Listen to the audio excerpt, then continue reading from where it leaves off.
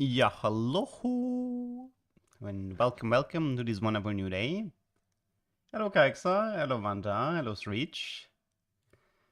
Another day of PBE. Man, I hope I hope Riot like fixed the lag stuff. Yesterday, I tried to play a bit and I had 450 ping and it was not fun. 0 out of 10 experience. So hopefully we're gonna be stuck around 200 ping for today. That would be nice. Okay, let's see. What is the plan for today? Um, I think, I think I want to do more deep root testing. Specifically, I want to try some pull specific frontliner, like pull enemy main tank to back, and then like maybe something like have Civica punch out main tank. And if we get some tests with Spectral, then I'll try Spectral as well. Spectral, Cutlass. What else did I wanted to test? I mean, maybe with a Zephyr, like pull enemy corner with Zephyr. That's technically on my to-do list as well. And yeah, so this is like some deep root testing I'm gonna go for today. We're also gonna have to play a little bit of meta. I probably want to have like maybe at least one Kog'Maw game. Some Kog'Maw 2000 cuts. I want to try that one. And because Yuna told me it's really broken. Camburn if we get the chance, Hero Augments if we get the chance, but that one's not really a plan. The plan needs to be something that's within my control, and Deeproot and Kog'Maw 2 is definitely within my control. Let me see. Is there anything else I wanted to try? Something with itemization. Oh yeah, maybe some Dark Rose gameplay. Dark Rose Sorg. I wanna have more Dark Rose games. I haven't really played the trade much, so it's a little bit difficult for me in the meta sheet to talk about it. So I think I want to play some Dark Rose today. So yeah, that's probably more or less the game plan for today. Do we know how VIOL targeting works? No, I haven't checked. Like, I mean, the thing is, like, you know what's interesting about these like full mana time targeting thing? We have Cosmic Insight, Cosmic Rhythm now. So technically, you can give like Cosmic Rhythm to a Vi and then corner her in the bottom right, and then she would cast after 4 seconds. So Cosmic Rhythm is an incredibly important anomaly for these types of mechanics, which is definitely still high on my to-do list. But I think for today, I'm gonna pray with the Deep Root a bit. Ukidiki, I think. Then let's go. Let's see where the day takes us. Do you think Slow Cutter has any potential with full bruiser? Maybe. Oh yeah, I also wanted to try Lone Hero setups, but Lynn and I came up with a really funny setup where you do invisibility Lone Hero Malzahar and you sell the rest of your board. But the problem is I kind of need Lone Hero, which is really rare to get. I already complained about Riot that I think silver augments are too rare now. Because, like, you get Golden Gala 24... there's so many Heimerdinger, Echo, and Bender. At least this one... Okay, this one is Prismatic Final, which is fine. But yeah, there's, like, Prismatic Prelude, there's all 3 Prismatic, all 3 Gold. And they happen a lot, and all of them immediately remove silver openers, which I think sucks, because... There's like Fine Vintage, there's Pandora's Bench, there's all of the new hero augments that can only appear in 2-1. So I feel like the current augment distribution is kind of shit. And I think they need to fix that. Okay. Oh yeah, I guess on the way we can also do some testing regarding... Now, I already tested Amumu with no items loses to PBE stage. I haven't tested too much step yet. How about a step in 1-4 with like an item or maybe with a tier? I have a vintage canopy in 3-2, but still, it's like you kind of want it early. I think it's better to have it early. But yeah, theoretically it's fine to pick it in 3-2. It's just that if you come from a lose streak, you can't really afford to keep lose streaking with by transforming your items. Oh, you mean ZZ Road Fine Vintage? That one is possible, though rare, but it is possible.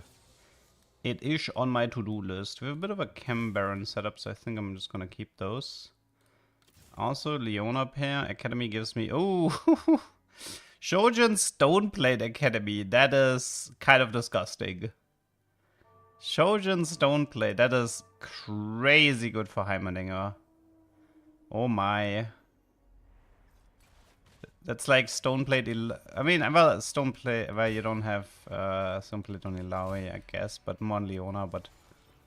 Still, that's kind of disgusting. Ah, should we go for Kog'Maw game? Oh, we actually have a silver. I've complained. I literally complained it doesn't happen enough, and now I get one. But I got scammed here. Okay, I think we do this here, support mining. Is there a good support item for Kog'Maw? I don't know, we'll see. Okay, so I think here we're just gonna go for some sort of a Kog'Maw board. It was on my to-do list anyway, so I might as well go for it. So I believe Kog'Maw was supposed to be played with Watchers. So we want to collect a bunch of Watcher units. I could actually give up the Blitzcrank to go 20 here, but no, I think we just rather level this. Yeah, Chalice Zika obviously is good. I mean, there's a lot of support items that should be useful for Kog'Maw comp. I got Shojin Stoneplate with Heimer Echo Duo Augment. Echo melts the backline, Heimer focuses the front. Noise. Yeah, but keep in mind though that the bonus from Academy is for Academy units, right? And Echo is not an Academy unit, so that's just something to keep in mind. Sup, dog? I mean, I do want to play a cockroach comp, but yeah, it's hard to get. Is he sniper? He is indeed sniper. Okay. Let's do this. What is Automata doing? I don't... It's kind of a fake trade. It's like every 20 instances of damage, you deal a flat amount plus a % of the damage you've dealt. And it also gives 20 armored MR. If I'm being honest, you play 2 Automata and then you forget about it. It's like... The only valuable part about the Automata is like the 25% of damage dealt since the previous blast. That's like literally the only valuable part about this trade. I wouldn't think too hard about it. Play a 2-piece and then ignore it.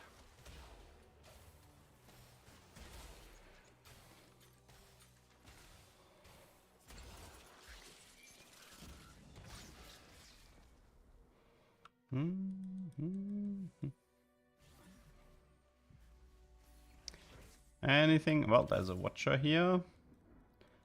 But Monsieur Vendor is gonna cost me the Blitzcrank at the moment. I don't want that. By the way, what kind of skin is this? I don't... Like, I quit League before the skin came out. I still remember the Space Group one, so this one must be kind of new. Actually, wait. By the way, where's my... Graphics so low. Favorite trade so far? Okay, now it's better, right? Yeah, but a little bit.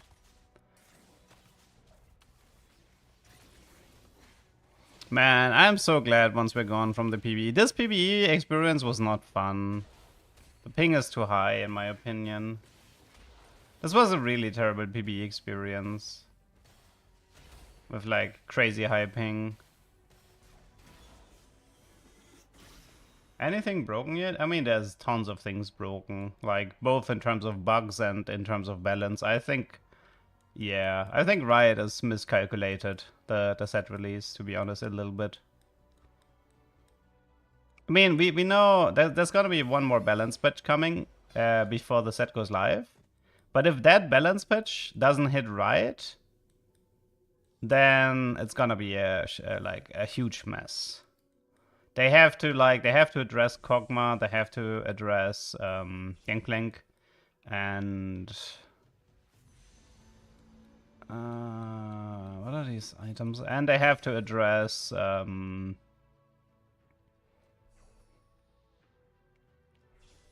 like Heimer to an extent and some anomalies. Civica could be a little bit, yeah, but the problem is, I mean, I can kind of like this game. You will kind of understand what the problem is, okay? So just watch this game and you will understand why there's currently a bit of a balance issue.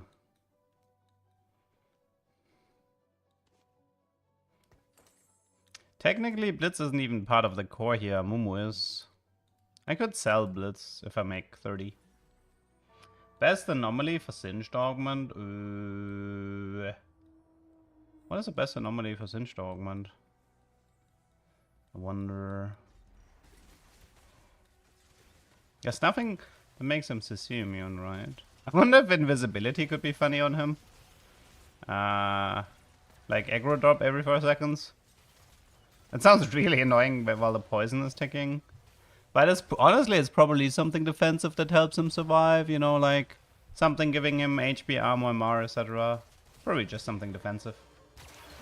Yeah, the decaying, like the one where he gets like 200 something armor, and then it like you lose 10 of it every second. That one seems probably like a good choice. Nah, attack speed don't kill. I mean, do you mean Headhunter? Because Headhunter is like the worst anomaly in the game. By far. Can't be worse than last set Syndra. Oh, yes, it can be worse. I mean, Syndra is definitely a top tier shitter release patch, but I can see Kog'Maw being as annoying as Syndra. See, there's a problem with Kog'Maw, which is that he's broken in 2-star and not in 3-star. Literally the same issue as Syndra. And yeah, I think in its current state, I mean, Gangplank is annoying too, but in its current state, Kog'Maw would completely take over the entire patch. I'm fairly confident about that. So if they don't nerf Kog'Maw hard, we have a problem. Like a Kog'Maw 2-star with like a good anomaly can deal 15 to 20k damage. No. Trist is a joke compared to Kog'Maw. Like, Kog'Maw right now is like at the very top of S tier. Nothing comes close to him.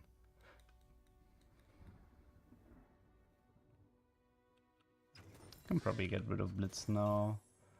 I'm looking for Vlado and Scar. Am I let this play in the background because I like the Arcane badge and I don't want to see next set until live? Sure, go for it. The only downside is right now I don't really have items.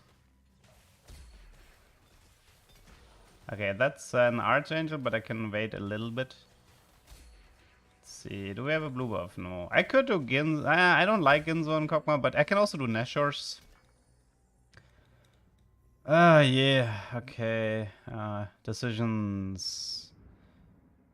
There are some decisions here. Archangel, Gunblade, Shojin. Oh my god. I think I might like the Nashor here. But am I doing wait, is it blue Nashor Archangel, right? Which means I would skip out on the Gunblade if I do this. Is that correct? Let me check. Kog'Maw. If I go for Nashor build, I think it's supposed to be blue Archangel, right? Actually, no, the Archangel Gunblade. Well, I'm surprised how good Nashor Gunblade Archangel actually is. 3.3? That's actually surprisingly good. Okay, I'll just go for it, whatever. So no blue buff Kog'Maw here. Tower defense, raining gold. We got anything better?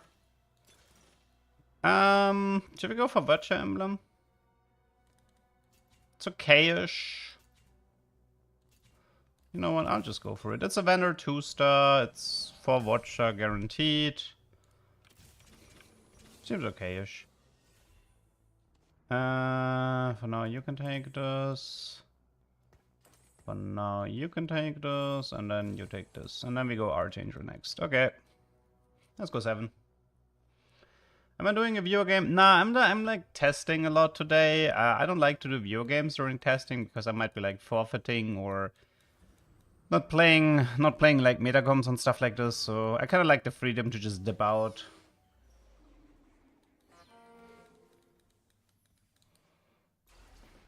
Scar's only viable because Kog'Maw's in the backline.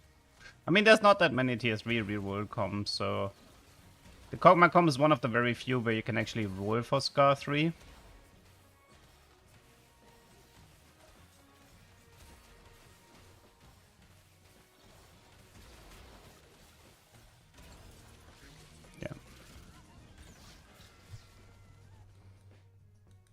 Scar needs a nerf. I don't know if Scar needs a nerf, if I'm being honest. I'm okay with Scar. I didn't really feel like Scar was causing crazy issues.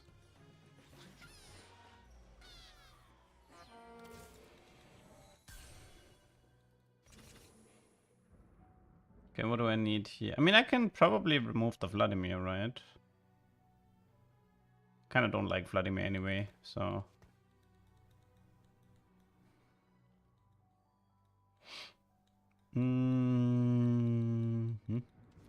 Early Elise. Should I play like a Watcher Elise?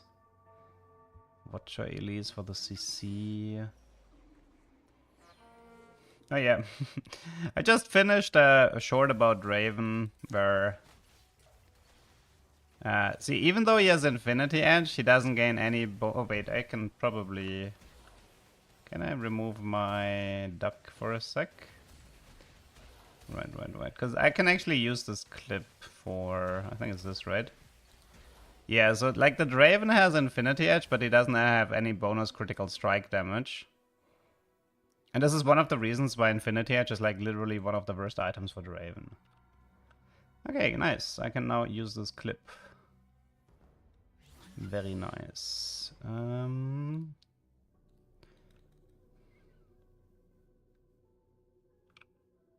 Okay. Have you planned an artifact user video attacker yet? It's on the way. I mean, I have a lot of stuff planned, obviously, but so little time, man. So little time. I've spent a lot of my time so far on the like this weekend was a lot of like meta sheet stuff because I really need to catch up on that.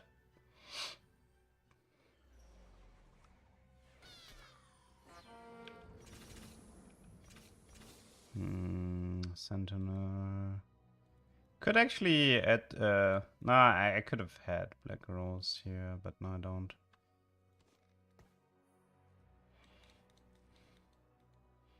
I wanted to do a meta talk with Lusha, but he seems very uninterested in the set.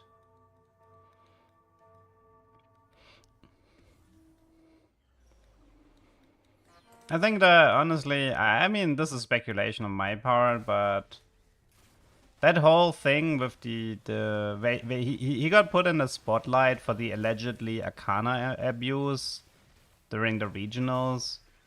And I think the TFT community showed itself from a really ugly side there. So I think that probably pissed him off a bit regarding TFT. Maybe. It's speculation on my side, but...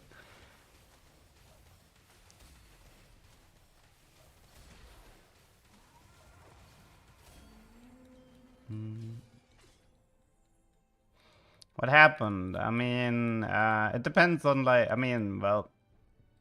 He ended up, like, I think he got, like, a temporary Arcana emblem, which he used for the bonus damage, and then he forgot about it. So he ended up still profiting off the bonus damage, instead of, like, reapplying the Arcana to something else. I guess it's a bug that existed in set 12 since PBE or whatever. And, like, a lot, like, some French people kind of like accused him of cheating, which ended up in a huge drama. I think it took a bit of a toll on him. This is speculation on my side. I don't know if it's... I like, maybe he just shrugged it off. I don't know. I think, personally, if it happened to me, I think it would have affected me. But, yeah. I don't think he's particularly in the wrong, especially, like, if Riot has, like, a bug list, and it's a bug that happened in PBE, and they were, like, they couldn't be ours to add it to the do not use bug list, then, I don't know, like... I mean, it's not like, I don't think, like, he didn't even get, like, any punishment on the Riot side, so it's just the community sort of, like, acting like a jerk towards him.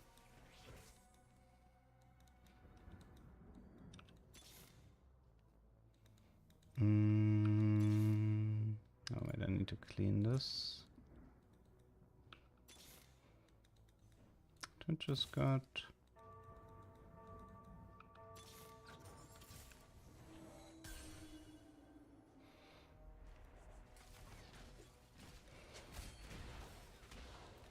I didn't realize I was supposed to skip the Camburn market. Oh no. Oh no. You poor soul. Should I just do statics? Ugh, I guess I'll just do statics.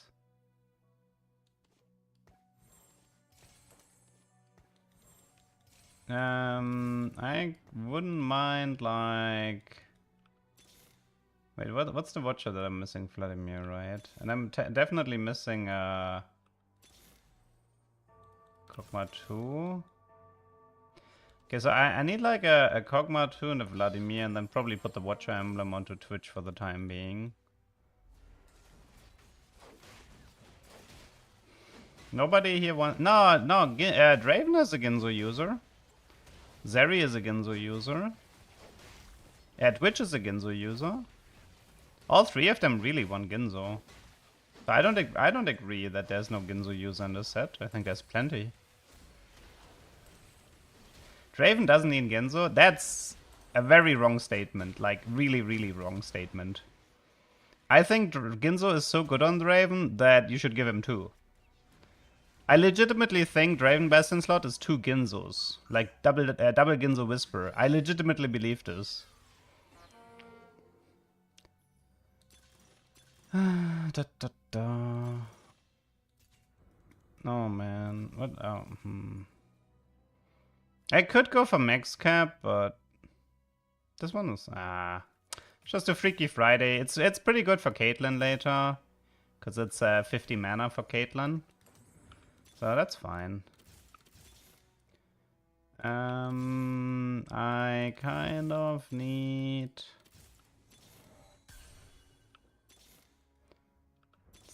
Okay, man, these rules are not it. The sad part is I only need a Kog'Maw 2 star, but I can't even get that. Okay, whatever. I can't even get Kog'Maw 2 star. Nice. LeBlanc. Okay, what? Should we go with a Zephyr? No, I think we go with Treasure Chest here. Unless, yeah, no, like the Cleaver is not that good because I already got the statics here. I think we just go with Treasure Chest. Should be fine. Vladimir can take it.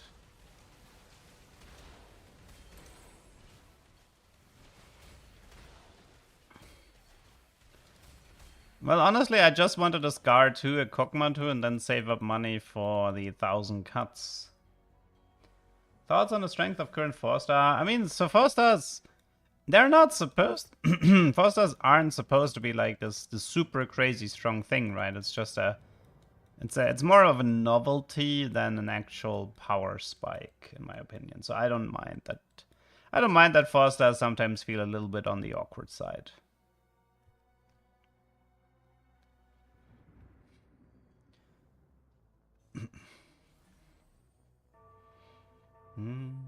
I had max cap because you thought it was the one with the stats. Yeah, I mean, it gives you gold. But yeah, I mean, there's some comps that like max cap. Yeah, but this Twitch is definitely gonna become a Caitlyn later. So what's interesting about Infinity Force is it gives 25 mana, Which means if Caitlyn gets 2 Infinity Forces, she starts the fight with an ult.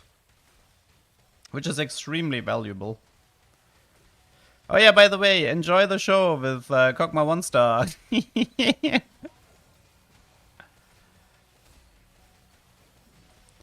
Yep, this is a comp, guys. Enemy has Camille 3, loses to Vendor 2, Cog 1. Yeah, yeah, totally not gonna be the next Syndra, guys. Totally not gonna be the next Syndra. The guy doesn't even have Archangel, man. He's not even, like, this item build isn't even good. This is like a mediocre item build. He is 1-star with a mediocre item build and he's dealing 12,000 damage. And you guys are telling me this is not a problem. Like, the really messed up part with Kog'Maw is the fact that 2-star is enough. That is so messed up. Like, if Kog'Maw was only good if he's 3-star, I don't think this would be an issue. But the fact that he's broken with 2-star is a huge issue. Maltz lul. Okay, how about... Okay, thank you. Finally upgrade. If Kog is Syndra, does this mean Gangplank is Kassa? Kind of, yeah. Kind of.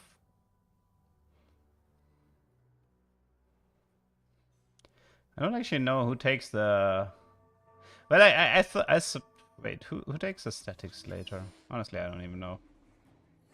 Maybe LeBlanc. I don't care that everybody here is playing Kog'Maw. He's playing the same comp as me. He's kind of nicer items than me, though. It's a very good Kog'Maw item build. It's like one of the more popular builds. Blue Archangel Gunblade. I should lose this fight, I'm pretty sure, just because his Kog'Maw item build is so much better than mine. And he has a strong Zeri as well. Yeah. So right now, I need 1,000 cuts. And then... Okay. Hopefully... No.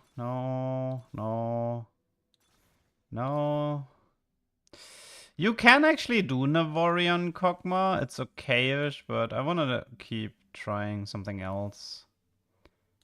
Heavy Hitter, Cosmic Rhythm... I can't go for... I wanted to do Deep Roots, but maybe next game. I kind of want to show the 1,000 cuts Kog'Maw, even if it's gonna cost me a lot of gold here. Come on, 1,000 cuts, where are you? I hate if the game makes me bleed. I'm actually kind of running out of time.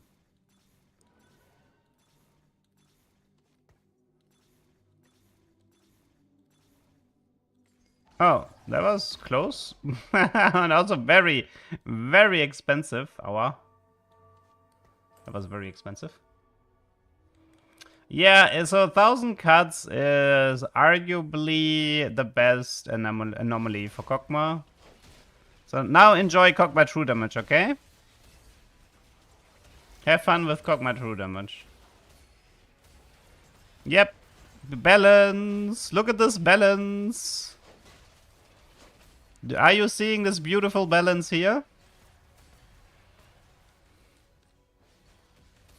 Yep. This anomaly just casually added 5.2k damage to Kog'Maw. Balanced.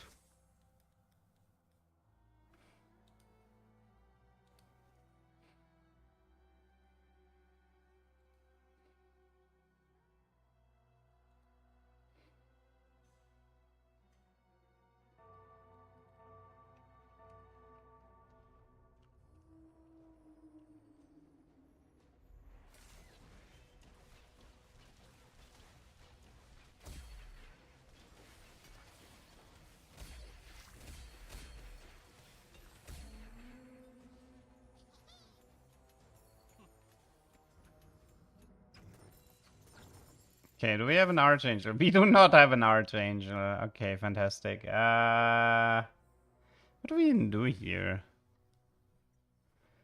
I could do blue buff Kog'Maw instead of statics, so he also, I mean, it's probably better in this item build anyway.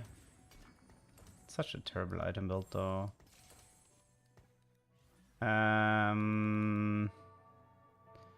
This is gonna be like here.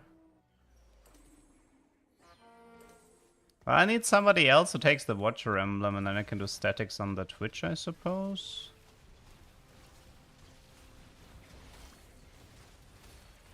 I mean, Scar's just Shen, you know. He's useful and stuff, but I don't think he's broken.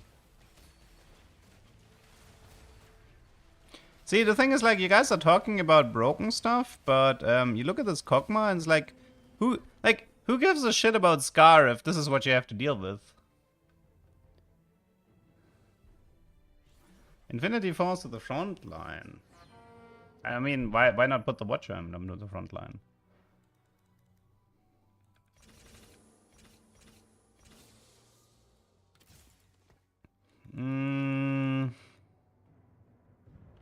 Let's not care about that too much.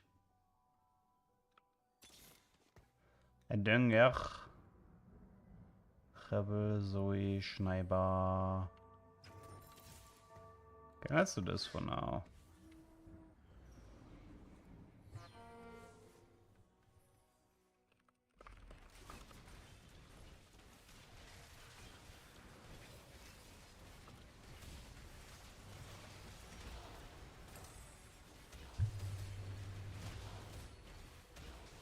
Oh, I got Tristana. Is this 6 artillery? 4, wow. That guy nuked my front line.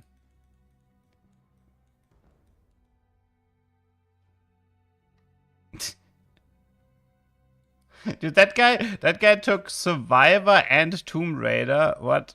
He's fully speculating on the opponents dying. But I suppose having like a Scar 3-star could have been nice. Even a Garen would be nice at this point. I guess I could also play like double Garen here, now that I think about it. Yeah, I'm not really hitting the rest. I think that's just we play for top 4, go next.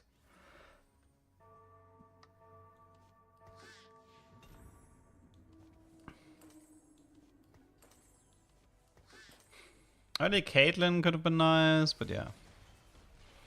I mean, so the Kog'Maw will have more than enough damage, but the real problem is that the front line needs... that Camille, man.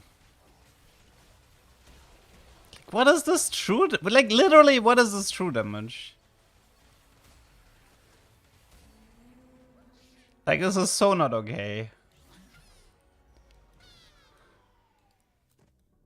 Honestly, okay, so if I'm being really honest, I think 1,000 cuts should be disabled. I literally think this anomaly should be disabled until Riot fixes it. It's straight up not okay.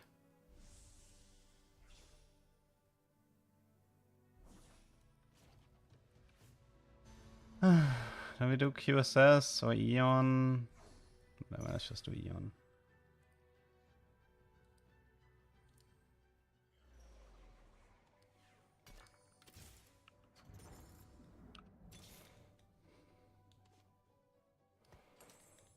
I want something else. That's not the Heimerdinger, but do I have Enforcer? I don't. What could I even throw in here on the ranged side?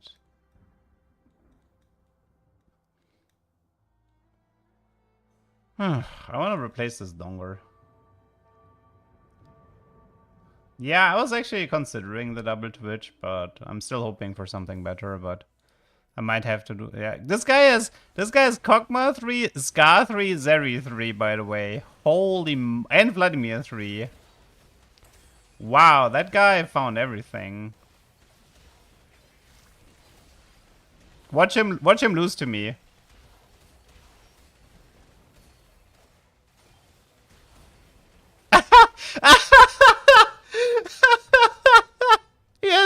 Yes, 19 HP, diff.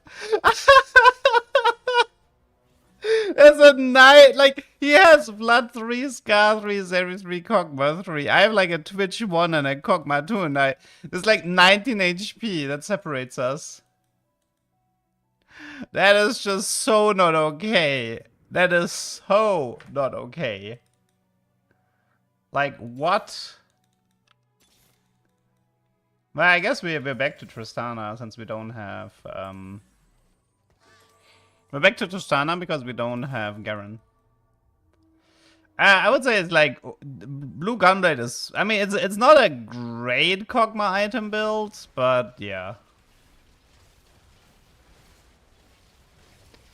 it's not the worst either. It's mainly the front line that's bothering me. Like this Kog'Maw can literally kill anything as long as the front line stays alive.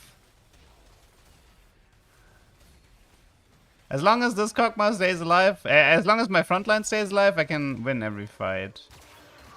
Yep, Kog'Maw 2-star. So, like, who thinks, oh, Caitlyn, ooh, juicy. Hello, Caitlyn, I was looking for you. So this is double infinity, and this is perfect because now Caitlyn starts with full mana. Because she has 50 mana, and both Infinity Force give 25 mana. So this is actually a really nice augment if you intend to play Caitlyn.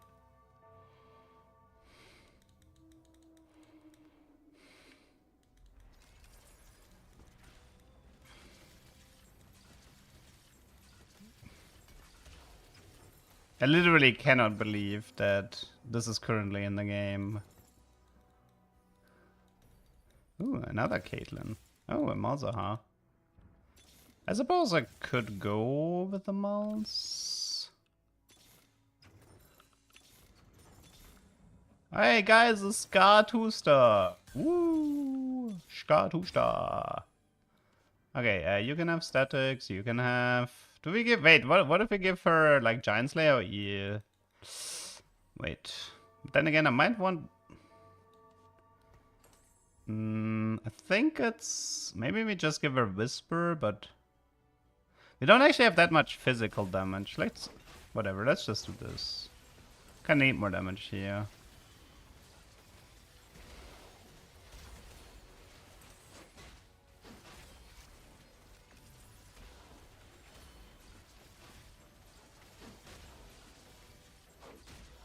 I mean, I'm still dying here, but you get the problem, right? Like you get why there's a problem. It's not about me making top. Like I still made top 3 from this position. Like imagine I'm not contested. Imagine I'm actually hitting my units. You know. Imagine I have a Scar 3 and a Garen 2 and good Kog'Maw items and decent augments. You know. Or maybe I don't have to roll 50 gold for my anomaly. There's so many things that could have happened in this game that would have made this, like, acceptable. Okay, but I don't think they can balance this. I'm legitimately serious. I think 1000 cuts needs to be disabled.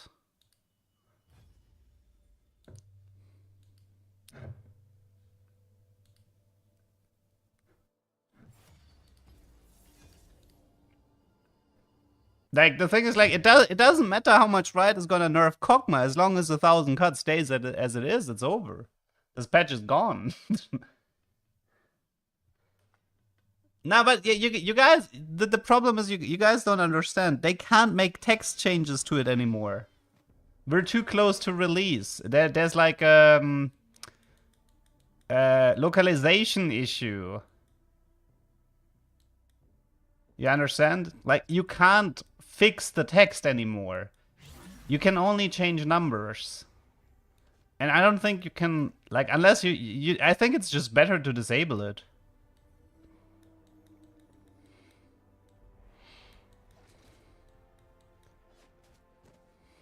Yeah, even if the damage is half, it's still too broken.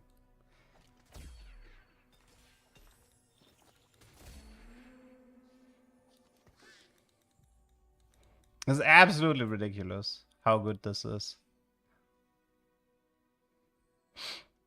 Like, the thing is, like, you don't actually, like, you actually... I think I understand Yuna now. Like, I understand what you meant. In its current state, you want a setup that makes it, like, where you cap out the attack speed as fast as possible. I think I understand now what you meant. So there's only 2 things relevant. Kog'Maw gets 5.0 attack speed as quickly as possible, and the rest is frontline. And like nothing else matters. Like I understand now what you meant with your itemization. It's absolutely crazy, man.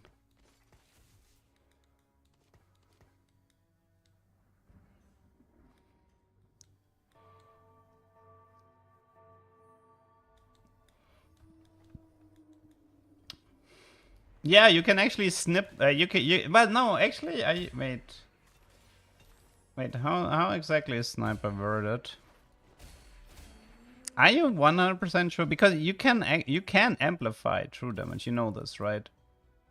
If you have a guard breaker, your true damage will deal more damage.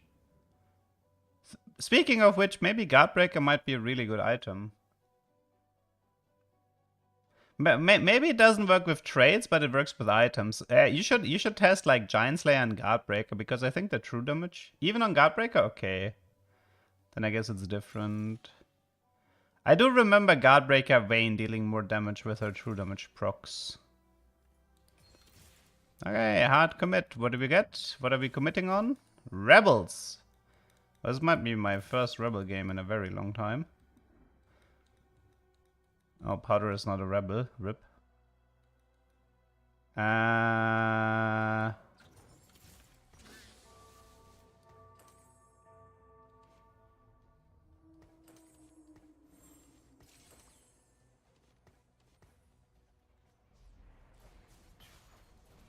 Well, I guess 1,000 cuts is then completely independent because of it being an anomaly. So I guess it is independent. In that regard, yes, you can skip snipers. Wow. Man, I honestly think this needs to get disabled. Yeah, I think it counts as an... Yeah, you're right. Okay, it makes sense. It's like, it's an item, which is why it can't get enhanced. It's not part of an ability or anything. So yeah, I can see it.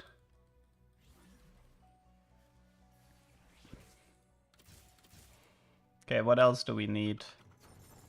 We need Aurelia or Ezreal. Okay, gotcha. Aurelia or Ezreal.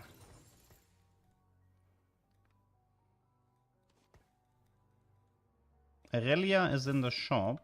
True. I still need, like, I don't want to push 5 here though. It's gonna cost me too much money.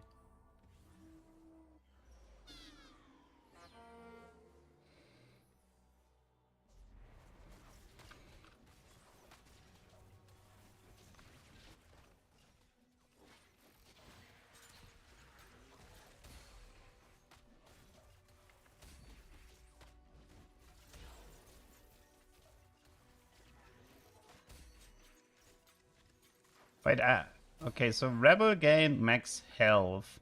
After your team loses 30% of health, a smoke signal appears, granting attack speed, and some other stuff. Okay, whatever. Let's just do the 5 rebels. Wait, oh yeah, Powder is not a rebel. Well, Powder, it's time to become a rebel. Honestly, maybe Trundle would have been better. Yeah, whatever. Check Academy for... It's Gunblade, Bramble, Nashor.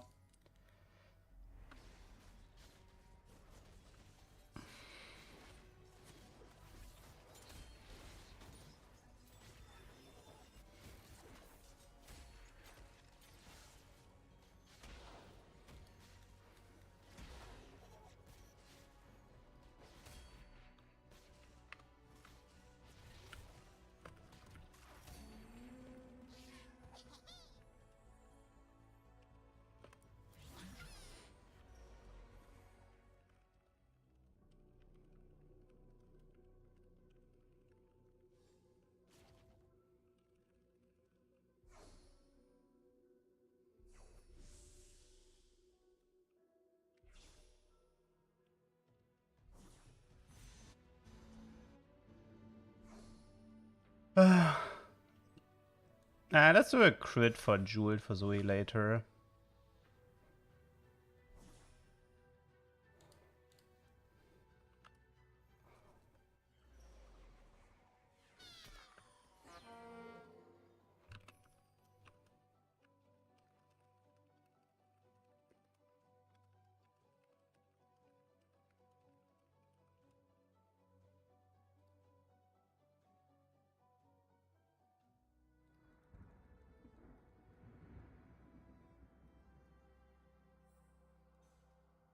Mm.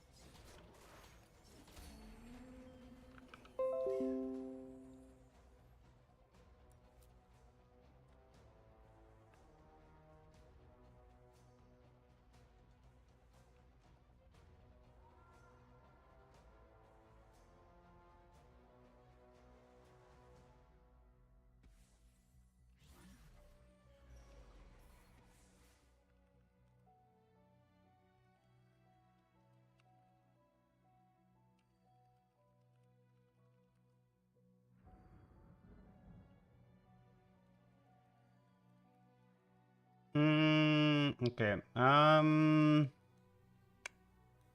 Imagine pocket anomaly, double 1000 card, double Kog'Maw. Ooh, that sounds kind of disgusting.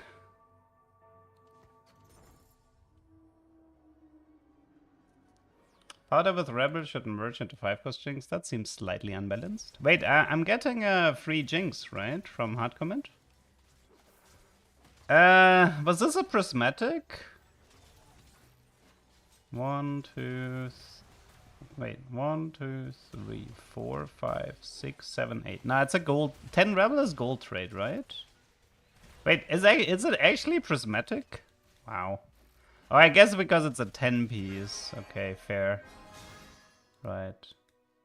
But the problem is if you don't have Wandering Trainer, that means you need level 10. It's level 10 double emblem, right? So it's like Portal in that regard. Yeah.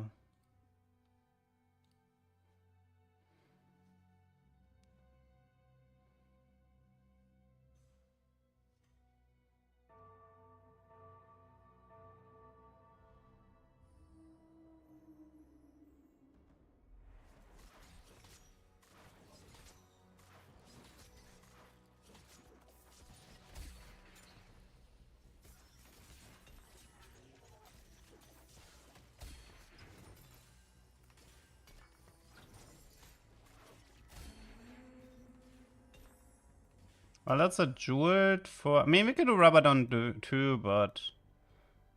Wait. Should I do Rabadon Thieves? That might actually be better. Yeah, Rabadon Thieves might be more interesting. I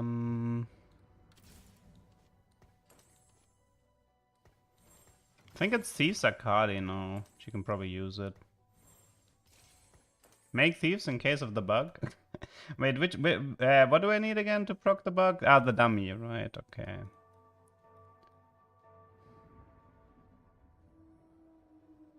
So I need Shojin, so keep the tier open. Yeah, that was kind of my idea.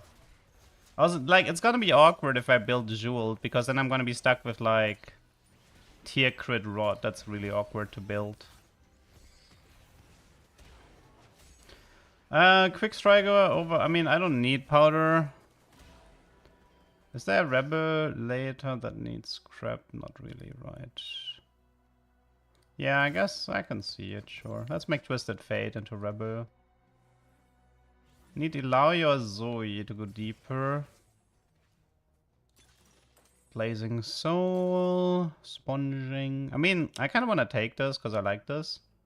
I like Prismatic Pipeline. It's a fun augment. Feels pretty useful. I mean, TF is a AP caster anyway, right? He's better than Powder here. Yeah, Pipeline seems like a must take at the moment.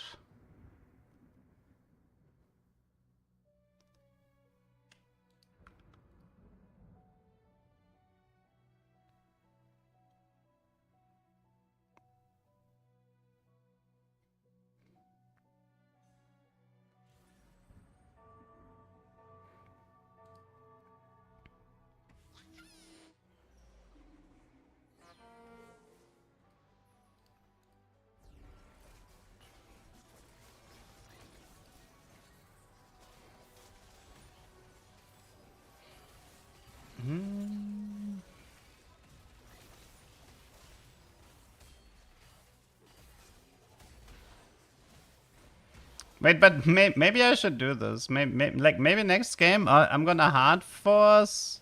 Ah no, wait, but we need golden gala for that. If I get a golden gala, I can try to do like another anomaly in 4-2 into double 1000 cuts Kog'Maw, and the rest just pure tank. The funny thing is, you don't even need Kog'Maw 2-star for that, do you? You can literally just run 2 Kog'Maw 1-stars. Because like, wait, what's the scaling of Kog'Maw? Yeah, you can run 2 Kog'Maw 1-stars. Because it's only the damage that goes up. It's so stupid, man. Wow. It's better if you hit Beggar. I suppose, yeah. I mean, Beggar's rare, though, you know. Like, even starting Silver is really rare. Another anomaly is that you can get an anomaly twice. It becomes like an item that you can put on a second unit. So for the cost of 1 item slot, the unit will gain the anomaly. Yeah, TF does definitely feel like a fairly random unit in this set. But I think also Quick Striker feels like a fairly random trait in this set.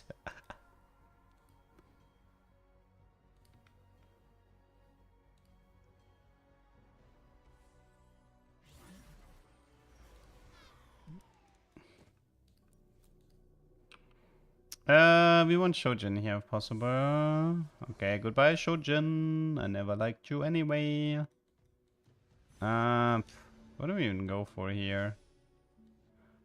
Probably Cloak. Because Cloak is like Ionic Stoneplate Declaw. Can use a lot of that.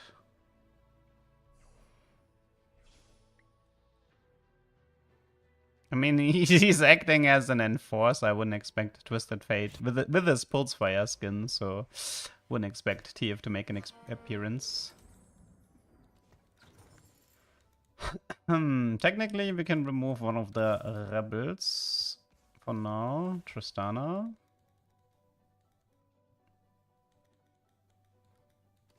Twisted Fate is Bilgewater in the lore. He's like usually paired up with Graves doing Bilgewater shenanigans.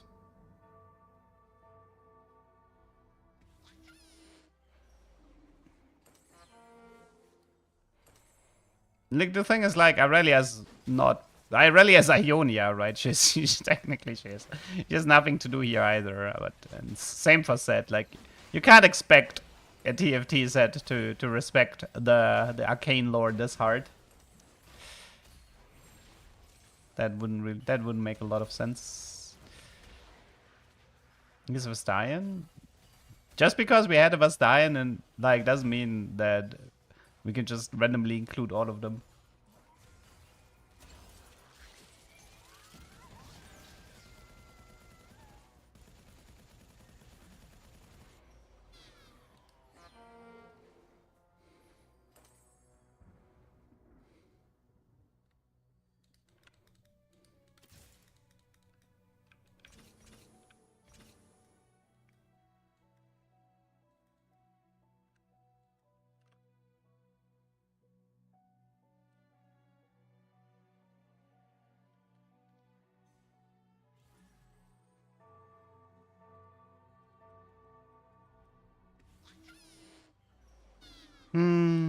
Is 7 snipers good enough to like...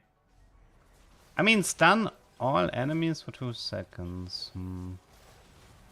I wanna have 7... I mean, can 7 snipers Zoe 1-star? Is that like good enough? Also, I think since Zoe is Sork and Rebel doesn't have any Sork, oh no, any additional Sorks, the Rebel emblem most likely has to go to his Sork unit, right?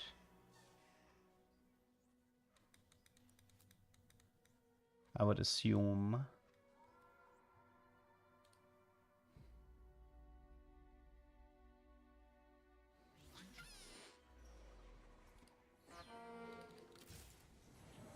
Don't need the Twisted Fate. Don't think it's... I don't think Twisted Fate is worth. What about like Swain? He would be a Sork, but I don't think we have a Swarm Swapper here, so... It's a good Sork to throw in. Nami. I guess it's Nami then. Probably Nami. I would prefer show man. Wait, this is a reforge, right? For okay, wait. So this is Zoe. You can have this for now. This is Rabadon. We need like some frontline items here. 10 rebel? Nah, it's gonna be hard. I think I might have to go with adaptive here for the time being. I know. By the way, what is rebel emblem specifically on the component side? It's bow. Okay, so I need to keep the bow. Spite, Virtue, Aegis, Flame. I have Sunfire. Spite.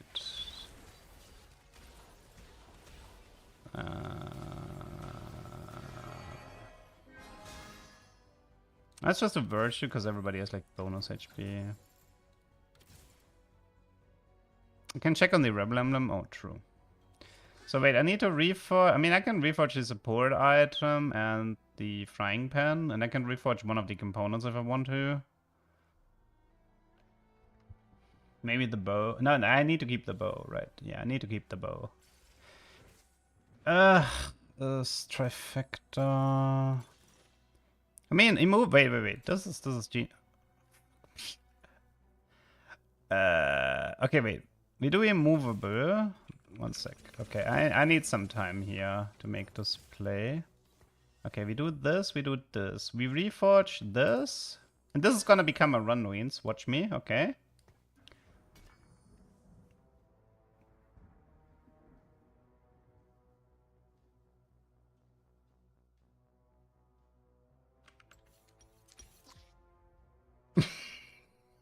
That game didn't happen. Dude, by the way, this is not the first time this happened. This is not the first time this happened. Trying to reforge a pen and a component, but obviously you forget that it combines. Well, that didn't happen. Let's go next. Let's do some Kog'Maw abuse.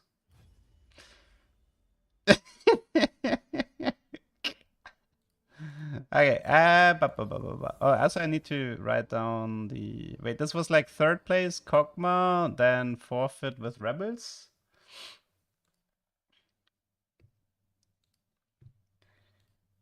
Okay, one second, I need to... So this was like today's games. Third, Kog'Maw, 1000 cuts. And then forfeit, Rebel mishap. Okay. Yeah, I can't misplay Kog'Maw, that is correct. Might as well collect some clips.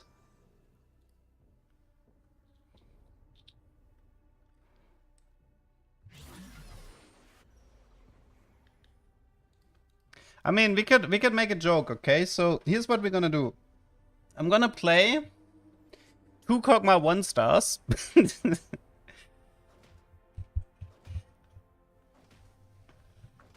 Oh yeah, you know that actually could have been cool if they had painted the scuttle crabs like from Arcane. That would have been such a cool Easter egg. Ah, now I'm sad they didn't do it. I mean, because like it's a Jinx portal, right? It's like Jinx stole the scuttle crabs. Wow, that's actually such a good suggestion. Almost makes me sad, like kind of makes me sad that Riot didn't do this. Would have been so cool. They should totally do this.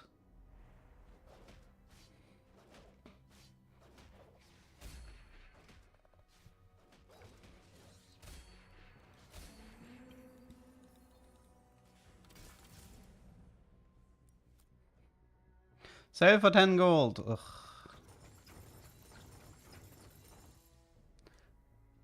Maybe I wanted to keep these units. Are these in-houses? No. I don't like waiting for in-houses.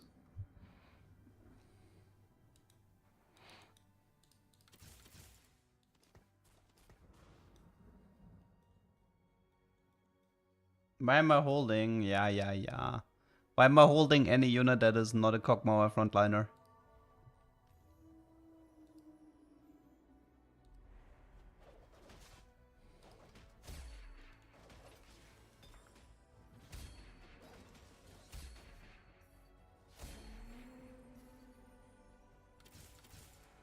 You don't even need to collect sniper, since you can disregard the sniper trait in his comp.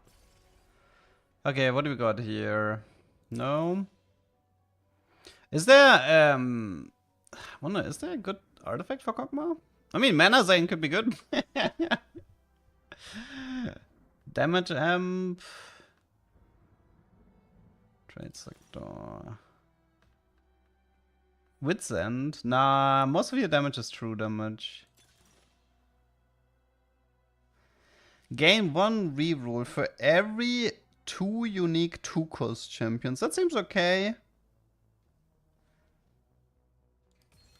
Whatever, let's do this.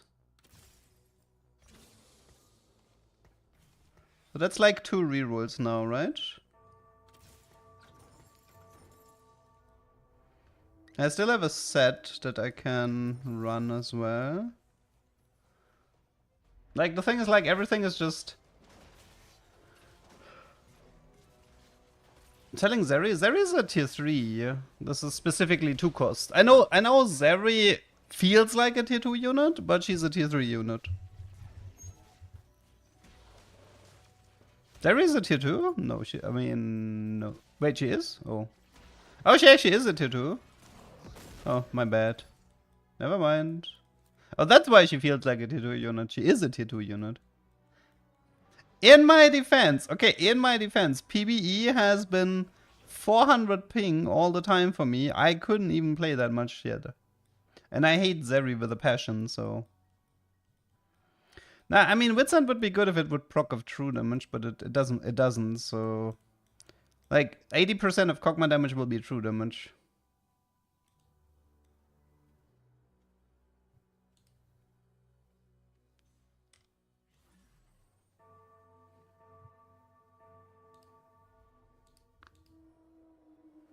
So many excuses. Yeah.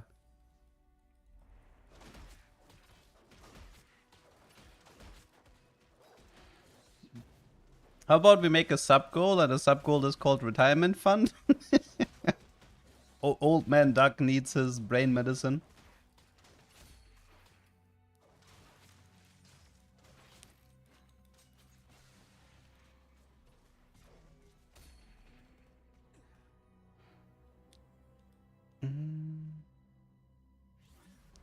What hero augment have I tried? The correct answer is, which hero augment have you ever gotten? And the answer is, I've gotten one Singed hero augment that was bugged, and that's it. I think I had Vladimir as a choice, and I ended up not taking it, but that was pretty much it. I already complained, like, I told Riot that they need to make silver starts more, like, a little bit more common, or at least bring them back to what they initially were, because, like, the current system is kind of shitty. I don't like the current system. Does it, dude? I don't know, man. It's like, you gain, if I push 6, I gain 1 reroll more per round. But I don't have a win streak here, so I feel like maybe in full win streak you can justify it, because then you can be like, I get gold from the win streak with level 6 push, and I get gold from rerolls. But without the win streak, I don't think I can justify this. Like, it's gonna cost me more gold. It's better to build up the gold here if you don't have the streak. Hey, Yuna, any item build you want to go on Kog'Maw here? You want to go the Ginzo build, or what you want to go for?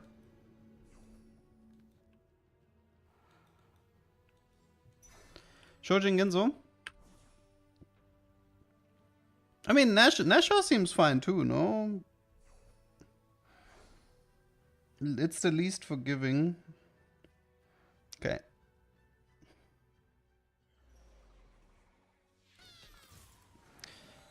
Let's pick up the Watchers for now. Do we have scrap here? Is that tier 2 unit? I mean, technically, what I could do is I could do Trundle instead of Urgot, which gives me scrap, which allows me to do this.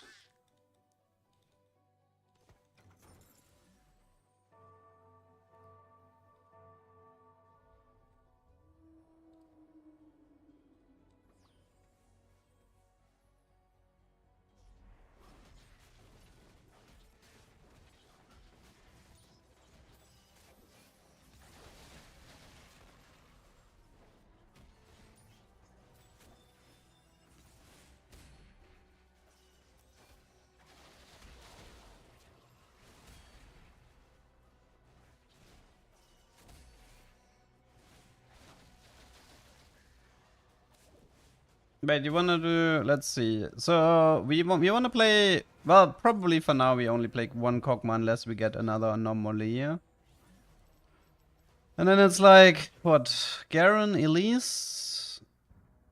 You wanna do Swain? Why do you wanna do Swain though? Like Swain is kind of a shitter. Like, well, why would you prio him? Swain is a good tank now. That's alive. I heard one. But fine. Fine. Okay, so if it makes you happy.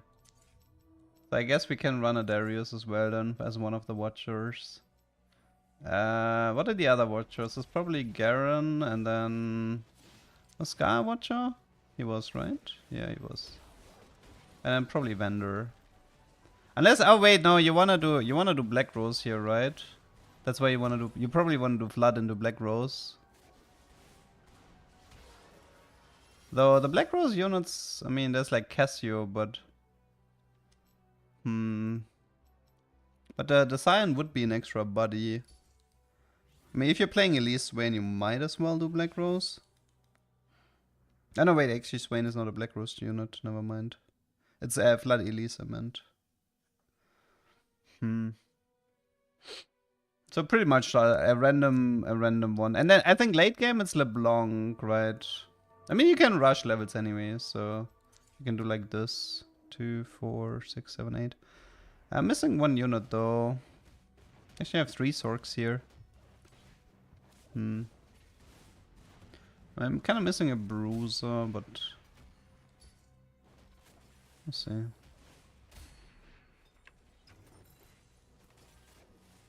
A Momo for Darius.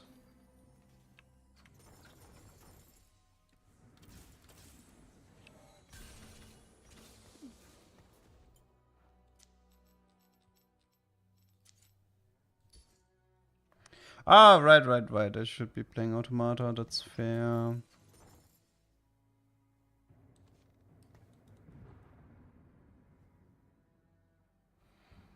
We could also, seeing Maddie hits different. No spoilers, Lynn.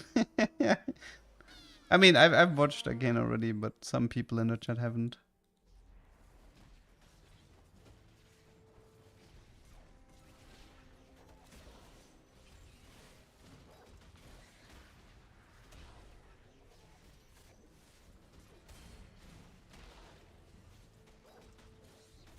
Needed. Oh wait, Trundle. Oh right. I need to replace Trundle. That is correct. I'm probably gonna need a few reminders regarding this augment. It's the first time I'm taking it. Okay, that 6 was not that impressive. Late game specialist is decent. Let's see, what else do we have?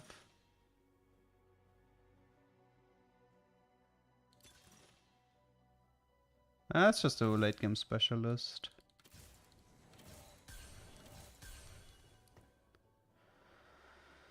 Okay, tier 2. Okay. Not exactly a lot of traits, but whatever.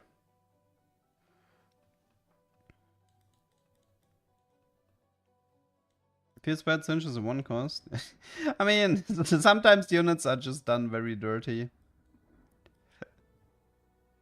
sometimes, I mean, most of the time they try to give the good, the important units the good traits and stuff, but I think it's fine. Like, the problem is always you have to consider the champion's kit as well. We had a legendary Singed in set 2 and he was an absolute menace. But if he's not running around, which is like his core identity, and they technically gave him the hero augment for that, then yeah, like his kit doesn't really allow for too much.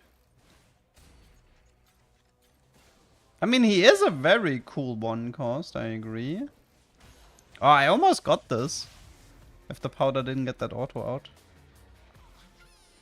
Rip me. I already have Flood 2. Pick up a Mundo here. Let's do a 1 Nocturne in case I end up not finding Mr. Amumu. Could be something like Silco. Yeah.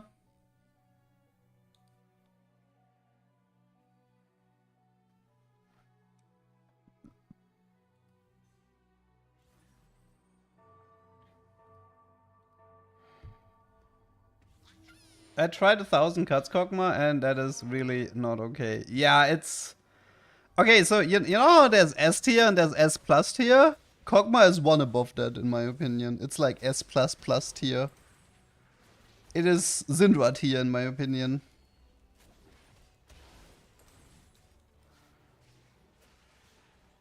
I legitimately think there's only one solution, which is, I think they need to disable 1,000 cuts.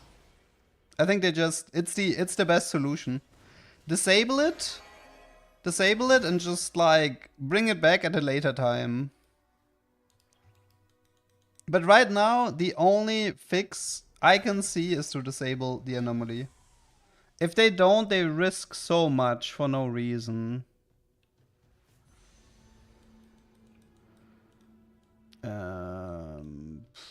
Guess I'll take the tier. Wait, dude. I'm gonna blame that one on ping. I mean, I wanted a BF or a tier for a Shojin, so this is not a terrible outcome, but obviously the tier would have been a bit better. Apparently there's a bug with 1,000 cuts Kog'Maw. He's like procking it too often. He's like double procking it. It's apparently bugged.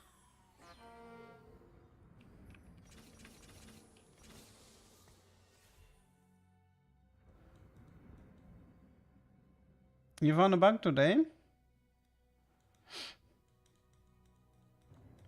If it's possible to be offered a Reforger with cooking pot augment. I mean, it should be. But Reforgers have gotten rare. Reforge has gotten quite rare, I feel. Man, I have like no items. I have a crit, a belt, and a BF. I have like one Ginzo running around here.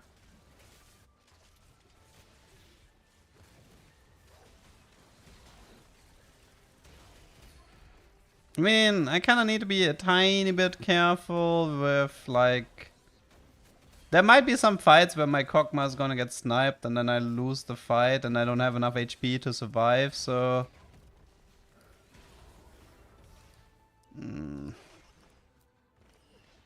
I do feel a bit weak, partly also because I have, like, no items whatsoever.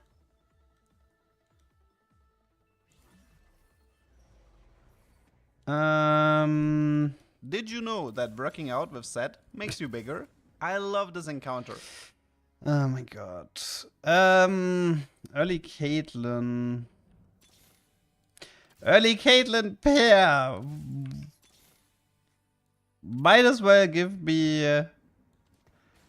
you might as well give me the Caitlyn Tuster now. TFT ist schwer, TFT ist schwer, TFT ist schwer, so wahnsinnig schwer. Dragon Soul Kate. Nah, we're doing something more disgusting. Imagine having items. I should probably play Caitlyn twice. Hey, that guy is a Sevika, he can't complain.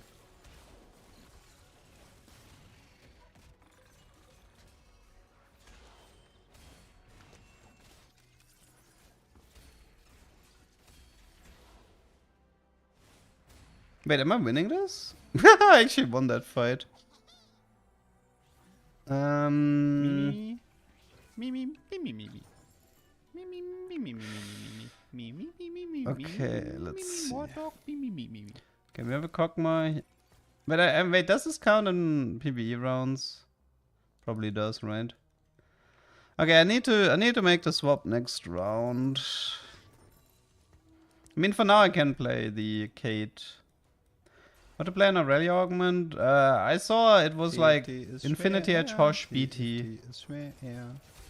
Apparently, but I haven't tested it yet. Okay, this is Shojin.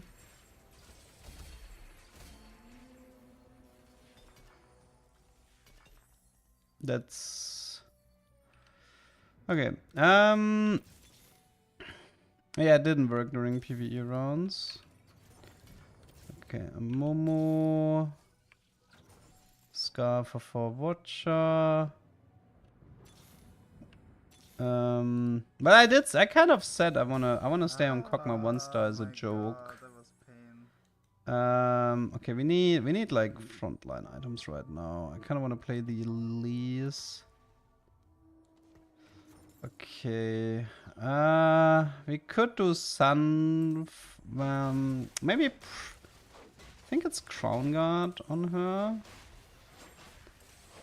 And then this one is a bit tricky. Might be Automata, we'll see. Might be also Bruiser Emblem for the Elise. That way we can get the Bruiser in. It's Frying Pan though, so I would have to reforge it. Okay, let's see. Another anomaly maybe? Nothing. Darn it. Whatever, let's just take the grab back. Okay, that is a lot of items. We can, okay, so we can do a second Shojin here, so this finishes this. Then Sunfire, Crown Guard, Chain Vest, Belt. For now, let's throw in a Bruiser here. Kog'Maw here. Vladimir. This is Kog'Maw 2. I did say I kind of wanted to try the Swain, so I could reforge this together with the belt. Probably a Thieves. Problem is I'm like dying at the moment, so I need to focus a bit here. So reforge this. Most likely. This gives me a Bruiser. I mean, I could have went for the Black Rose emblem actually. I could have went for the Black Rose emblem with the. Now it's too late. But yeah, I wonder if I should have went with Black Rose here. Actually, you know what? Yeah, fuck it. Okay, I kind of messed this one up, but let's just do this. Okay, let's just do Black Rose emblem here. Okay, so Black Rose here gives me an extra body. Yeah, it's like it's gonna give me 4 Black Rose, which was like kind of like the idea behind this. Now I don't actually have to do this. I would need like either Morgana, Cassio, or LeBlanc for this. Okay, here I need money. So I can't focus too much right now because there's too much going on in this game at the moment. Let's just throw in some Sunfire here. Yeah, I need the money. I need 60 gold.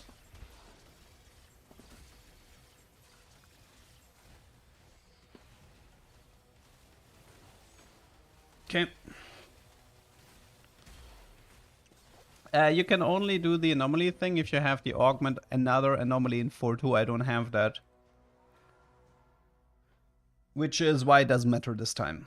I can keep the Caitlyn around if I want to. I can also ditch the Caitlyn. I honestly don't care. Like, it does matter to me if I'm playing Caitlyn or not. I'm liking statics here. Since currently I don't have Ionic or statics. It's a good way to get rid of the tier. The only downside is if I ditch... I mean, I can do like statics LeBlanc in late game, so that might make more sense. Remember the second augment? I have not forgotten about late game specialist, but that comes a little bit later. Kog'Maw still, I mean, Kog'Maw still has like 6.6k magic damage, keep that in mind. Like, it's not like he's completely gonzo. Okay, I don't need this. Okay. I think Scar... Wait, does Scar actually leave us? No, I think... Wait, who leaves us for Garen?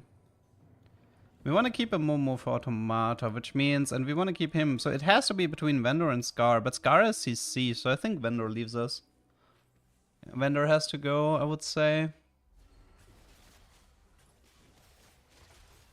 The CC from Scar is too valuable. Yeah, I should pick up the Casio. And I should mark down Morgana if I see her. She might be... Actually, wait, do I need... No, I actually don't need Morgana if I have LeBlanc. Okay, I'm dropping a bit low, but I think like we should be fine once I can get to 9 with 1,000 cuts. Okay, so 1,000 cuts. Okay, we got it early, which means we can actually already push here. Which gives me this, and then now this is like Swain. We're looking for LeBlanc. Hello, LeBlanc. This is 5 Black Rose. LeBlanc takes the statics. And if I want to, it's Form Swapper, but I only have 2 Sorks though. I don't need this anymore. So I'm not too sure about the... I would love a Garen if I could find one. And a Scar too. I can keep one Morgana around. This is fine. Not Twitch, Heimerdinger, Singed Echo, Elise pair.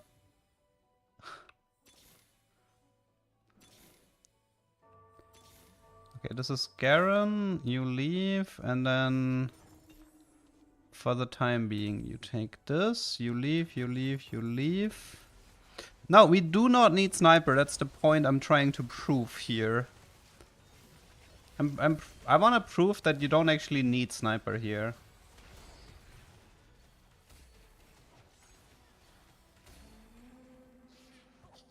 Because the Sniper doesn't interact with 1,000 cuts, and 1,000 cuts is all of your damage anyway. The entire Kog'Maw item build is set up to cap out his attack speed and abuse 1,000 cuts, which all of this doesn't really work all that. Like, it's better to have frontline than to have snipers. Which is why I'm like putting so much focus on the Black Rose here. The only thing I can ditch right now is the Nunu. The Nunu doesn't actually do all that much. And also, wait, does the Garen buff the Cyan HP? Is it units? No, it's allies, right? So I can buff the Cyan. I'm convinced Kog'Maw with static Shojin. I mean, here I don't need Shiv, but... In this build I don't need the Shiv, but... I should go for like... This could be Vamonks with Adaptive, but it can also be Redemption with Declaw, and I kinda like the Redemption Declaw. Can also do Stoneplate Redemption as well, which is fine. Vamox, Adaptive. Let's just do Stoneplate Redemption, whatever. Stoneplate is meh here, but we'll be fine. From this position I can actually go level 10.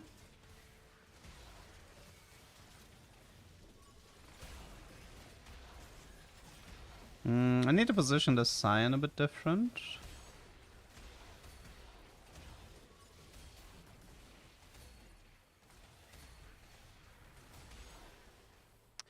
Okay, let me position this a bit different. I need the Cyan to play this other. Garen H. Vamox is better. Sevika is probably better than the Bruiser here.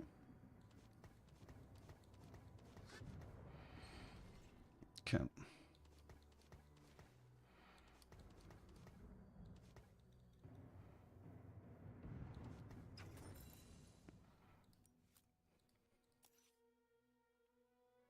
Can I show the anomaly?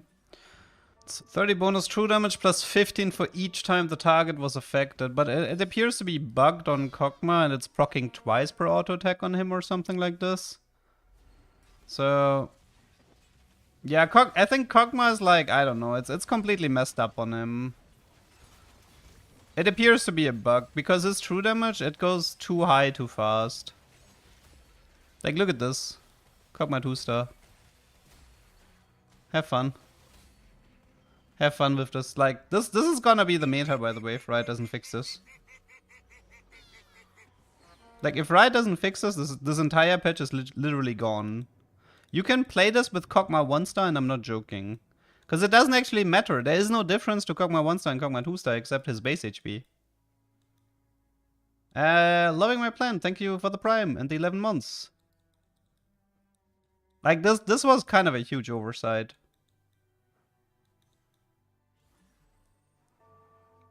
Like, if this goes live, the entire patch is gone. I'm telling you.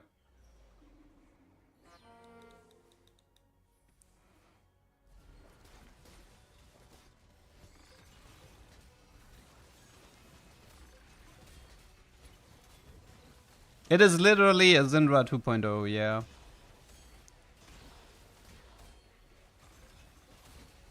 This guy's kind of strong. Sometimes I wonder if Gunblade might be good here, Yuna. I lost too much HP. I mean, I have been greeding. I mean, this guy's like Civica to Mortar 2 and I'm in Cambaron, and I'm greeding like crazy. Sometimes I do wonder if a Gunblade might be better. I feel like a Gunblade might be mandatory for this. To make sure that, you know, he's not gonna get yoinked. I have absolutely no idea what to go for here.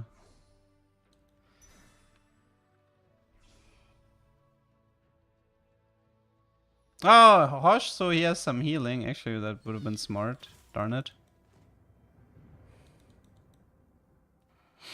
Ah, let's just push, whatever. Can always use more Civicas. More like that. That's fine too. Let's get rid of this. Do we have Sentinel? We don't, right?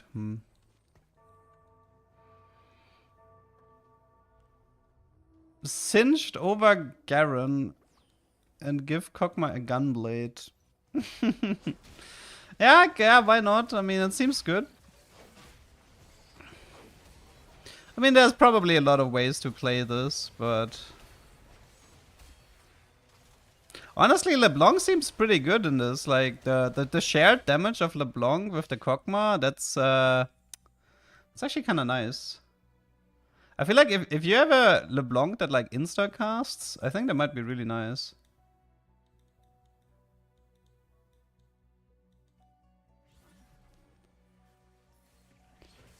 Nice Caitlyn, but I don't need no sniper. Still trying to figure out what to add. I mean, a Rumble would be okay-ish, but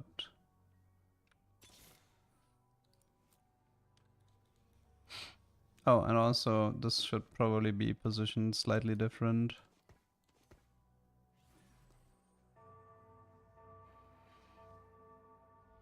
Just a bruiser.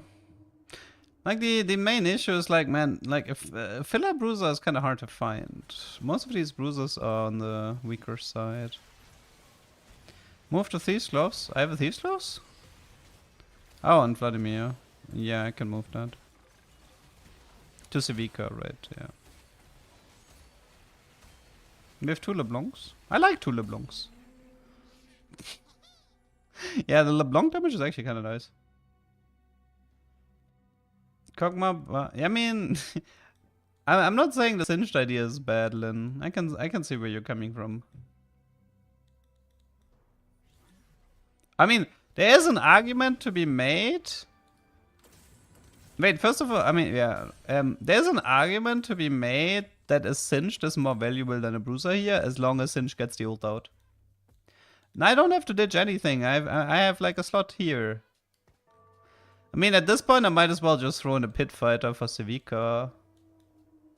So she has like some omnivamp. Maybe, like, is there a good pit fighter to throw in?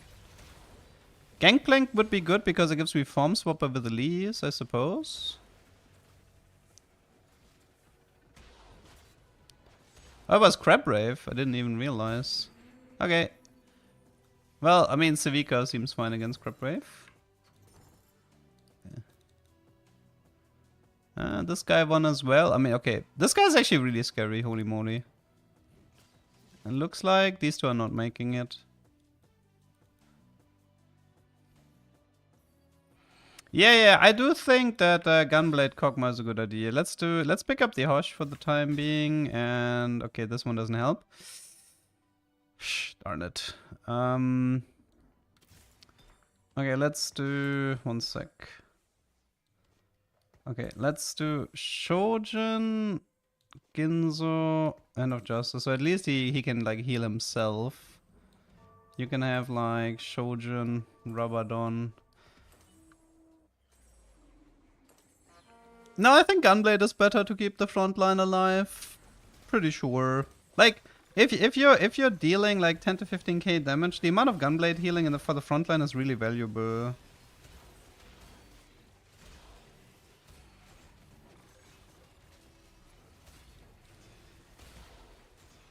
Oh, my backliner died. What killed him? I didn't even see it. Maybe it's an Eon then. yeah. Oh, Malzai killed him. A Silco? I don't know, I didn't even realize it. That guy was fairly strong. Was that a Cambaron? That was Cambaron cash out, right? Or was it cash out? It's Artifactory, Rennie 3, Mortar 2, Civica, Malz 2. I mean, not exactly a weak board. He's also level 10. What the? I mean, it doesn't have a perfected. He didn't went with a perfected Cambaron, but holy moly. Pretty strong.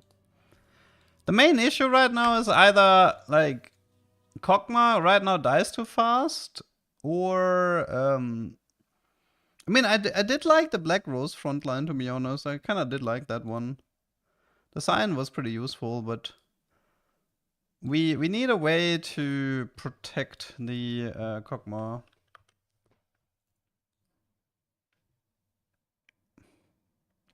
And maybe have a better early game.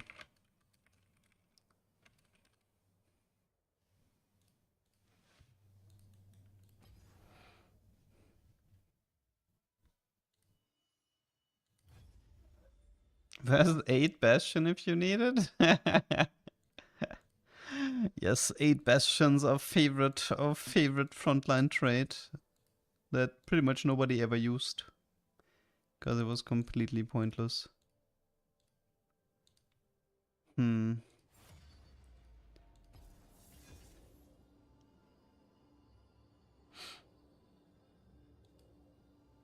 mean, I did lose like a lot of HP in stage 2, 3, 4. I was like 40 HP or something. So because it's like I'm hard forcing this from some rather questionable spots. That's why it's not looking as hot. Is it possible to get Worth the Wait and Welcome to the Playground? I don't know if Welcome to the Playground can appear in 3-2 or not. I don't know.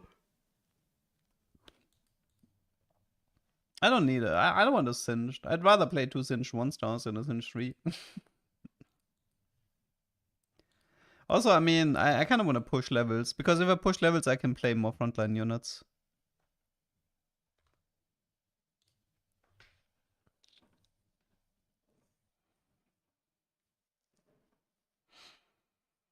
Mm-hmm. 。 . 。 . 。 . 。 . 。 . 。 . 。 . 。 . 。 . 。 . 。 . 。 . 。 。 。 。 。 。 。 。 。 。 。 。 。 。 。 。 。 。 。 。 。 。 。 。 。 。 。 . 。 。 . 。 .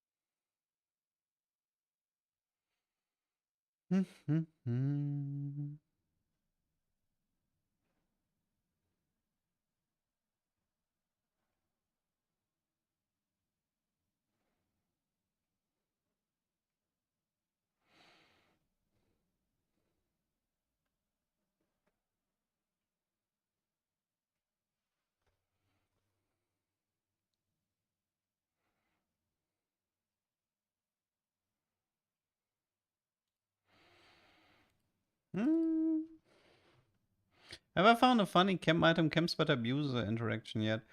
I mean, I had like one decent chem baron game. They are a little bit hard to get, especially because you have like no control.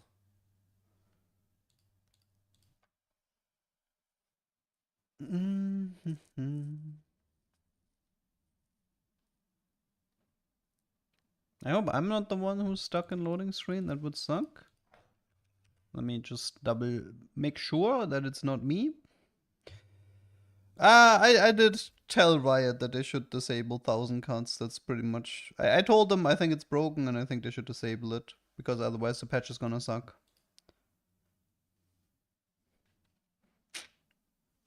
So I did my due diligence. The thing is, like, it's like I'll probably make a video about this and stuff, but the thing is, like, I don't want the release patch to suck because like these are these types of bugs that really they only fuck things up. Like, I mean, the set can be really fun and stuff, right? But if like half the lobby is gonna be playing Kog'Maw 2 stuff with paper cuts, I think the patch is just literally just gonna be horrible to play. Who could have guessed that true damage could have caused issues? Not me. Yeah, somebody here is not connecting for some reason. We're being held hostage. Scuttle again. Normal scuttle puddle.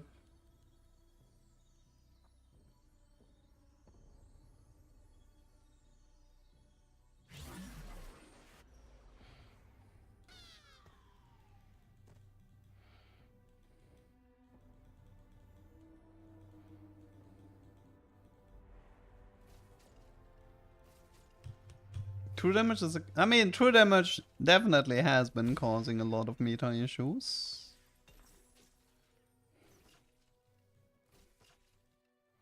That's for sure. Okay, I wanna have like one really good Kog'Maw game and then I'm probably just gonna like ignore it.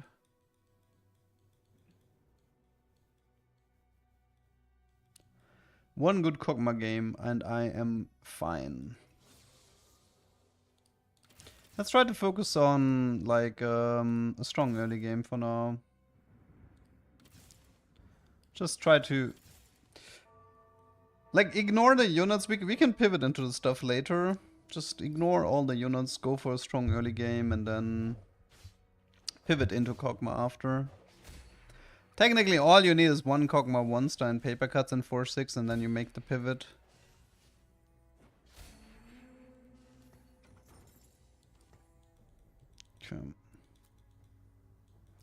Because I don't want to bleed so much HP in the early game anymore. Having like a Ginzo Draven opener would be nice, and we can go into Kog'Maw from there. A bit of a scrap opener here as well. don't think I care about this, or... We could keep the Singed around and play a 2 Sentinel frontline, like Singed Ilaoi together with 4 Watchers, and then have the Singed buff the Kog'Maw.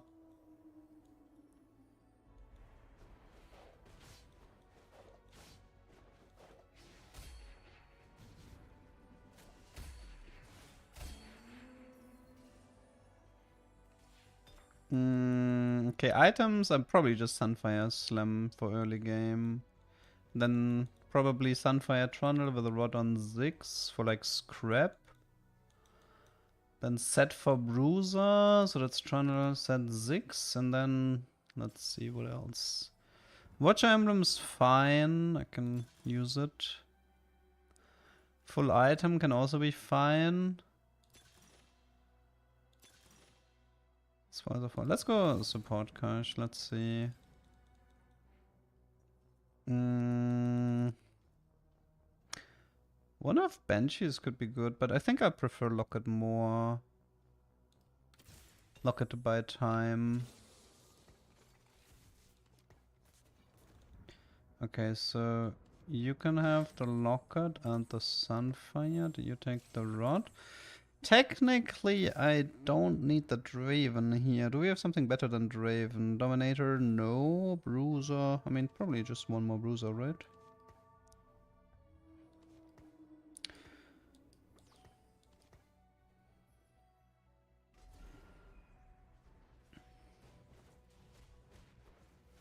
Like, combining Scrap with Locket should also be good because of, like, the increased armor on MR, the effective shield value from Scrap is higher.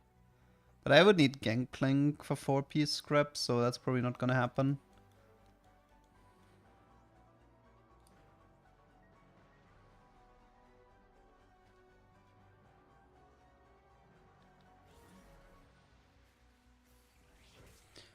Could pick up the Vendor. Some Watcher here. I mean, I could do this. More frontline. It's kind of expensive, but we'll see. So item-wise, I'm looking for like a Ginzo and a Shojin. I mean, technically Gunblade as well. Maybe I should prio the Gunblade. I still think Gunblade is better than BT.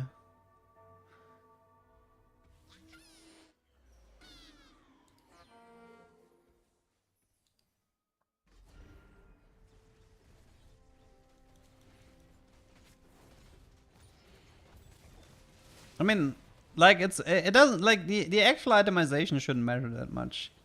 Listen, the only thing you want is like it's either Gunblade or BT together with 2 items that make him ult more often, which means Ginzo, Shojin, Nashors, blue buff. It literally doesn't matter. Just like 1 item to sustain, 2 items to increase cast. And you can just ignore the rest.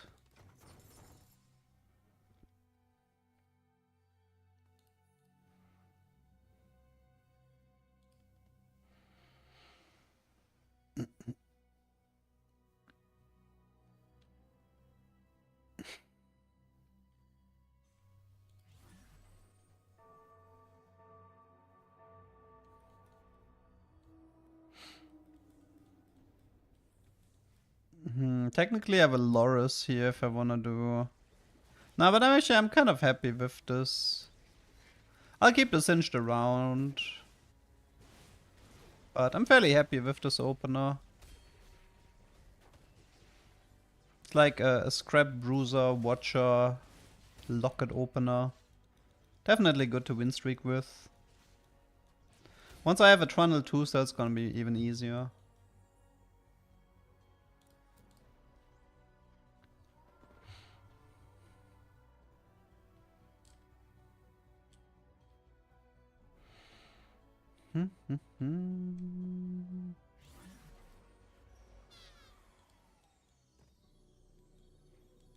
I think he meant Unchained Chibi. I mean, technically it's the non-Chibi Jinx, what he meant. The Unbound Jinx. Because Chibi Jinx is different. think Chibi Jinx was one of the very first chibis that came out. Okay, let's go for the Gunblade. So that's item number 1. He means this one.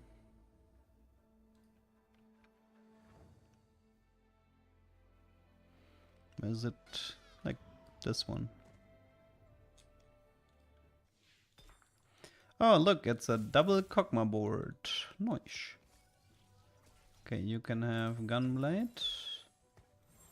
If Scrap is gone, I could technically... Wait, there's one Watcher. Can I clean up something here to get to 20?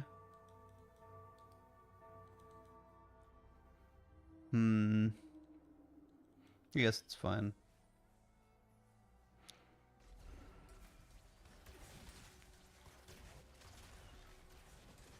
The Darius is technically temporary if I'm only doing for Watchers, but...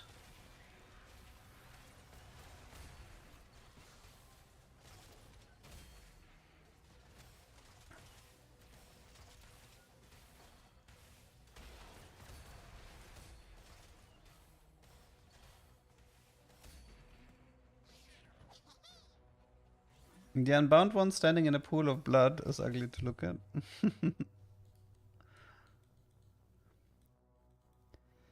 Okay, good opener so far. I mean, I'm definitely focusing more on actually win streaking this, so everything fine at the moment. So yeah.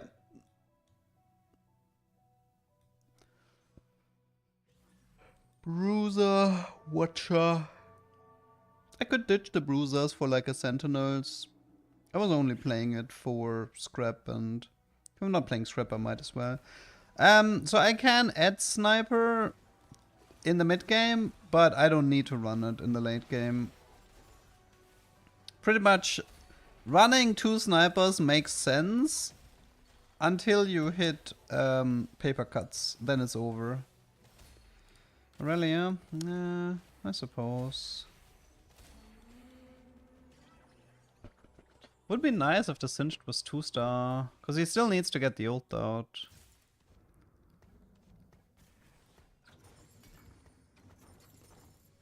I mean, Loris is a bit better. I mean, I can give him the items to make him more tanky. What is paper cuts? It's the best anomaly in the game at the moment.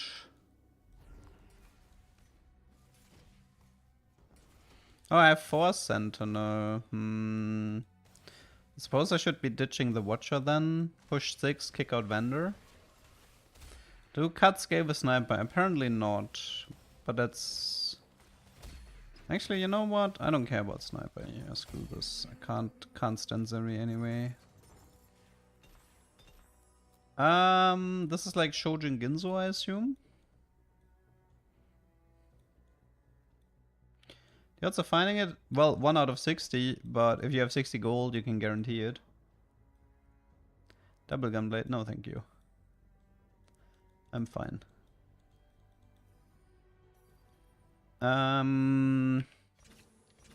Okay, so let's just do like a 4 Sentinel here, and then keep the Momo for the Automata.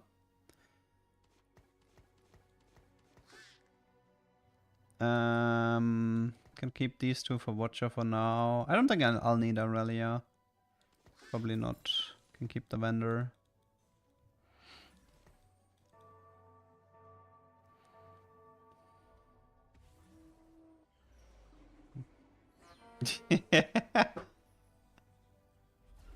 Yeah, that was a very unfortunate typo, Sanfona.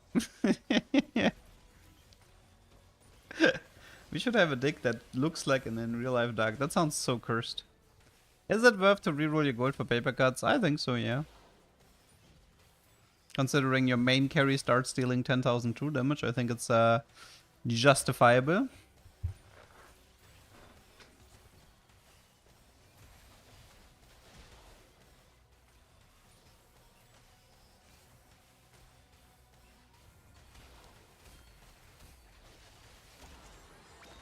Okay, goodbye win streak, but it's fine. We're still on the eco side of things. Restart mission? Nah. Let's see, do we have something better? I would like Beggars Can Be Choosers, but I don't think it can appear here. Is it just fire sale? Band of Thieves, lunch money. Yeah, whatever. Let's just do lunch money then. Don't really care. All of these were kind of whatever. I mean, somebody said that fire sale is buggy. Maybe I should have just taken it to check for the bug, I suppose. I feel like I should roll a bit here.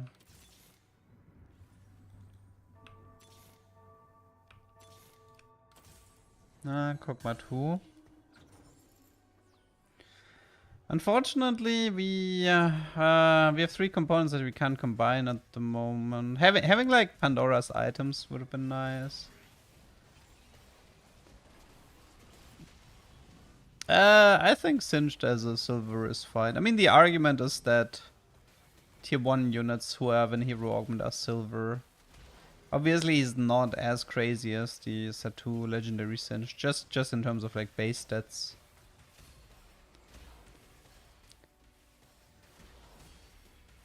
I don't think if I get that much lunch money based on my frontline dying.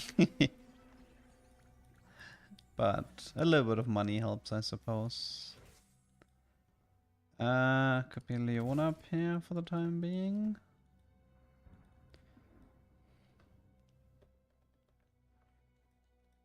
So we need tier bow. That's kind of like priority at the moment. It is weird how like so many comps only start to like come together in stage 4-6, which is incredibly late. Like 4-6 is so late.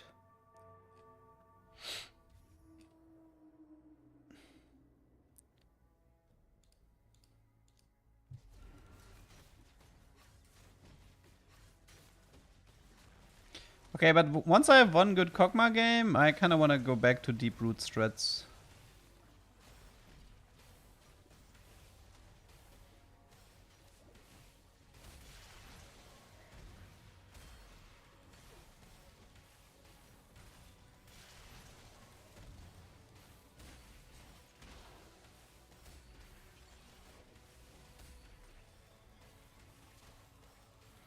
Sentinel Crest looks like a raccoon, and Enforcer looks like a penguin.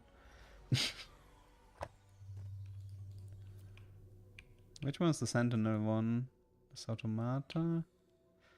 Black Rose? Oh, this one. That's a raccoon? Eh.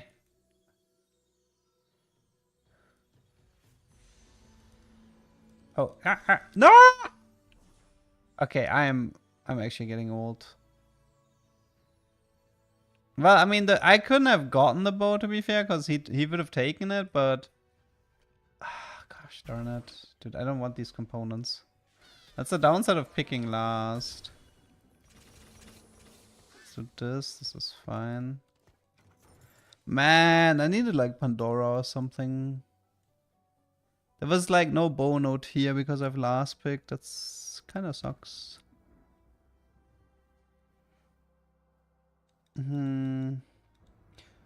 For now, I guess I just do I just slam the jewel then for the time being.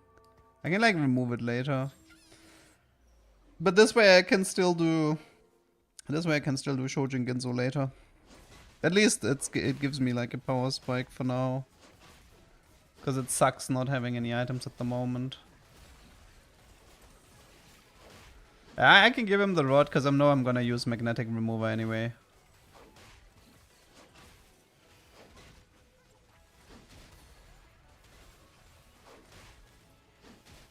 I do like the Singed ult on this comp. It kind of like, Singed does synergize nice, and that way you can do like Singed Illaoi, or Singed Rumble even in late game, you know? I think the concept of, the concept of being able to do Singed Rumble to cap out better in late game, I think makes a lot of sense.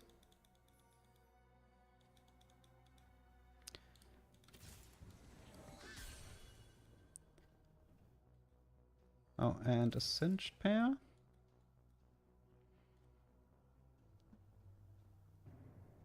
I mean, I mainly want Singe for 2-star just to guarantee the ult, right? Singe targeting is most damage, which in my comp is always Kog'Maw. So yeah, it's always perfect targeting for me. Dun, dun.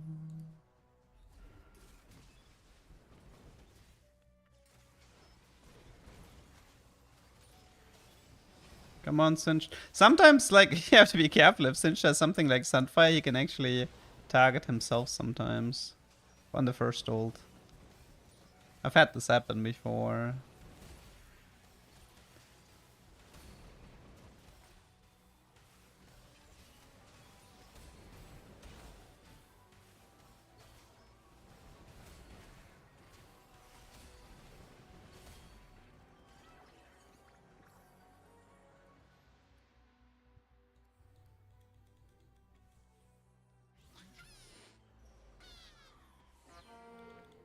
Okay. We can just go straight into level 8.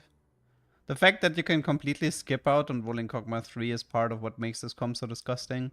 It's part of what made Syndra disgusting. You know, if Syndra was only powerful if she was 3-star, it actually wouldn't have been that much of an issue. But it's the exact same problem here. It's like Kog'Maw 1 and Kog'Maw 2 being overtuned is what's causing the issues.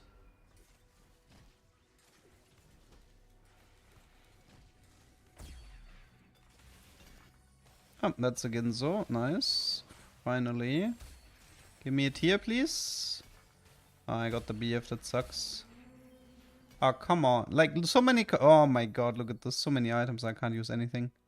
Yeah, not getting lucky with items at the moment. Okay, let's play like Nami to gain more mana there. Man, what are these items are just so ridiculously bad. Seriously. Like, no chain vest, no cloak, no tier. Like literally none. No chain vest, no cloak, no tier. I suppose I had one chain vest on the Sunfire, but that's it. Could I please get like Pandora to get rid of these, or Artifactory, so I get rid of this garbage.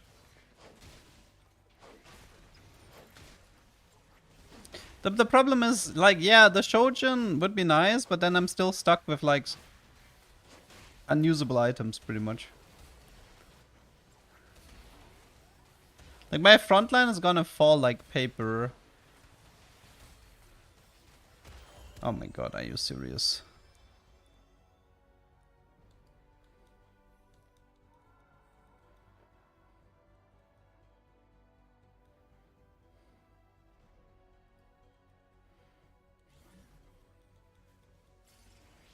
Grab bag for Reforge, that's probably worth it, yeah.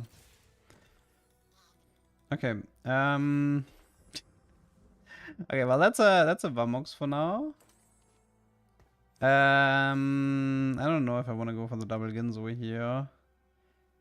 I want to keep one beer for the Shojin, right? I could run a Thieves, maybe.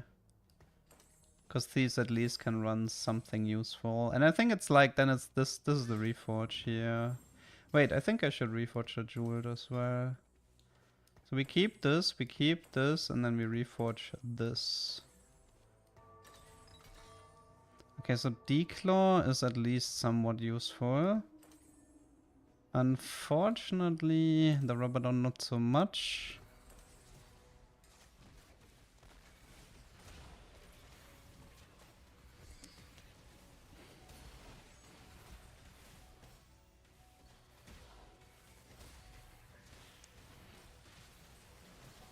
I think I have to roll this a bit on 8. I mean, can I go straight into 9? I mean, I suppose HP wise I could.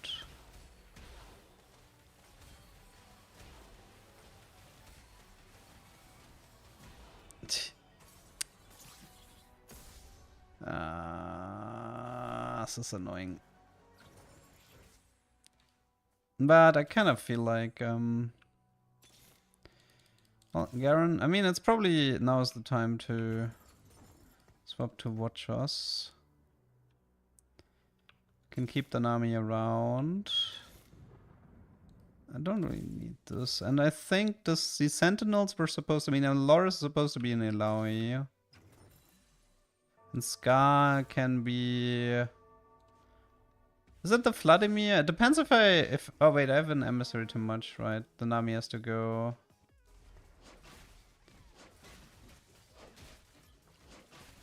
Yeah, you can body block the Ezreal with your little legend. That is apparently true.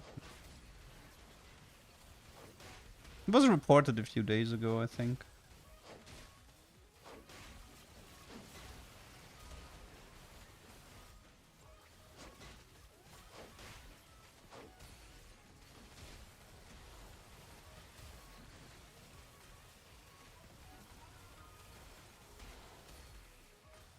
Imagine having true damage.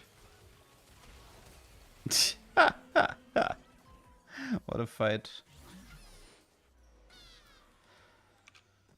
Okay, one cost tier. If I don't get that, I don't know. Crown Guard maybe. Crown Guard could be useful. At least, like I need defensive items, and there's 2 chain vests here. Okay, don't fuck up the tier this time. Okay. We got the Shojin, so this is kind of the item build I wanted. Hopefully. Frontline could look a little bit better, but we'll make do. Okay, so we can do this. Check. Then we can do this. So this is like Shojin. We can probably give like this and then this. And I think for the time being it's... Yeah, for the time being it's this, then this, then this, and then this. Okay. Oh, and I wanted to remove Nami for Scar. Okay, we have enough gold, so we can guarantee paper cuts. And this time we actually have like a good amount of HP, so I don't think Anger Issues is that great here, because I'd rather have frontline items to buy time for Kog'Maw to scale.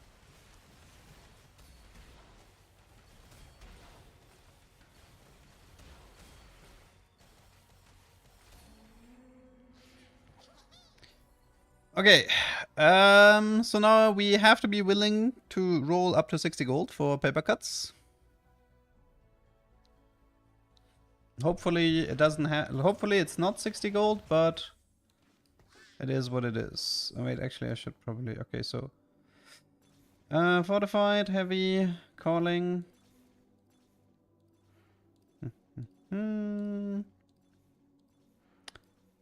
Nope, nope.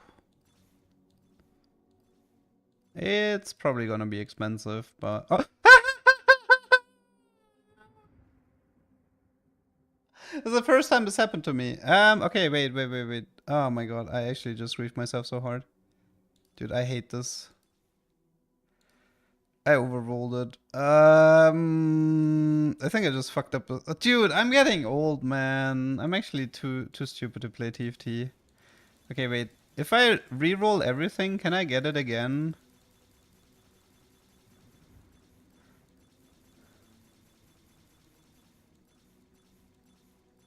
Come on.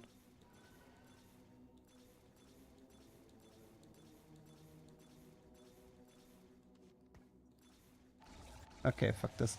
Dude, I'm stupid. Oh, man. Okay, that's actually... That's annoying, man. Yeah. Ah, but okay, Okay, wait. Riot says that paper cuts is fixed with Kog'Maw before shipped.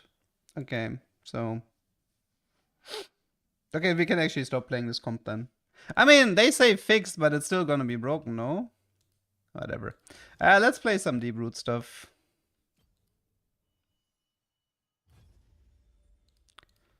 And this was forfeit paper mishap. My today games are looking a little bit scuffed today. I disagree. Like, I don't think the fix is gonna be fine. I mean, it is bugged, and it's causing it way too much true damage. It's causing like way too much true damage, but I think I would have preferred to disable, to be honest, because like Kog'Maw is already such a good comp. It's like if one of the best comps has such a strong anomaly, I don't know if I like those. Oh man. The only good thing about anomalies is you can actually roll a little bit slower. I think you can make 60 rolls pretty easily in the time frame they give you. So... No, you don't want Navori here. I mean, you can do Navori with Kog'Maw, but Paper Cut is like 1,000 times better. It is a bit fucked up though that you can like... There's like a comp where you need one very specific anomaly, and if you overroll it, your entire game is gone. That's messed up. That's like... it's a little bit more annoying on PBE because of lag. Like, PBE has like an input lag. But on live, I mean, on live you could potentially like roll too fast as well. Ah man, I can't believe I made so many mistakes today. I mean, like me doing some dumb mistakes from time to time is normal, but like today was really a lot. I messed up the reforge on the spatula. I messed up. I think there was, what was the third big mistake I did today? I messed up the reforge and I overrolled paper cuts. There was one more that I messed up today. Ah, whatever. Oh, I think it was a carousel. I just like kept running into the wrong carousel units. Okay, I wanna experiment with deep roots here. I am very interested in some deep root strats. Will you update that in the tier list? What do you mean? I mean, at the moment, Kog'Maw has paper cuts as the recommended anomaly, anyways. But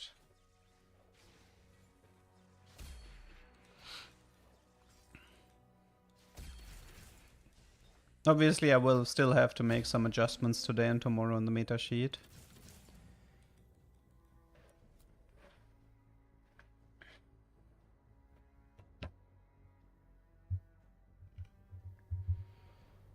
It says Navori? It should say 2, no? Navori and paper cuts. Let me check.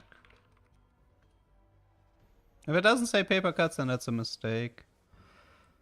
Where's the Kog'Maw comp? Family Conqueror, Scrap, Watcher Kog'Maw. It says Essence Navori 1000 cuts hyper velocity, I think, at the moment. I'm not sure about the hyper velocity though.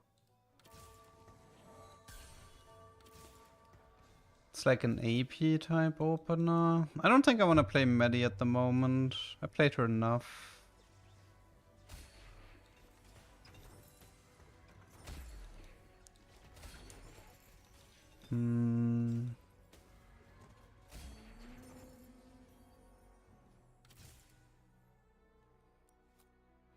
Could be like I mean, it's an okay setup for like a donger and stuff, but technically Guardbreaker even short short. Yeah. If you like, there's 60 anomalies, so if you have 60 gold, you're guaranteed. If you get really unlucky, but usually it's less. Okay, I don't think I want to run Dominators. I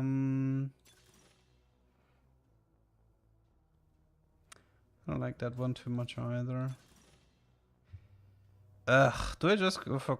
No, that one's bad. I actually really dislike this one. By the way, is this one like team-wide? Does anybody know? Wait, I kind of need to figure something out here. Is this unit specific or team specific? Because it looks like it's unit specific. That's a Nesho here, and then let's go from there. I mean, so let's just make an example. So this Trundle has 650 HP. I mean, it would make more sense if it's team wide, but it doesn't state it in the augment the way Ghost in the past. So the thing is, like, you always want to test this, right? You always want to test this, simply because you never know with Riot.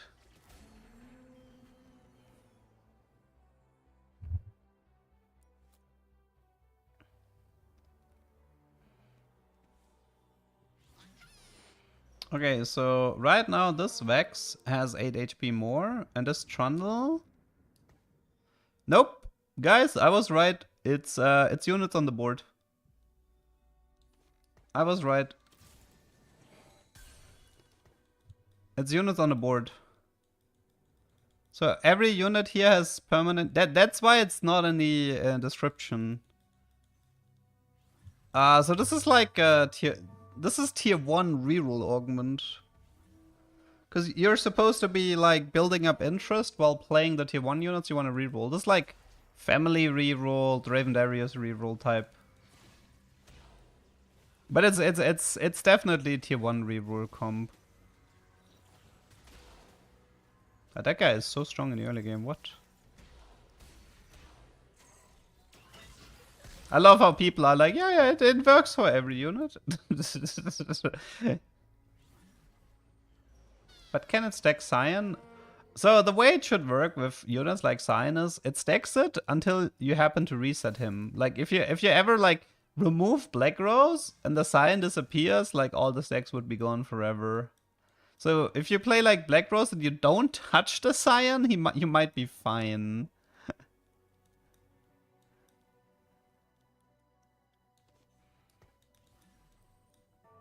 This is actually kind of looking like a Kog'Maw setup again, but nah, I wanna do something else. It's really, really risky to do it with Cyan, because you can so easily lose the bonus HP. I don't know if the upgrade will reset it or not. It might. I'd have to test it. So that's my answer. Like, this is the first time I've taken this augment, right? So I can only predict and test.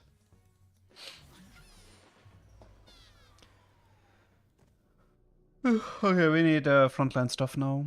Probably Sunfire Snowblade.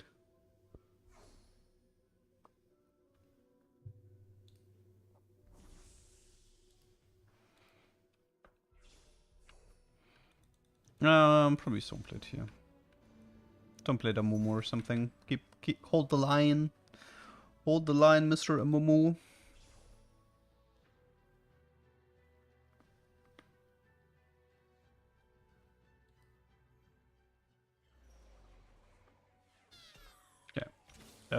Do we have anything useful? I mean, I guess Automata. For now. It gives some armor MR for Mumu as well, so it's not completely horrible. I kind of refuse to invest more than one Nocturne into this, though.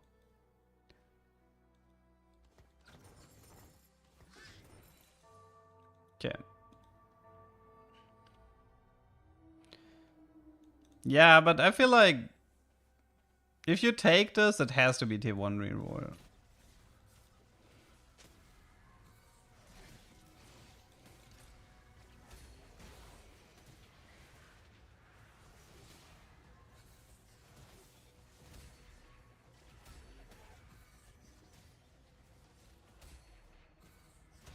I would love to get my hands on a Zephyr in this game, or two. Imagine Zephyr still being in the game. Ooh, no, that's kind of interesting. Do we just... I think we just do this, no? I kind of want to keep the Amumu around. I don't want to sell him. Because of the bonus HP.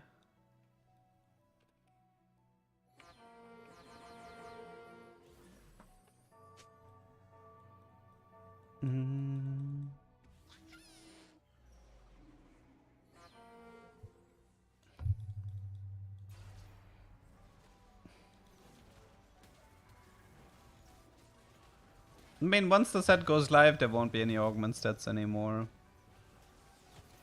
Also, yeah, like, somebody suggested this, and I kind of agree. Ilaoi is kind of like the Nasus from set 12, and it's pretty good with Trenchcoat, because they steal HP.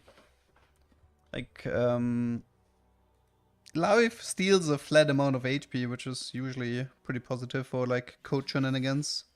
But I think you need a prot vow, otherwise your ult's too late.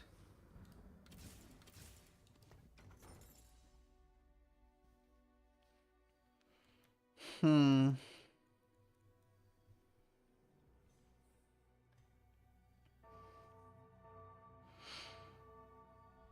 think I should try to activate Black Rose, so maybe I can get the emblem. Then I can also test the Cyan.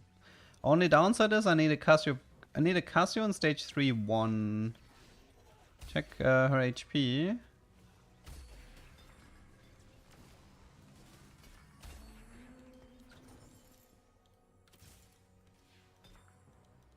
I mean, early Eloy with investment can be good because she's like stacking a lot, I suppose, but... Okay, I need to push 6 and look for a Casio now. I mean, it's like, what? It's 8 times... It's like 8 times 5. Okay, come on, Casio. That's a Zoe. Could be a Sorg setup, potentially. Let's pick up some of these Sorgs. Would prefer the Casio, though. Lots of Sorgs. I know I'm rolling kind of deep here, but... shame. I wanted to activate the Black Rose trade for the chance of the emblem. Double Silco. It's kind of expensive.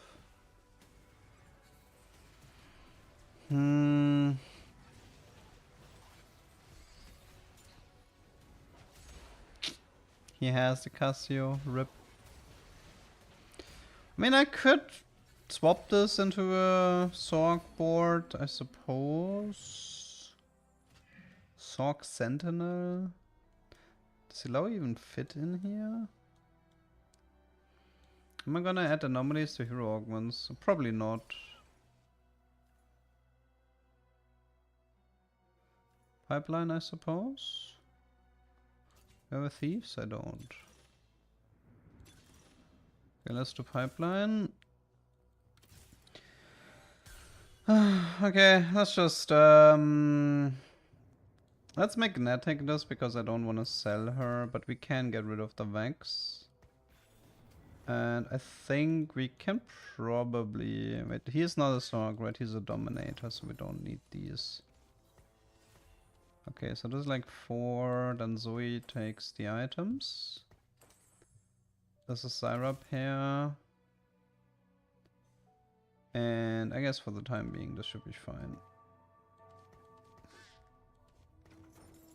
I don't think I need Lux here if I have... Yeah, normally I don't need it if I find the early Zoe.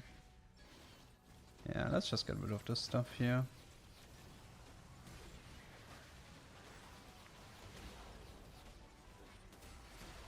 Now that guy is kind of strong. Or maybe his Sorg board is just weak. Dude, imagine actually having a good mid game with Sorgs. Couldn't be me. I could do adaptive Ilaoi into Jewel Zoe, maybe. To like get through the early game.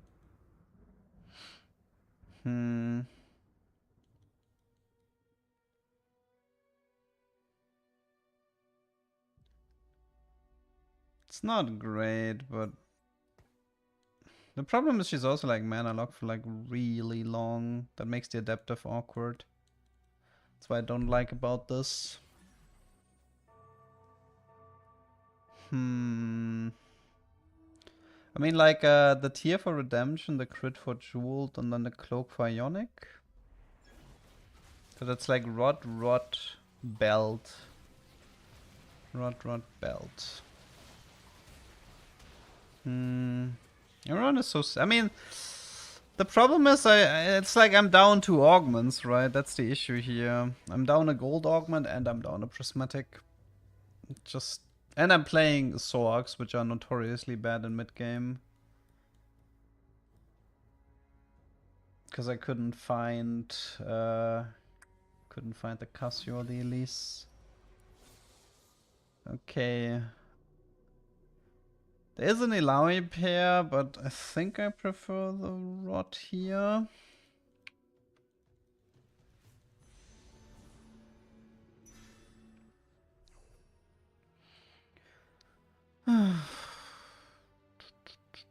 Yeah, having just having Black Rose already would be such a big deal.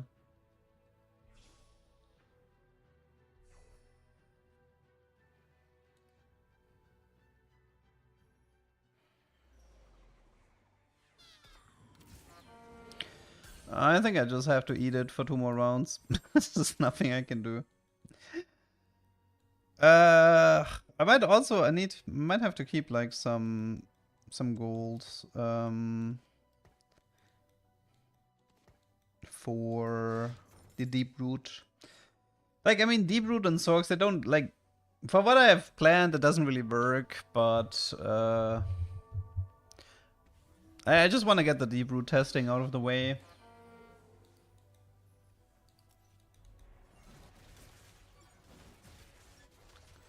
I hate when bugs are discovered on PBE and there's 5 people spamming the bug. Yeah, that's normal though.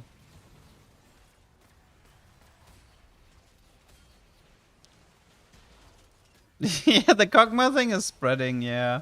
But the good news is that Riot said, according to Riot, it will be fixed before the set goes live. Or when the set goes live, so... At least they seem to be aware enough of it.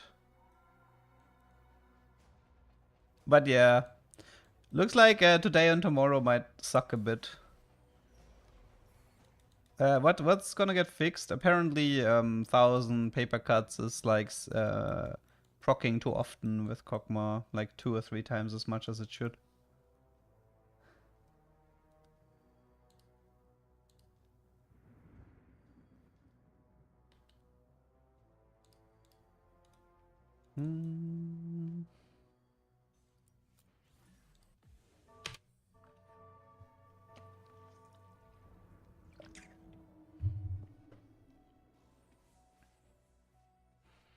Oh, Medi 3 reroll with worth the wait Medi. That's cool.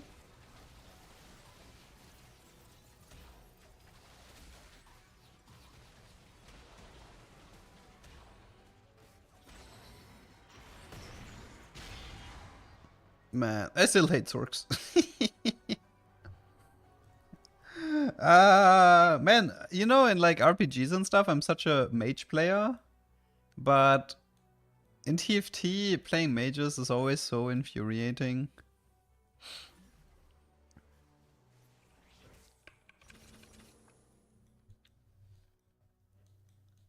Well, to be fair, in TFT, I think I mainly preferred assassins until Riot removed them.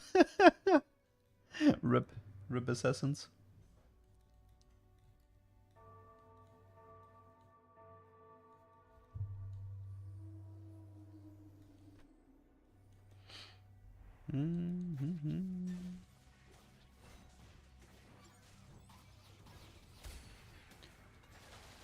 Okay. Prismatic ore, what do you have to offer? I have 3 dupes. Excuse moi? And a LeBlanc? Well, hello there. Okay, well, this is probably 1 Ionic at least, so we got that. And that's probably Redemption, so this is fine. Hey guys, what do you think about my LeBlanc 2-star? Huh? LeBlanc 2-star best in slot? Looking slightly better now, huh? You know what? Actually, I don't know why I've been complaining about Sork comp. Sorks are so easy to play. All you need is LeBlanc 2-star for 1 with best in slot.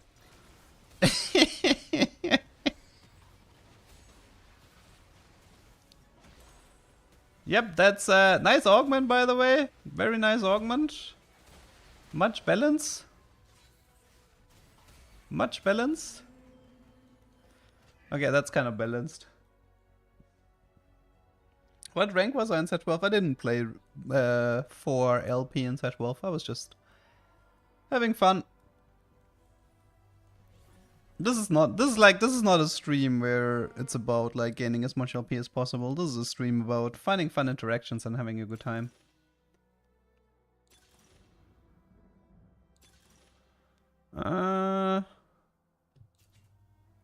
Let's go blistering, I guess. I don't have anti-heal yet.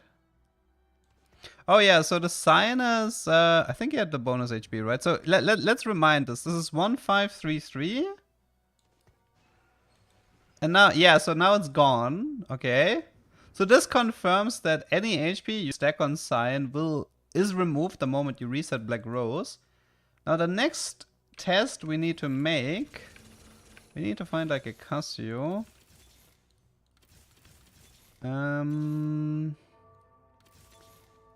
Okay, we got one. I can run her next round.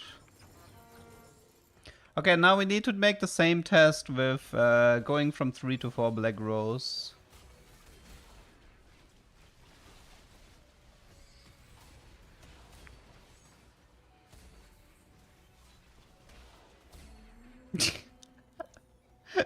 Balanced.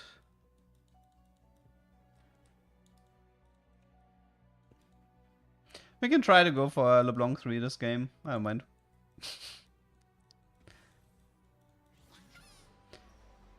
Oh yeah, initially I wanted to try Deep Root here. Okay, so wait. So this guy is 1533. Okay, so he upgrades to 2365. I think he might keep it. Wait, let me actually fully reset him. Yeah, looks like he's keeping it.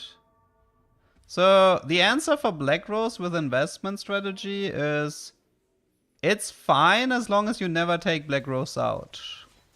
But that actually means it's okay for Cyan. Like if you have a Black Rose opener, it's actually okay, I think.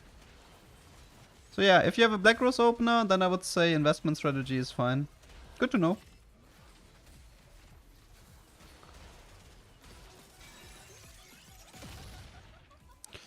I got CV card really hard here. Also, why did this Elise deal 5k damage? Huh.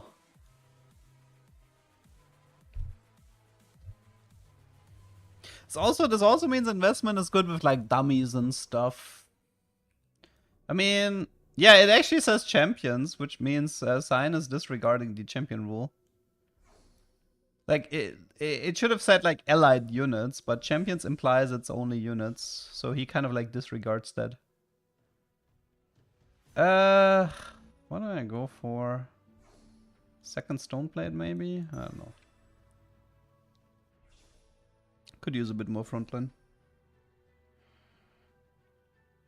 Still need an Elise on level 9 here and then allowing 2-star.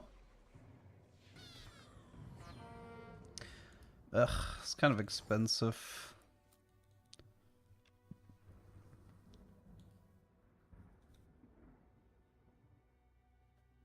So now it's like 2365. If I remove 1 and put it back in, then it still is 2365. So it's correct. Everything is correct. Don't worry about it.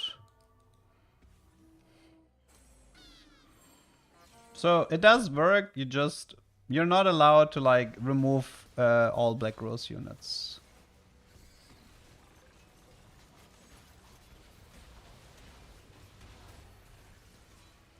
Need more frontline.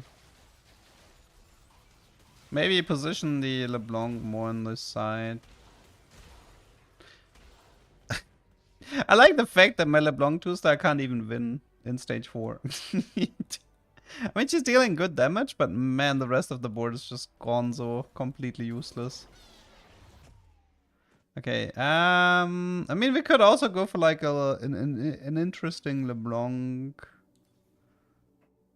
Nothing wasted LeBlanc. Navori LeBlanc. Cosmic Rhythm LeBlanc. Cosmic Rhythm LeBlanc actually might have been interesting. Okay, we could also gacha Black Rose, but nah, it's not worth it here.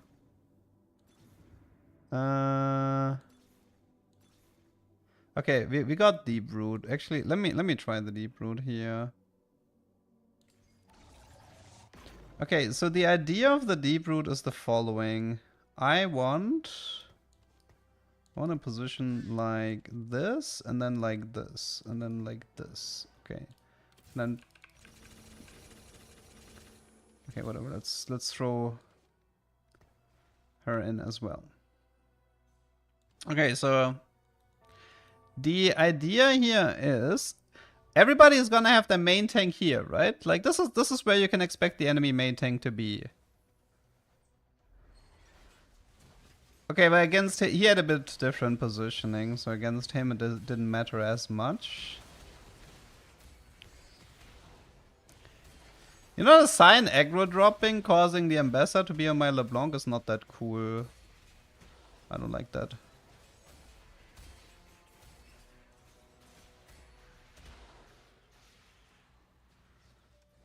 No, Tokas is still crashing, I think. Might be fixed in the evening. Maybe I need to use that duplicator for Ilaoi. We'll see. I can remove one Sork, right? These Sorks are kind of useless.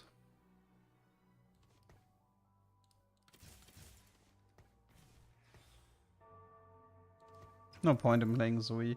Ah, wait, who's the other Ah, wait, I can't actually play Garen. Should I play Milestone? I want more frontline. I mean, I don't have a...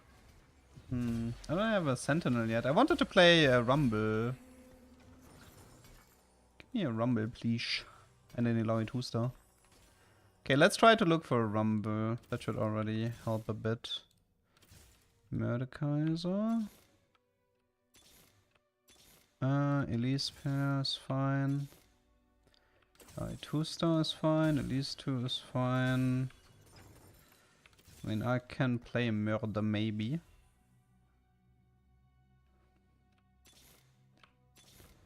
I mean, fine, I'll do the Murder 2-star then. This is like BT Titans. And no jeweled. Thieves Glove Stone Plate. I don't need Sunfire. Could be like some... Well, one of them should be... That's probably an Eon on Mortar. It seems reasonable. Which leaves me with a QSS. That augment needs to get nerfed. That augment is ridiculous. Especially if it's like Scuttle and stuff. Okay, so right now our sign... I mean, well... The sign should have a lot of HP at the moment, but yeah, the point being is I can remove like 2 Black Rose units and put them back in. And yeah, he did not lose any HP here, so that's the part I cared about. I have Ionic. I don't need Ionic.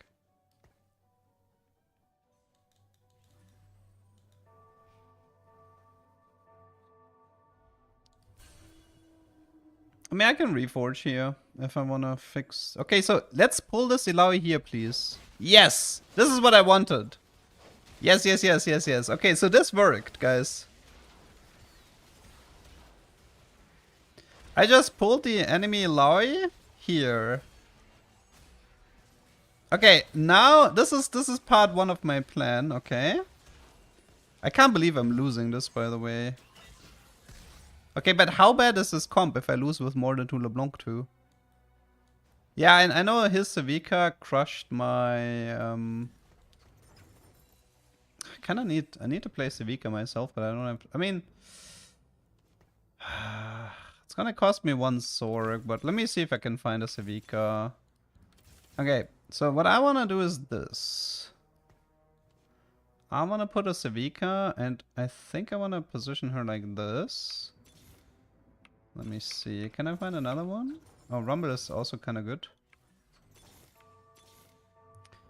Let me reforge. Let's reforge the crit. Oh, it's even shroud. No, whatever. Okay, do you see this? Okay. Now I need. If I had a mana item on Sevika, put my Sorks here. I can ditch Nami for Rumble. Okay, I need like a mana generate. I mean, Sevika 2-star with the Giant Slayer is also kind of good. Especially because like the mana generating items here. There's no good mana generating items.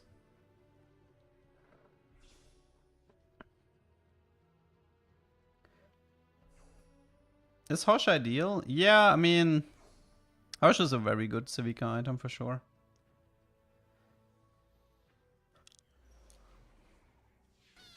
Okay, so let's do this, and then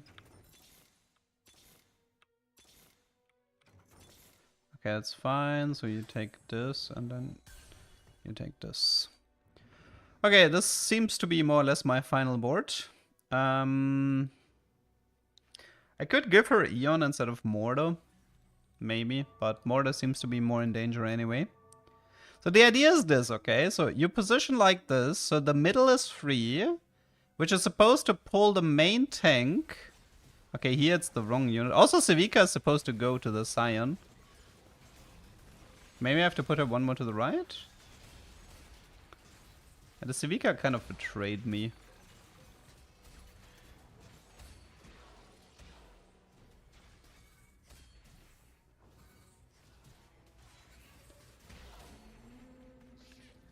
Does the Wanderer knock people off? Does it? I don't know if it does. It might be like... I thought it was like Tristana old or something.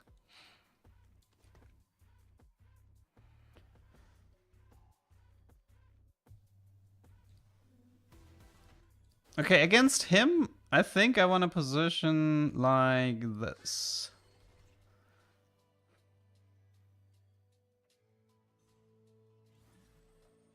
So I want to leave the hole here, because that should be the rumble if I'm not mistaken. Wonder also knocks people. Okay, so this should pull the rumble. Now Civica, kick out the rumble, please. I need more mana items on her. Oh wait, does it need to be triple punch for her to kick them off? That sucks. Does it need to be triple punch? It needs to be the enhanced one. Okay, so this kind of doesn't work. This doesn't really work. If she's not punching them out. Okay, I thought you would be punching them out like this. Then we can actually position this a bit different.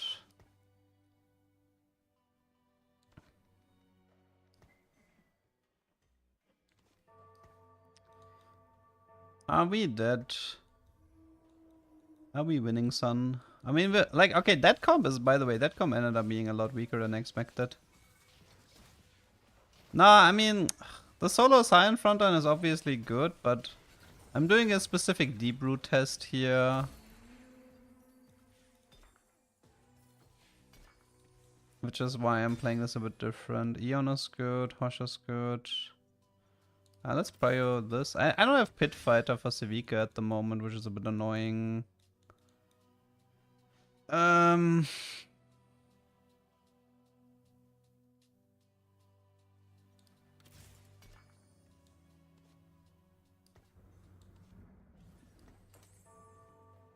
But now I'm stuck with a second. I'm stuck with a second Even Shroud, which I don't even need because I have an AP comp.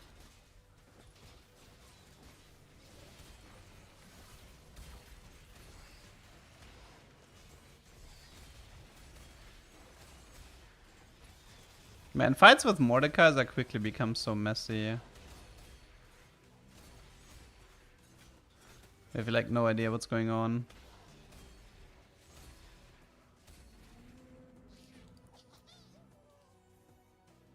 Wait, I do have Dominator with Cassio, so that's fine.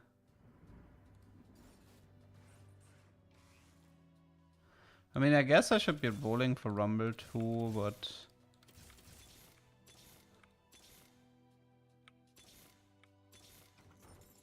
might be hard to get from this position. Lots of Elise here, lots of LeBlanc. Doesn't seem like this is happening. So here his Mordekaiser 2-star should get pulled, right? Yeah. I mean, I'm still trying to figure out how to utilize this. How can you utilize this better? Obviously with Zephyr, that was my idea, right? Like you Zephyr and you pull the corner.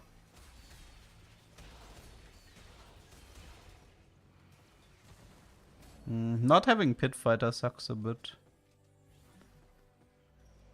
I think it's terrifying how bad Sorks are. It really does not seem much of a point on playing Sorks. Okay, so what's like the best unit to pull here? Because like if I pull Rumble, that's probably bad, right? Because like the Rumble is going to... This might actually pull Savika now that I think about it. That's tricky. This might actually pull the enemy Savika.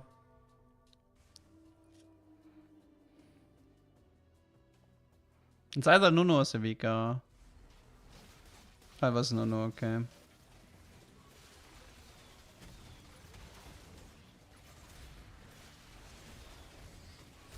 Dude, that Mordekaiser is just whacking people.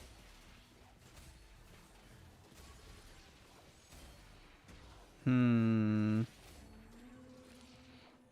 mean, LeBlanc is definitely among the worst legendaries at the moment. I think it's partly her trade. I think it's like the problem is playing sorcerers, in my opinion.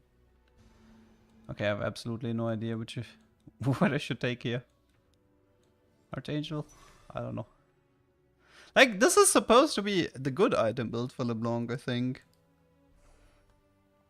This is supposed to be the good LeBlanc item build.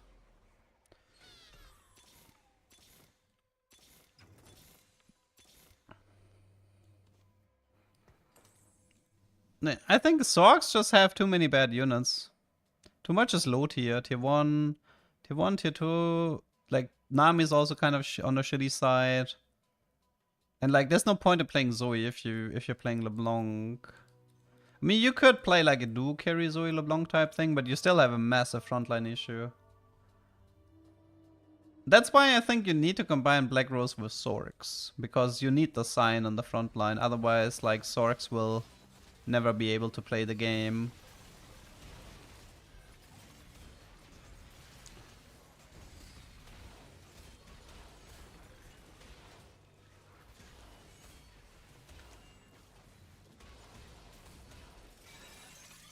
Dude, I'm just getting farmed by an Elise carry, which is insane.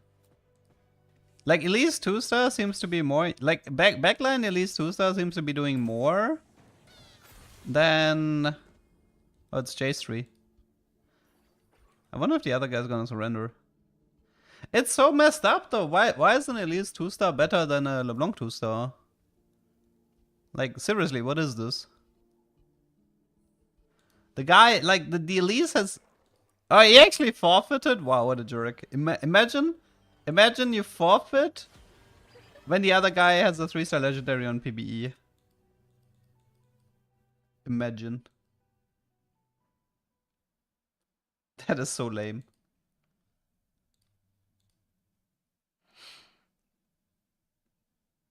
So I think I like Black Rose, but I think Sork is dead, no? I mean, he held the Jinx.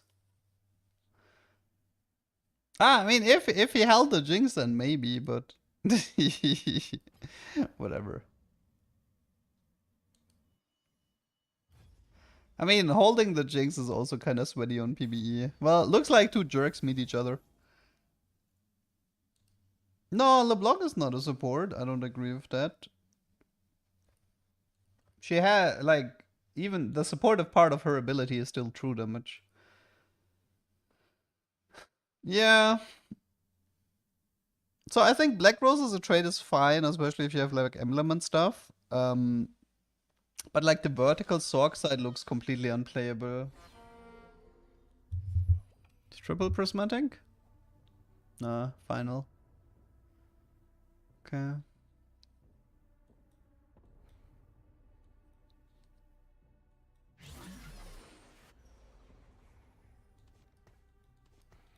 I should probably write this down. This was like a third place, right? Third Black Rose LeBlanc 2 Mortar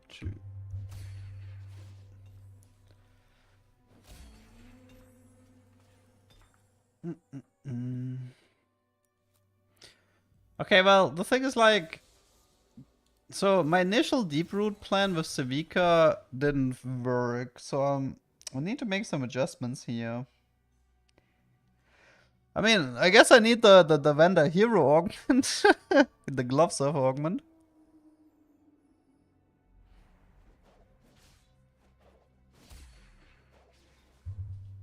Anything else? Outside of gloves off?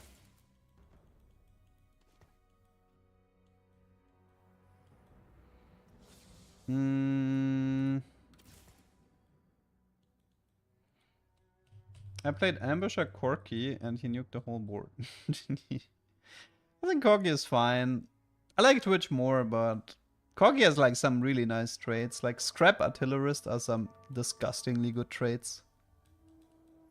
So even if the Corgi's ability sometimes can int him, it's just he's getting carried pretty much by his traits.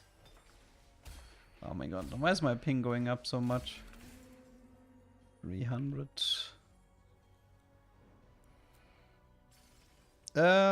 Please give me gloves off, please. Please, please. Pretty please? Of course not. What's Academy? I'll change the steadfast titans.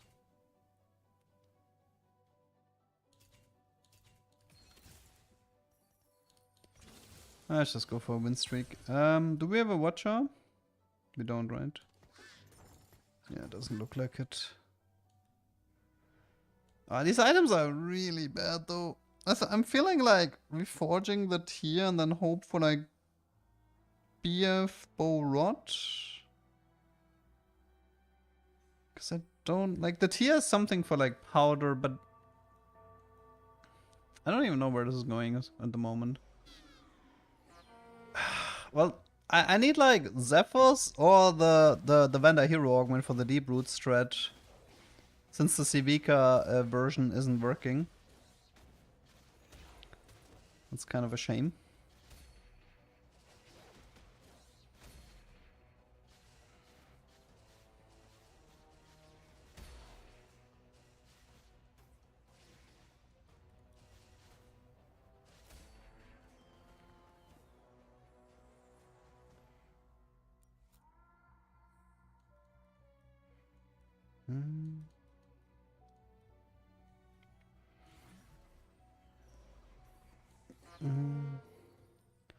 So, should I go for the family reunion?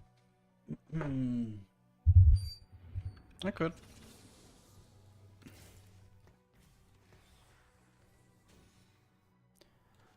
Though the Darius should still be isolated, I would say. Let's actually reforge that here. Get rid of it. Can't be worse than... Yeah, I mean, the belt is still better. Would have preferred a BF, but it is what it is. The downside of this itemization is that both of them need BF now.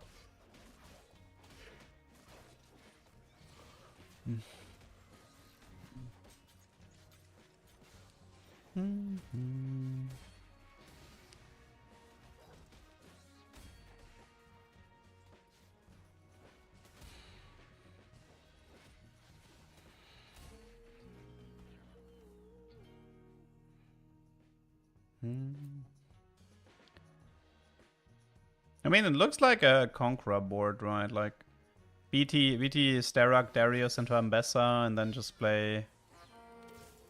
Go for the Conquerors. From the looks of it. Do you think Vertical Scrap is possible for top 4? So the problem with Vertical Scrap is like this. You either need a Gangplank from an early orb, or you need the Scrap Emblem as an opener. But if you have that, I think you can force Scrap from that position.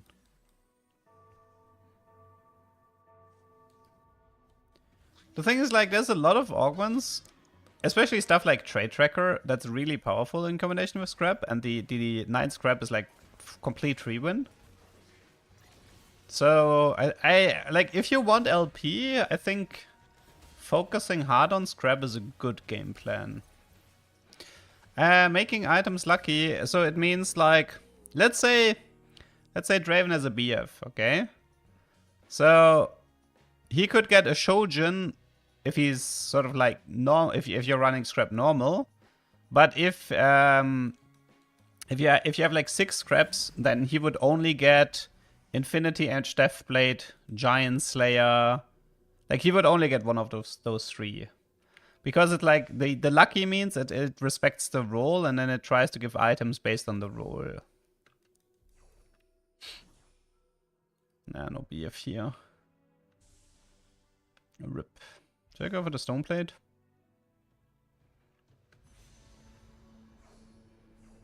That was a bad carousel. Lucky applies to completed items? No, it means that your components will transform to an item that is fitting to each unit. That's what it means.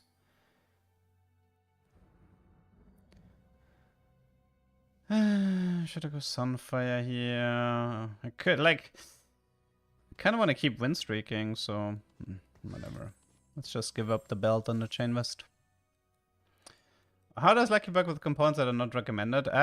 There's one specific item. We tested this on Saturday, I think. So for example, I think we tested Rod on Gangplank. Always became a Gunblade. And what else did we test? There was one more we tested. But yeah, the answer is that every sort of like non-recommended component has like, it will always roll into one very specific item. And like in Gangplank's case, Rod became Gunblade.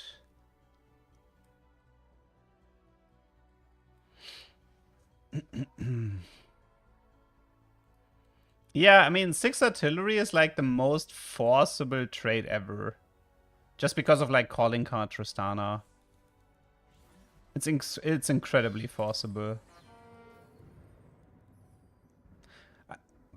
I do think Artillerist needs either Artillerist Emblem or the Artillerist trait, where you deal like more damage and stuff.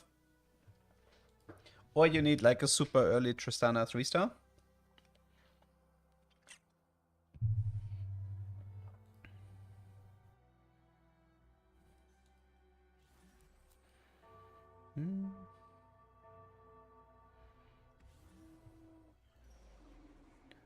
Oh, that's a Vex 3-star with worth the wait, holy moly.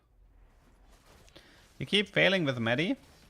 I mean, I explained my entire Medi guide on my meta sheet.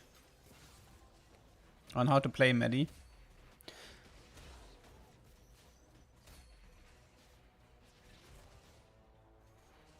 So I think the core of Medi is to just go for Cosmic Rhythm and give her damage items and item transfer to Twitch. I mean, if you like, so if you go to meta and then you go on the meta sheet and then you go, it's at the very bottom, Medi's Bruiser. If you read the description, it explains the game plan. I would recommend reading the description because you have to play in a very, very specific way.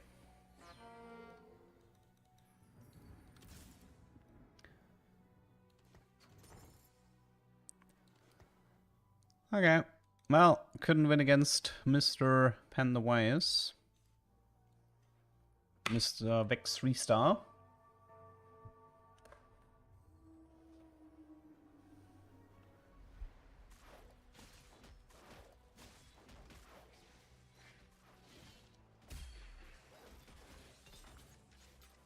Any BFs, maybe? Any bows?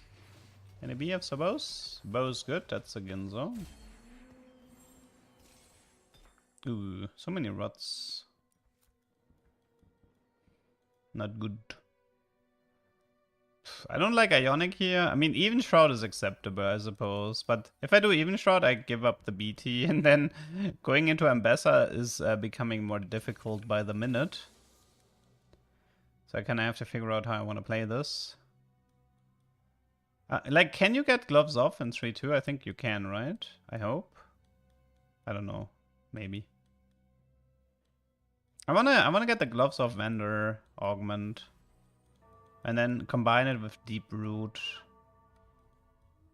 For the time being, it's fine to do Even Shroud here for the Draven. This rod is probably a second Ginzo on Draven then. Any way to make Rebels work? I haven't really touched Rebels much. I played one Rebel game today that I forfeited because I was an idiot. So I'm far from an expert based on rebels. It's not really a trait I'm particularly attracted to. I don't know why. It's just something about this trait just makes me not want to play it. I think I just don't like the units and the trade web. Ooh. What do we got here? Titanic? It is funny. Screw it, Titanic. Let's go. Big chunker. Big chunker. Look at that beautiful chunker. Beautiful chunker.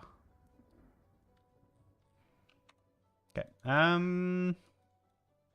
Could roll for Swain, but I think we just go 7.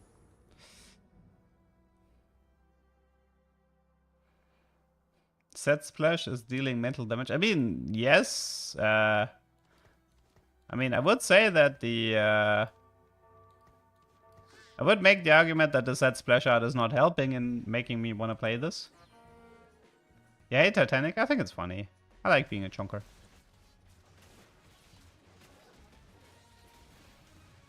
I mean, how is carousel difficult if your your third pick, right? Which means there's gonna be a lot of holes in the carousel anyway. I think it's only difficult if you lost like a huge amount of HP. Okay, that Urgot is on a mission. That Urgot is on a mission. Ouch.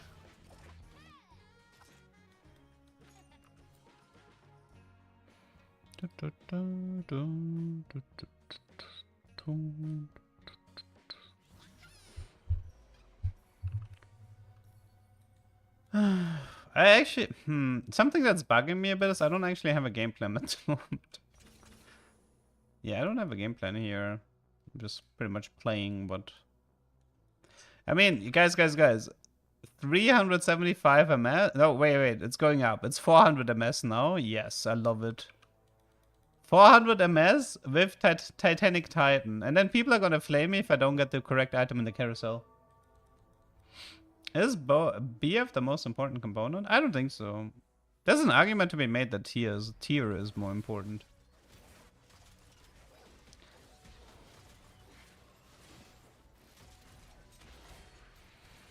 If I had the choice, I would take a bow, but I don't think I have the choice here. Titanic, Titanic wouldn't work because you're too slow. It worked with the old Tiny Titans, but that's because it didn't slow you down. So Tiny Titans, yes. Titanic, no. Because the movement speed slow from Titanic is it's gonna make it too difficult.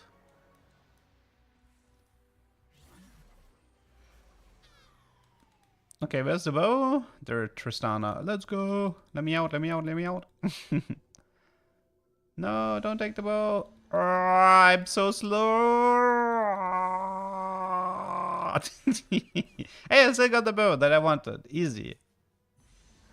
It's so funny how you like slow-mo. And the animations still play normal though. But the idle animation is slowed down. Huh. Interesting. Okay, let's try to find a Swain. Hello, Swain. How are you? Okay. So yeah, we're just gonna be playing some sort of a Conqueror into Legendary board. This is also, I think, this playstyle is gonna be very good for ranked. Conqueror into Legendaries. I would assume this is one of the better playstyles if you know what you're doing.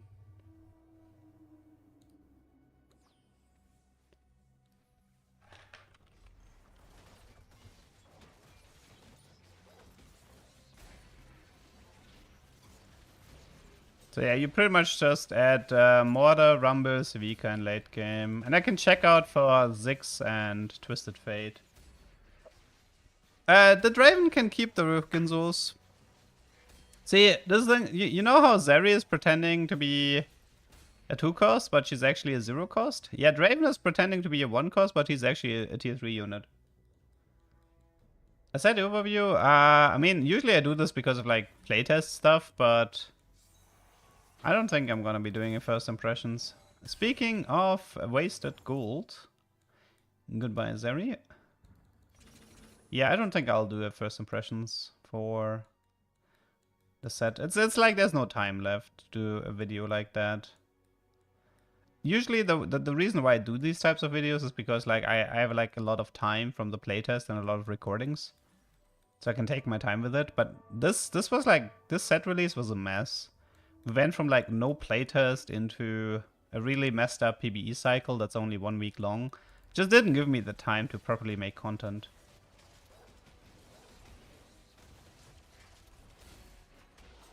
By the way, there's a chase in set 13, which is we want the augment welcome to the playground, and we want to 4-star all family members so we can see what happens. There's a new chase. Only downside is, yeah, we need welcome to the playground. Probably have to do double up for that one as well. Probably have to do double up.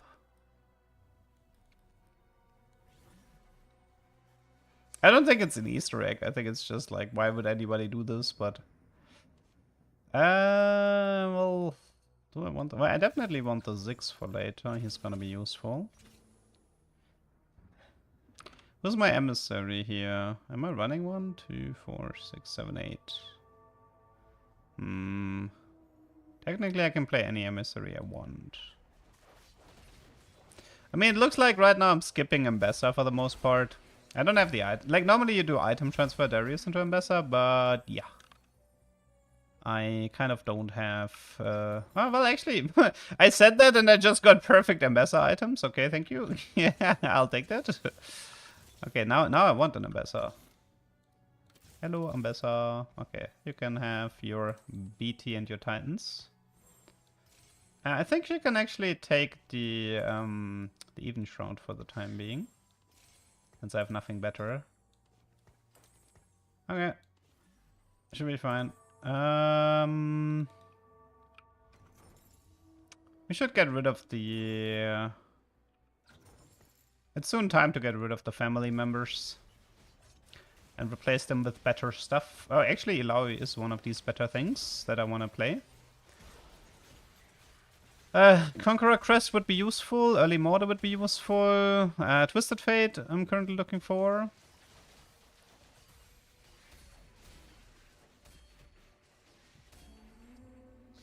Chup, chup, chup.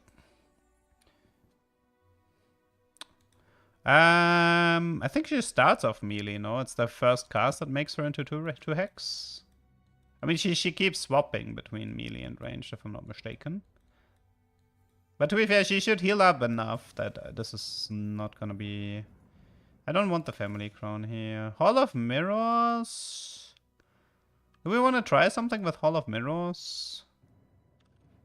Rumble, Mordekaiser, I mean, Civica. She starts 2 range? Okay, never mind then. Maybe Hall of Mirrors. Call to Chaos versus Hall of Mirrors. I don't think Hall is very good here, though, to be honest. I'll take the Call to Chaos. What did I get? Oh!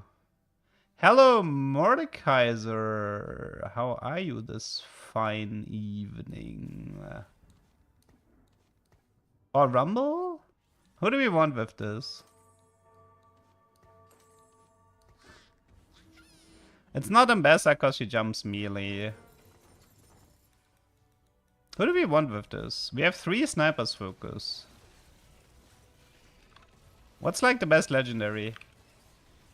Mordecai? No, I think Civica is better off in the front. How much mana is Mordekaiser? Mordekaiser's gonna take a while to ult though.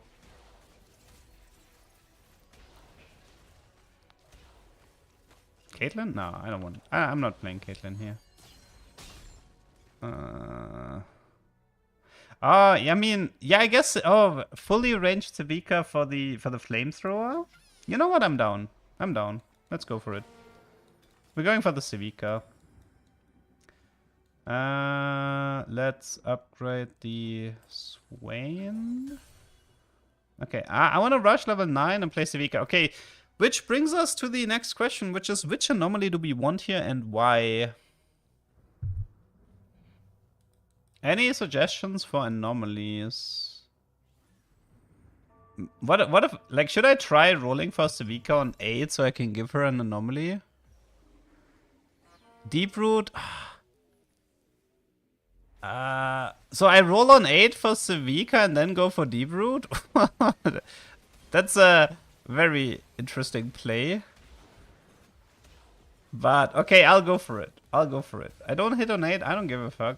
I always do the opposite of what you say, Harry, anyway. Let's try it. We don't get these types of opportunities very often. Also, that Draven is amazing. Savika's a waste. Oh, you guys just don't know how to have fun. That's why I'm the streamer and you the viewers.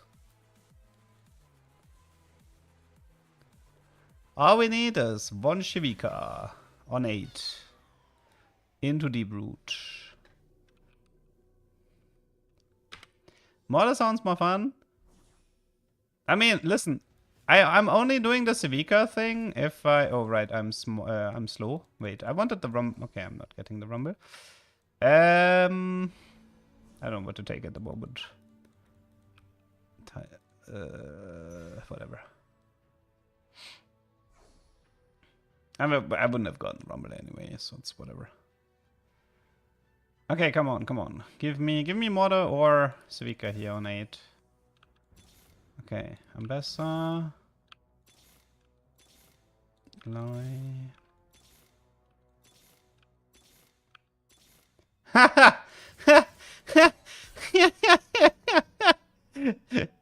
Imagine not being a believer. Imagine not being a believer. Just imagine it.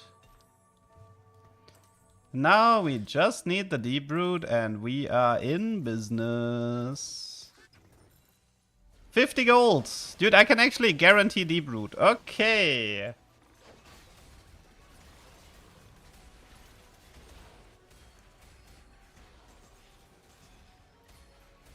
Oh my god, it's so beautiful.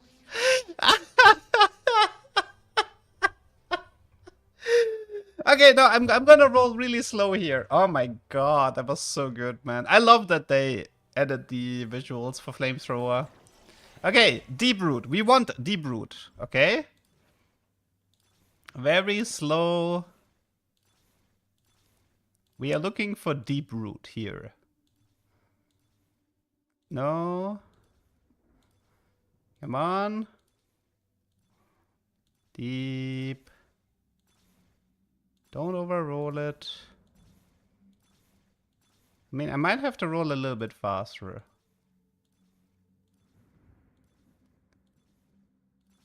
It should be any second now. Okay, we got it. Okay! Deep Root, Sniper, Savika. I hope you guys have fun, because this is gonna be amazing. This is gonna be absolutely amazing. So, in case you're wondering why I did this, by giving her Deep Root, if she goes Punch, she gets pulled back. Which means that I can't get screwed over. Guys, enjoy the show. This is gonna be an amazing game, okay? So, watch the Savika, okay? So, okay, what was she rolling? Punch, okay? She's gonna punch. And she gets pulled back. Okay, next try for the Flamethrower. Come on, punch, okay, no problem. Get punched and pulled back. Come on, Flamethrower. Yeah, Flamethrower, let's go! Woo! Look at that, it's beautiful. It works like a charm. Oh my god, I love this. I absolutely love this. Yeah, this is working. This is clearly working as intended.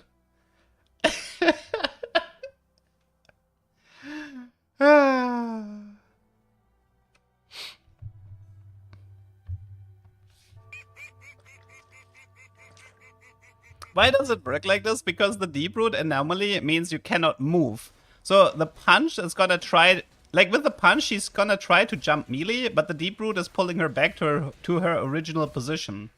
And this is why this works.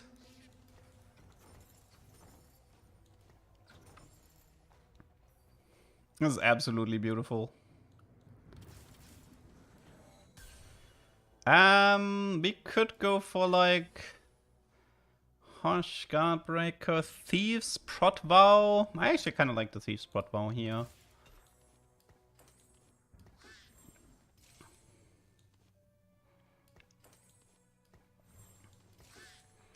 Okay, we want like Mordekaiser, Rumble, Ziggs next. Even though I kind of don't have a component for the Rumble.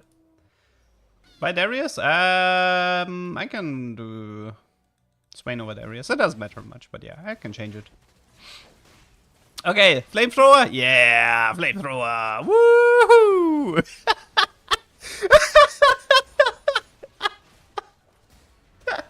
Ah, this is absolutely my favorite comp. Pew! Yep, that's a comp.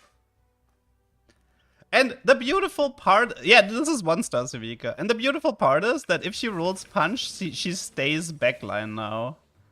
I mean, I could also do 6 Conqueror if I really want to, until I get like the legendary unit.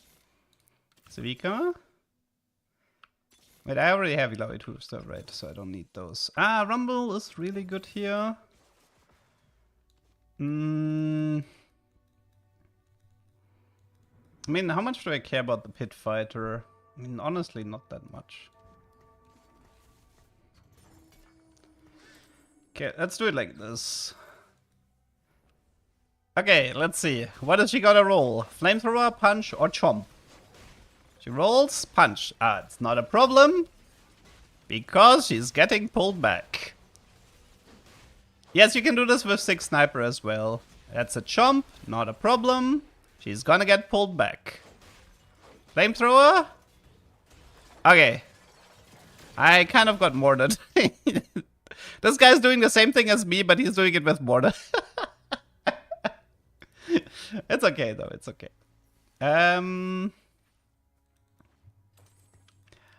Let's see. That's Ambassador 2. That's a small upgrade. Mortar would be kind of useful. Because I want the 330 cash out. But yeah, getting a mortar might be difficult from this position. So I kind of want to... let's see. I can definitely kick... Like, if I want to, I can kick out the Ilaoi for mortar.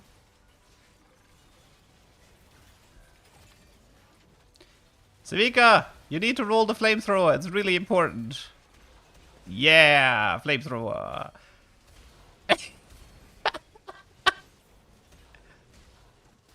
Okay, come on. Flamethrower? No, it's a chomp. It's not enough damage. Ah, rip.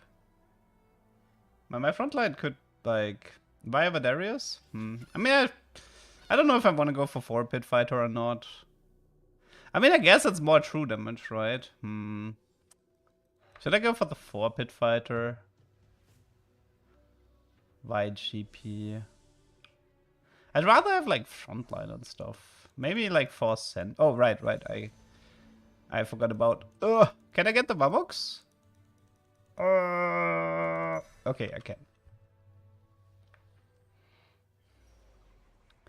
Maybe it's like maybe it's like Darius out and a random Sentinel in that could like improve my frontline a small bit. Also, like Twisted Fate is technically useful here, but this doesn't particularly improve my...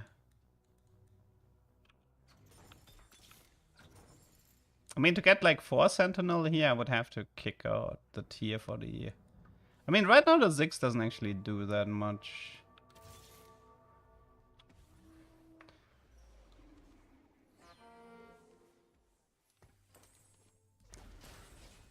Okay, come on, Sevika. We need the Flamethrower. It's really important. No! Try it again. Okay, next gacha. Everybody here has Mordekaiser 2-star, which is kind of terrifying. Okay, Flamethrower. You can do it. You can do it. Okay, she couldn't do it. Man, this lobby is kind of strong.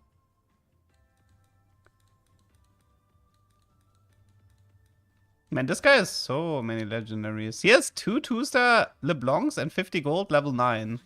What is wrong with this guy?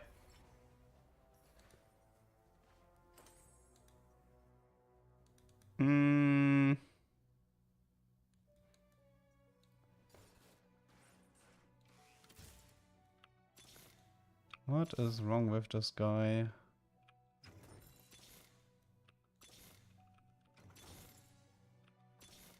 Yeah, they bought out like all the good stuff. Like, look at this guy, man. He went like full 6 Conqueror cash out. I couldn't even reach 330 cash out because everybody died so fast. No, I think the fire from Rumble doesn't work with snipers. I don't think it works. Civica. Flamethrower? Yeah! Look at that. Oh my god, it's a blue flamethrower. No, it still wasn't enough. Why is everybody so strong? Why is everyone so strong? Man, my final opponents are too difficult.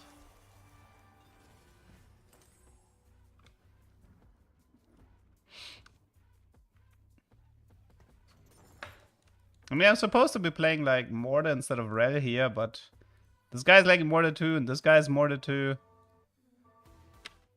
Why is it blue? Because it rolled triple flamethrower. So the ability dealt more damage. It's enhanced.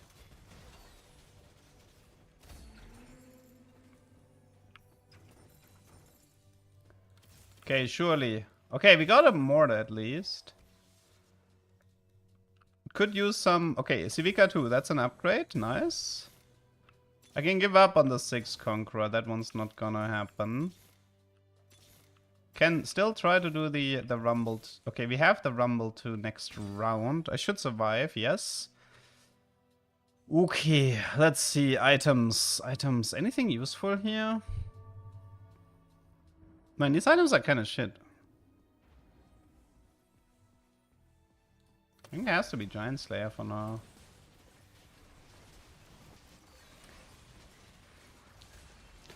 No, Civica, please. No! Stop jumping! Stop jumping! What was that? Dude, what is she doing? Wait, is the chomp actually... Wait, guys. Is the chomp working? With the enhanced sniper focus damage? Because she... I think this works, right? I think her... Like, you actually get increased chomp damage. Dude, what in the world am I looking at? That is just nuts. That is nuts. Oh god, no, why? Why are you doing this to me? Again, Jace 3-star. I can't beat this. No, it's Jace 3-star. Goodbye, cool world.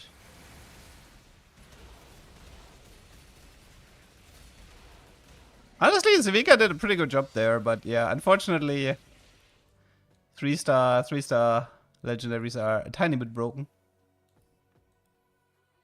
I think the other guy won against my Smurf.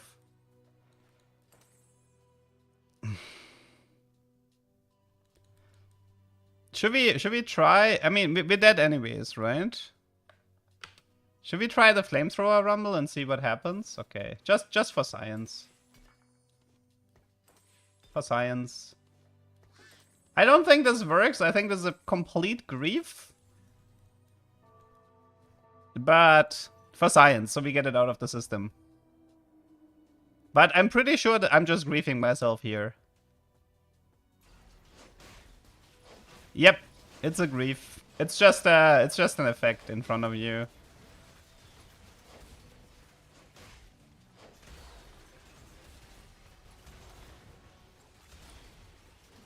Was worth a try. Goodbye, cruel world. Goodbye. Okay, it was a fun game. Opponents were a little bit crazy strong, but that was fun. Okay, that one was totally on my to-do list, by the way, so I'm really glad I got this. Third was Sniper, Deep Root, Civica. That was a great one.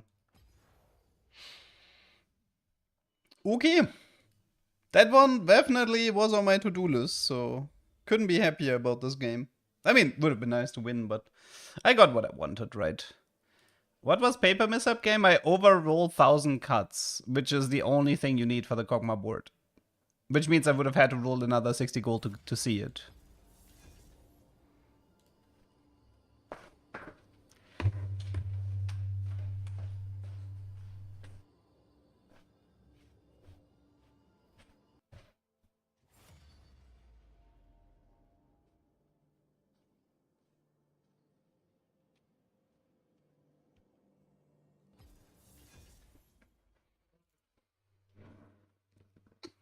Actually, Sniper's Focus Rumble can be fine. It's just bad with the Flamethrower upgrade.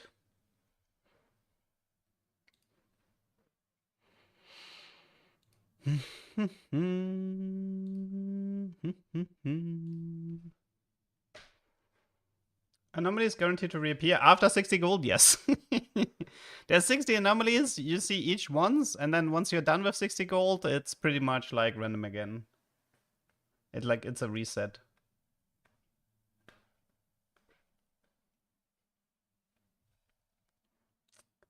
Okay, yeah. What a beautiful Civica game. You can force if you have 60 gold? Yes. That is correct.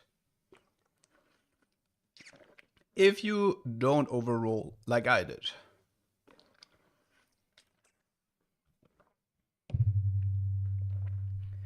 What else was on my to-do list for today? I did the deep root with the middle and tried it with Civica, which didn't work. I did the Civica sniper thing, which was good. I did the Kog'Maw paper cuts. Well, I mean, I could try it again, but if I know it gets fixed, then maybe I don't... Like, if I know it gets fixed, I don't know if I want to abuse it. Was there anything else on my to-do list for today? I found a bug with an anomaly. Smeech has the every 4 seconds turn invisible. Okay, and important is it drops aggro. Yes, that's fine. What isn't reasonable is that it cleanses effects. Malzahar stacks just disappear. Oh. Okay, you know what's more funny? So if you wait, how did this go? It's wait, I need to remember how that bug went. There's a really funny Gangplank bug. If you, I think it might have been invisibility Gangplank frontline, right? I think if you do invisibility, yeah, right. Oh no, never mind, it's different. So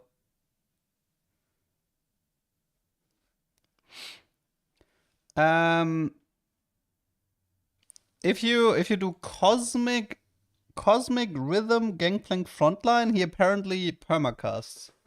I can actually try that. I mean, I assume Riot will fix it, so we can try. Yeah, okay, let's do this. Just one game. I'm like 99% sure Riot is gonna fix this before live because it has been reported. It has been reported a few days ago, so they should be fully aware of it. Okay, so we are going for melee GP.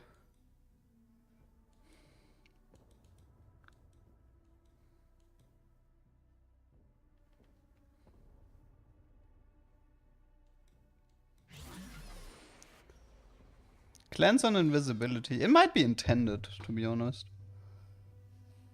Might be intended. We'll see. You know, invisibility is not a particularly popular, I think, anomaly. So and neither is Malzahar as a unit, so it's not gonna cause too many issues.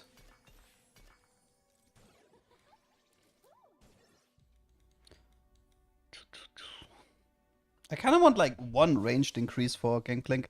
I want him melee, but I want him in a second row. That would be like the dream.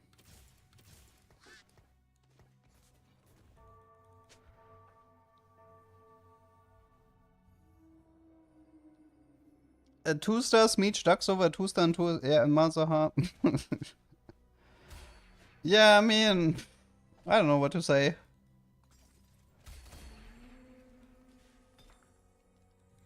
Eon is good on GP here. For what I've planned at least. Could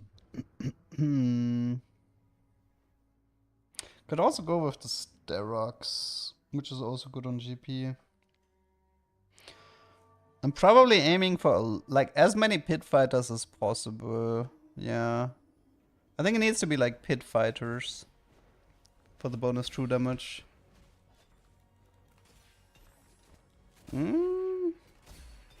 That's a lot of items.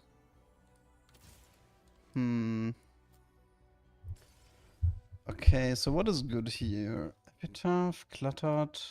Cluttered is okay. Let's go for Cluttered and try to save some money. So the problem with this is how good. I mean, it might be good, but then okay, I'm gonna try it and see if it works. Is there a watcher here? Yeah, it is. Okay, let's collect the. I don't think I need the bruisers. So the rare pair, the Amumu, and the rest doesn't really matter, right? Can replace the Ziggs for 1 cost to save some golds. Can you manipulate the anomaly? No. Why would you be able to? It's just 60 outcomes. I mean, sometimes it's like 59 or 58 outcomes because like there's some exclusivity rules with like calling cards and stuff. Okay, that's Tanky Singed. Stoneplate Mogul, Singed 2-star hour.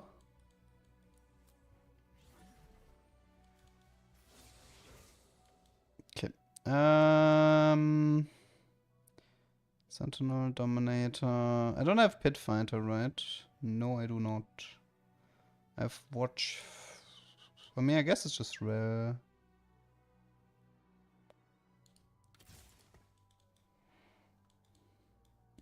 I mean, my board currently is kind of on the weak side, but we'll manage. It was also bad that the guy had like 1 super tank, which is bad for Darius because you want to have like 2-3 weaker front lines wrap around Darius. This one's also bad because like the Urgot is not moving. The spin only hits 1 unit.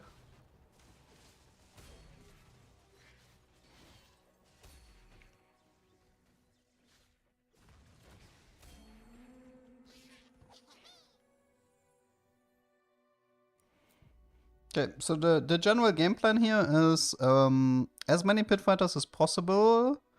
Gangplank carry frontline with Cosmic Rhythm and see if the bug is still in the game.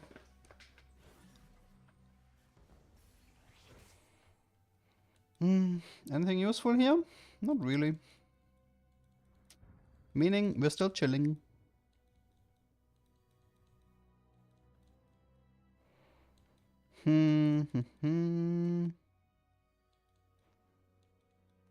I could do like Sentinel instead of the Draven at the moment. Is that worth it?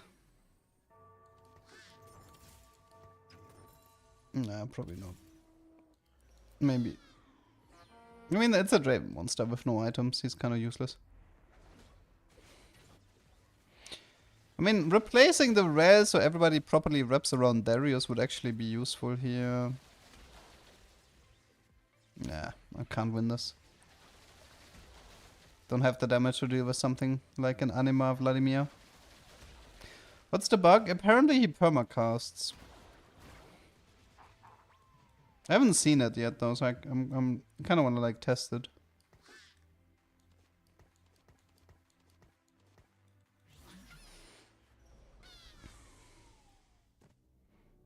Oh, I'm seeing a GP with a BF. Gimme, gimme. I could actually slam the gunblade if I wanted to, but nah, I'd rather keep the rod for a Ginzo Draven and then keep the BF for a BT.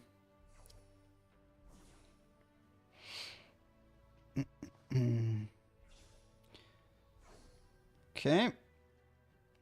Probably gonna use Magnetic since I don't want to ditch the Darius here. Okay, so Magnetic this. Put everyone front to Gangplank. So this is gonna be like melee Gangplank this game. And yeah, that should be fine. So we're looking for like Swain, Violet, Urgot. Swain, Violet, Urgot.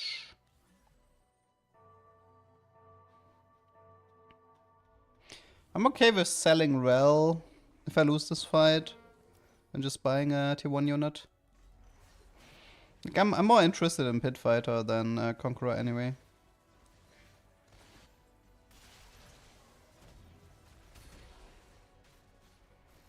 What's his AP ratio here? I guess it's fine.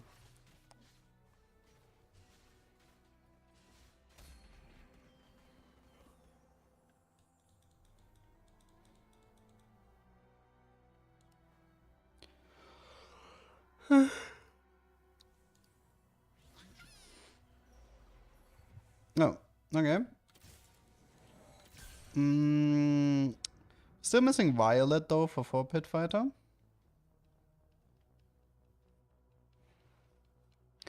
But we are getting there.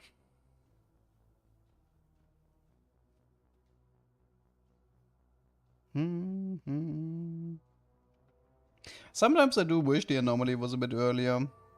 It's like a downside and upside, right? If it's late, you're Did more... you know that working out with Set makes you bigger?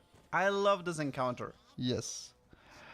So I putting it late means you're more likely to be able to put anomalies onto legendaries, which can be cool. It can be fun. So, but yeah, putting it like sometimes it's just like some comps only go online once you have the anomaly, and then like 4-6 is like the game is close to being over. So it's sort of like you would have more of it. I do wonder, like, if we get a for fun patch, if they throw in like a second anomaly, like one early game anomaly and one late game anomaly. I wonder if they would do that for fun patch. Maybe, maybe not.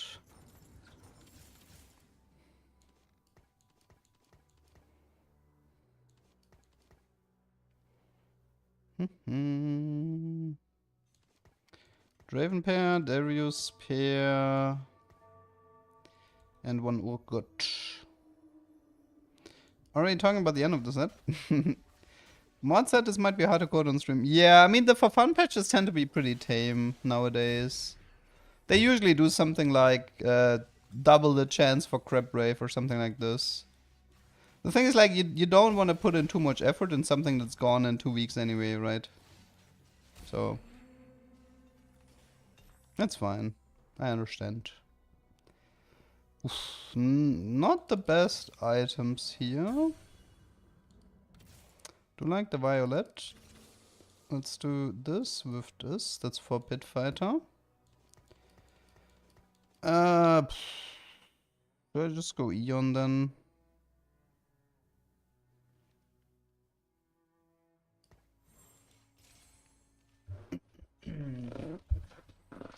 I would really love to get like a sniper's focus or RC. One of those two would be really useful.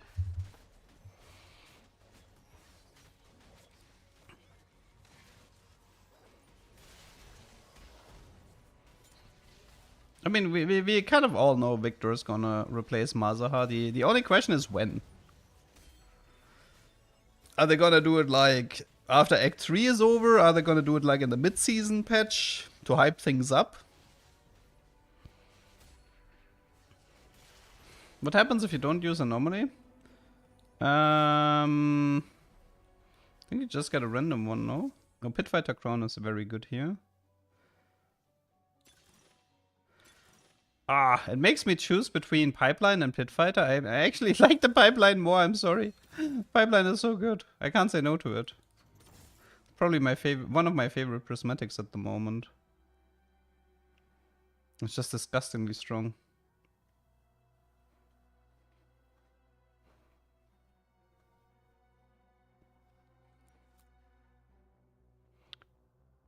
Yeah, I mean, it might not be a random champion. It might be like, so there's like some rules regarding carousel. If you don't take a unit from the carousel, there's like a tiebreaker type rule where it's gonna try to give you like the highest cost unit that is physically closest to you or something like this. And I think there might be a rule that Riot might give you the anomaly on the highest tier unit on your board or something, or like the most, or like something that's considered the strongest unit on your board, something like this, you know. There might be some sort of a tiebreaker mechanic to make sure that it's not fully random if you screw it up. What if you have no units? Then I think just don't get any. Then the game is gonna be like, wah, wah, wah, and it's gonna leave. I mean, it's probably worth trying out once, but my guess is just I don't get anything, right?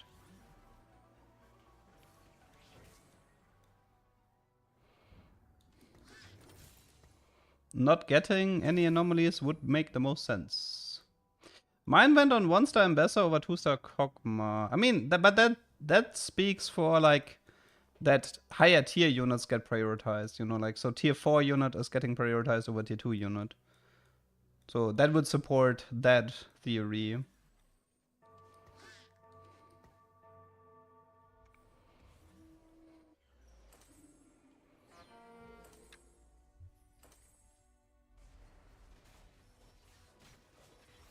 The only downside of this bug is that I'm playing melee Gangplank, which I'm not super happy about. not really my favorite unit, the melee Gangplank. But the things I'm doing for science. The things I do for science.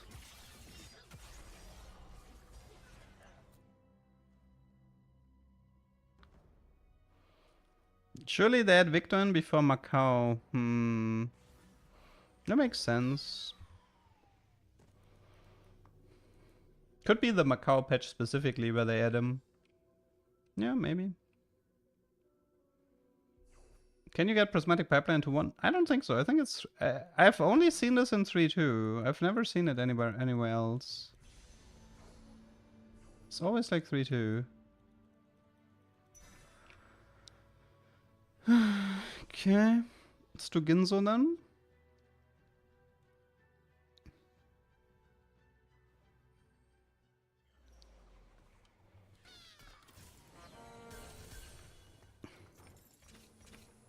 Okay, I hope. Let's see. 1 Gangplank is what I need here. Sure.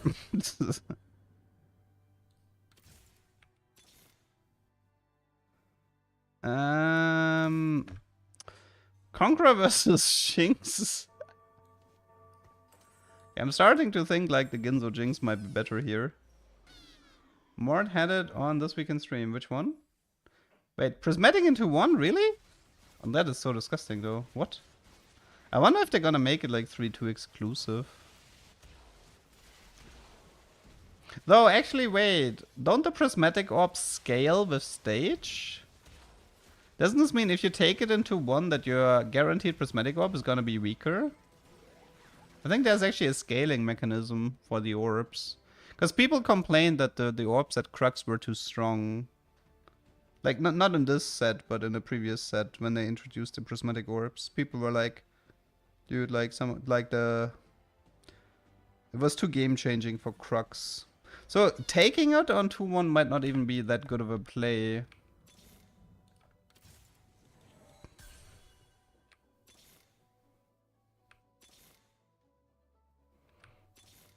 Surely Gangplank will appear, people. Surely.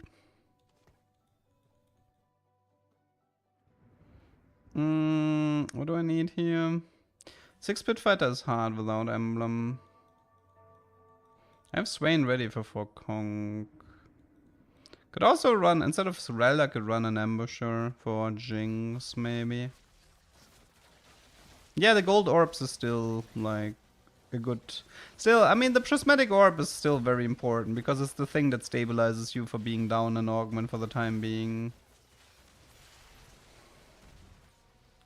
And I have a feeling I'm not gonna live long enough to really see this comp in action.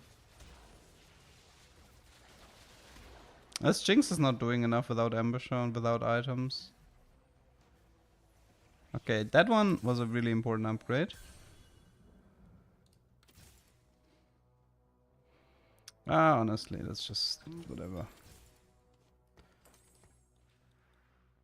Man, I have like no Conqueror stacks. I have 25 Conqueror stacks. Rip me. I mean, Spain gives me form swapper, right? That's also good for GP.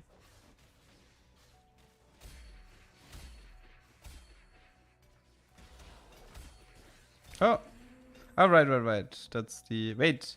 Don't I need to clean up my bench a bit? Potentially because this can be units?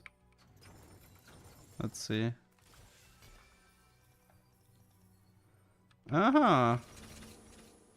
Interesting. Totally balanced. What in the world? Okay, let's do Rabadon here, I think. Let's actually give him a Whisper. Can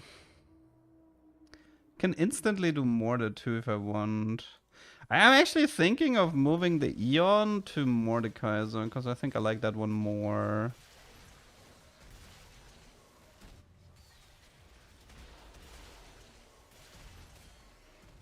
And I kind of need Dominator if I'm playing Mordekaiser.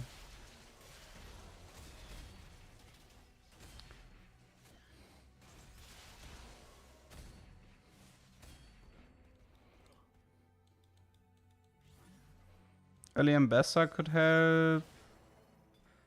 Gains 10 attack damage and 10 mana, gonna be your sword. No. Your highest attack speed champion gains. I don't like this one either. Should we just go for this one? Just go for this one.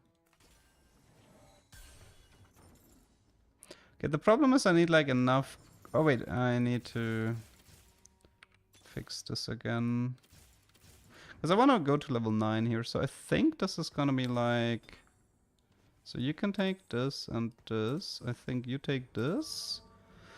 Now the question is, am I going for redemption here? I don't need to do Shojin with Cosmic Rhythm. I don't think I... The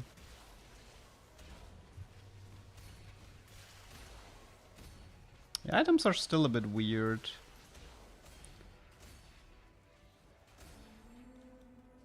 I could go for like a second Sidarox, though I'm not the biggest fan. Did I try Pilfer with Prismatic Pipeline? No.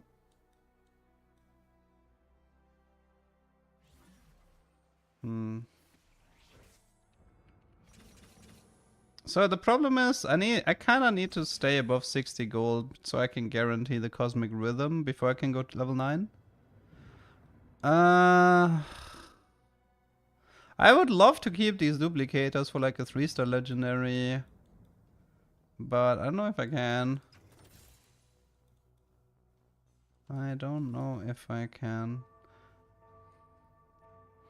I mean, also, I'm technically looking for Civica, to be honest, so I can do Civica Vi.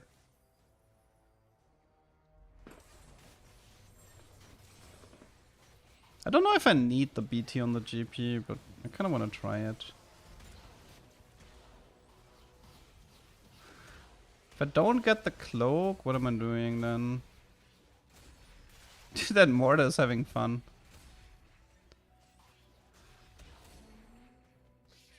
Stupid fucking Mortar is so... I think Eon on Mortar is underrated, to be honest. I think it's very underrated on him. I've never regretted an Eon on Mortar.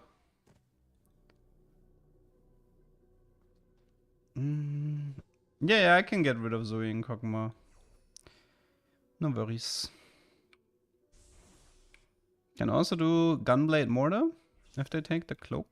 Maybe I'll take it regardless. You know what? Let's go for the Mortar. Let's just do Gunblade Gangplank then. Which is weird considering I have like a free Mortar 2-star, but we can still move the Gunblade later if I feel like it. Okay, so this should be... What is this again? For cost. Okay, you can have Gunblade for now. Okay. What's the most expensive? No, I want to keep Vi because I intend to play Vi. So this is tier 2 unit and this is tier 2 unit. So I can do Medi here. Oh, that's a Vladimir hero 3-star with really nice items. This guy is stable.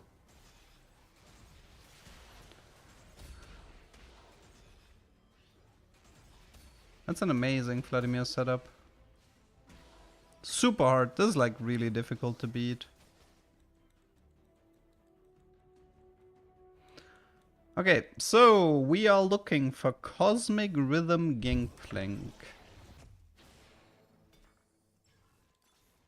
Cosmic Rhythm. Hopefully it's not too expensive.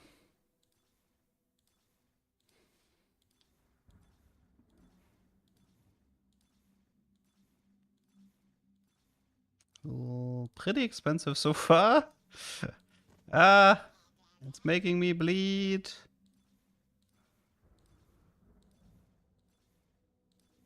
No, my money.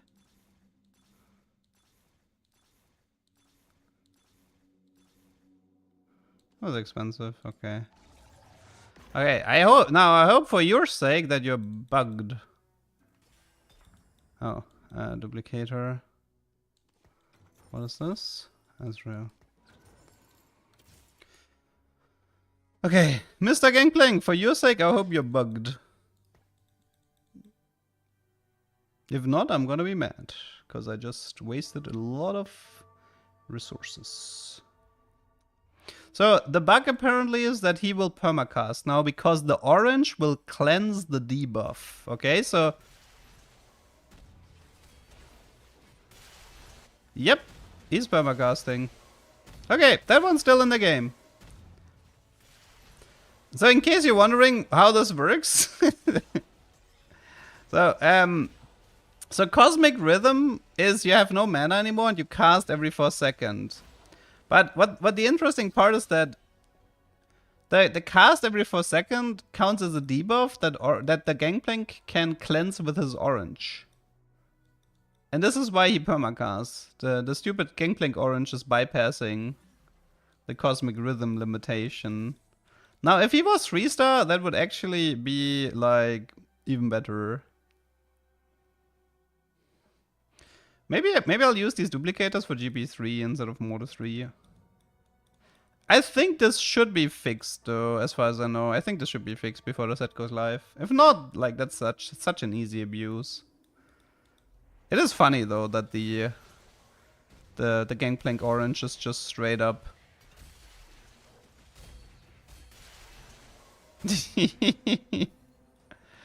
Maybe it's... Or it could also be form swapper bug. I don't know. We'll see. Okay, Ambassador would be nice. Sevika would be great. That's like 6 Conqueror. That's really good. Yeah, I would love a Sevika here as well. But for now, this is fine. Okay, this is probably BT Mortar.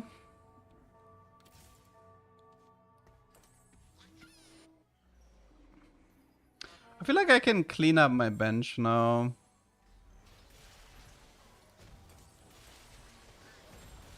I should probably put the Gangplank next to the Redemption. This is so cursed, man. But you know, I mean, I'm still losing, right? Even with bug abusing, I'm losing. Losing with bug abuse, kind of embarrassing. It looks like I might have to use my duplicators now. Rip me, man. I don't think 6 Conqueror is the play here. It's a Gangplank. Okay, so there's like Civica here. And I think Darius leaves, right? For Vi. Something like this.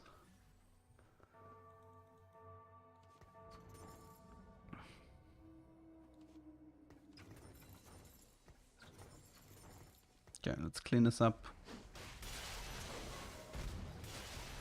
Okay, we have more than 2 now and we have 6 pit fighters, so...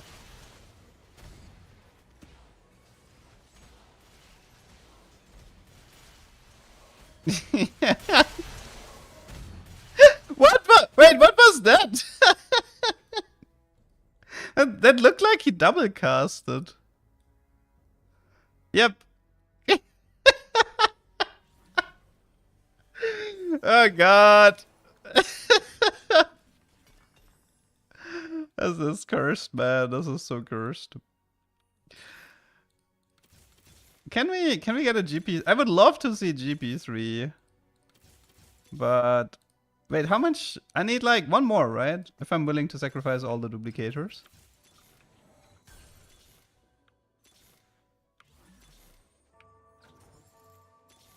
Oh, okay, wait, we can do GP3 here. I'm gonna do it, screw it.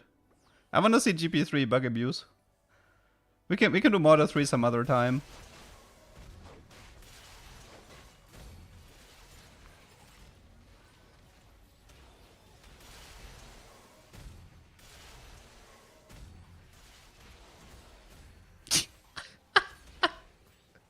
But you know, I'm still struggling. That's how bad frontline GP is. I'm still struggling. And getting outperformed by Mordekaiser 2-star. Rip me, man. Rip me. What's the bug? He's permacasting. He literally is permacasting. Do I have anti-heal? I don't, right? I don't think I have anti-heal. That's a red buff. Wait, is Swain good with red buff? He is, right? Swain is a good red buff dump, I believe. Okay, let's see if we find... Ah, I would love... Nah. Okay, nah, you know what? Let's just do it. Give me GP3. I don't care about these legendaries.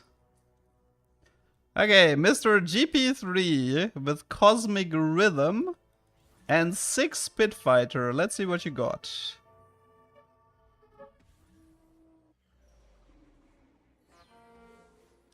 So he is officially permacasting, so...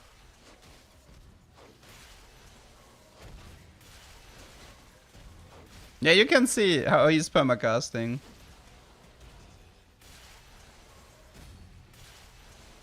Every time you hear that sound, that's an orange. My eyes. So, that was a casual 20k damage frontline GP.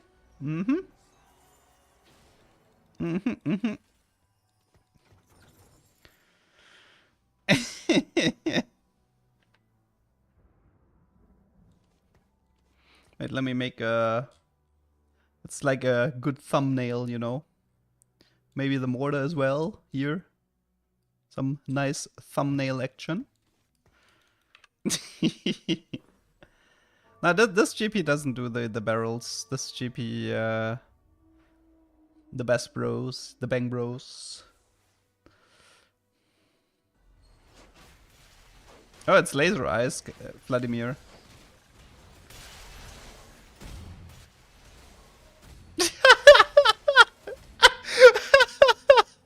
God. Oh god. Okay, GP3 was totally worth it. That was totally worth it. I regret nothing.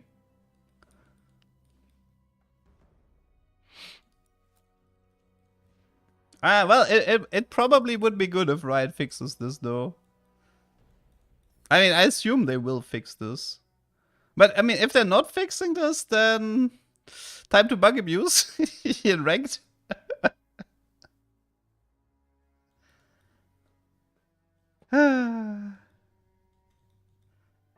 I wonder what's causing... Like, it could be the form swapper from Gangplank that's causing it. It could be the orange that's causing it. I don't know. Like, one thing that makes me think that... I feel like he ults before 4 seconds, so it feels like it's not the orange, to be honest. I actually kind of think it's the form swapper that's causing it.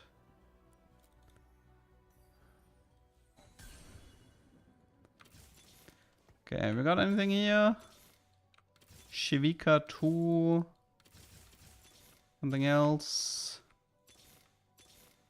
Jinx 2. Meh. Hey, another Mortar 2. Don't have any duplicators anymore though.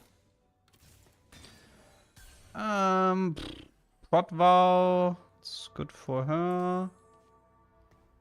She can have like Protvow BT maybe.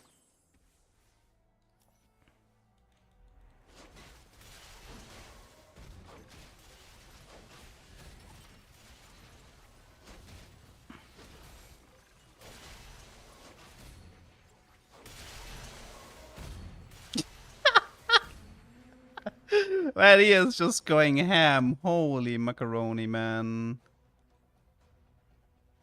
Oh, you wanna remove Form Swapper and see if the bug still happens? I mean, the problem is the Form Swapper just gives the Form Swapper just gives damage amp, or I mean, we can check backline GP if you want me to, but I think the backline one doesn't work. I mean, but we can try it. We can try a backline GP and see if it makes a difference. I don't mind. By the way, how many mortars are out? Does this guy have any? No. There's a chance for mortar 3, especially if I had duplicators. I don't regret using the dupes for GP though. Okay, so let's see.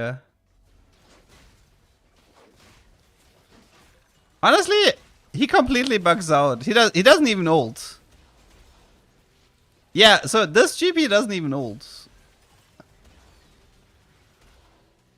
Yep, he doesn't even ult.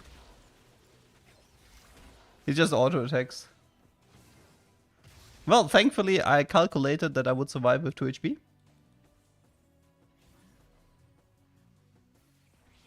Yoink.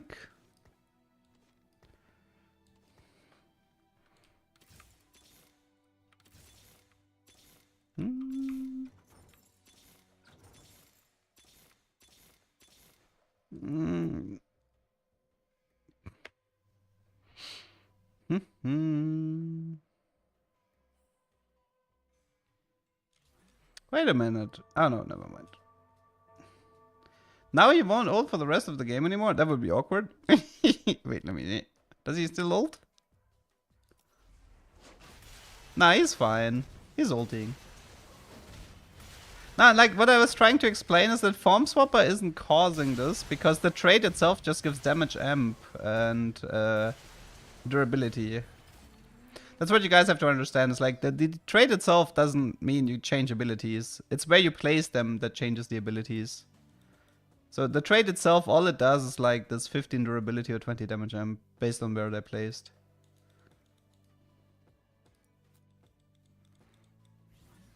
We finally won and all we had to do was bug abuse. We finally won. Just had to bug abuse. Yoink.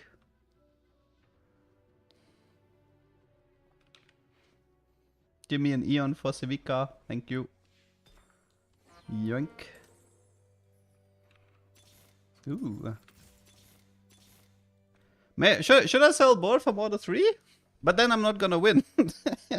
But should I think we're selling for Mortar 3, no? The problem is, next fight is the last fight, sadly. I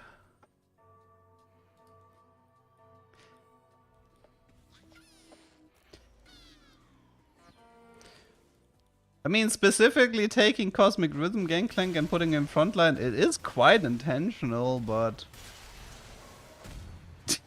it's also pretty much impossible to defeat.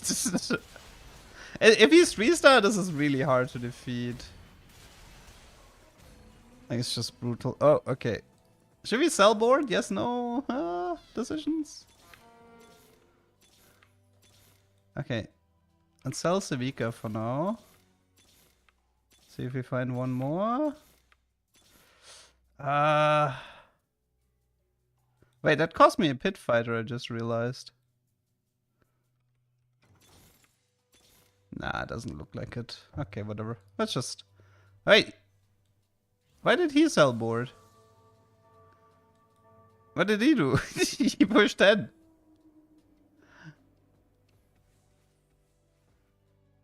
Okay. I don't know if I should say GG if I bug abuse. But BG might be. We just stay silent. A silent GG. Yeah, let's hope Riot fixes this. Let's hope Riot fixes this bug. Otherwise, frontline GMP might be slightly overtuned.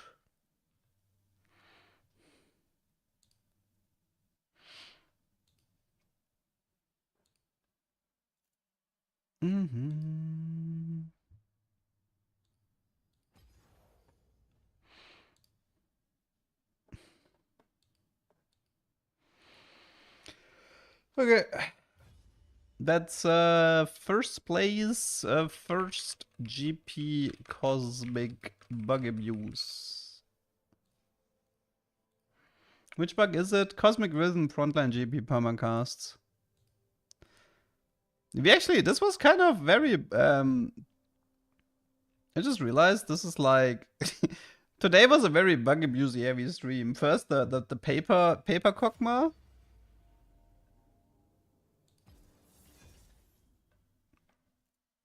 First the paper Kokma, now this. I mean, you hope it's not fixed so they get banned. I don't know. Like, the problem is these types of bugs. I don't know if you can. I don't actually know if you can ban people for this. It's pretty much within, like, I mean, all you do is like play GP and do Cosmic Rhythm frontline. That's like, the problem is this could happen to any player that just doesn't know about the bug, right? And so if it can happen to a player who doesn't know about this bug, it tends to be allowed. Which is why it's better if Riot fixes it. Because, I mean, obviously this bug could cause a lot of damage. Did you try Pilfer with Prismatic Pipeline? 5 costs drop as gold orbs. I wonder how Pipeline... But Pilfer doesn't work like that. Pilfer is based on enemy units. What you could do, I mean, if you see somebody, like Pilfer would have higher value if somebody else has like Prismatic Pipeline in a lobby, but it doesn't work like that. You have to like take down the unit in player combat to get a copy. Like, the problem with these types of bugs is they would be like not allowed in a tournament, but they would be allowed on ladder. I think.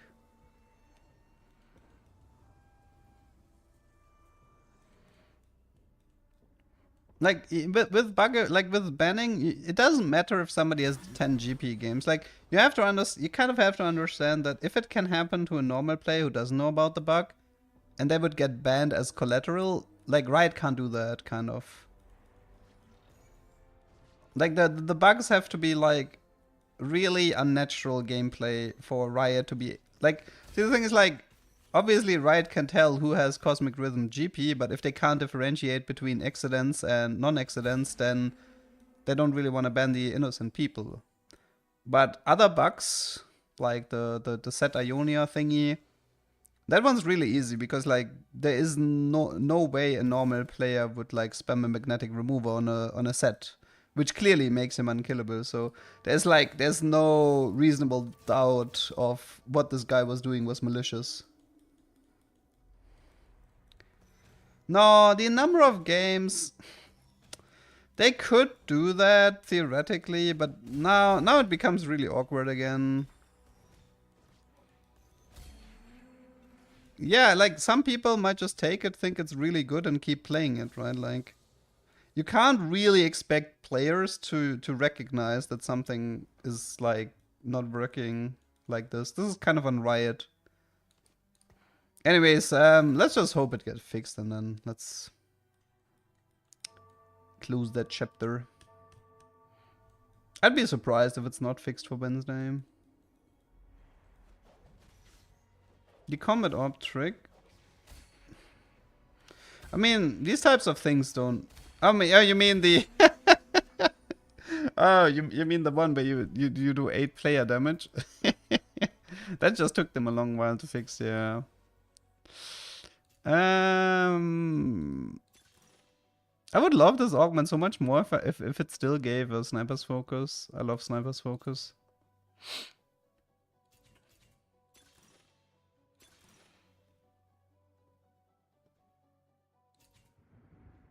What a terrible opener. That's an absolutely terrible opener. I think I just play Kog'Maw, no? Guys, it's a Kog'Maw game. I did promise one good Kog'Maw game before we call, before I'm out of here, so might as well do it. One good Kog'Maw game. Okay, so we have a Singed pair and then a Momo 2-star, that's good. So this is gonna be like Shojin. This is some frontline items that I can't use at the moment.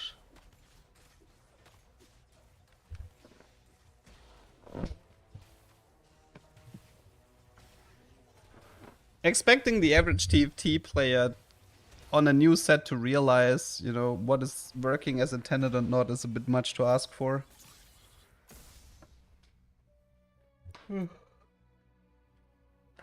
You know, it took me half a set, like, which was the Kaiser set? Set 6? I think it, like, I learned that Kaiser throws more missiles based on her auto attacks, like, halfway into the set. just as an example. It took me half a set to learn that.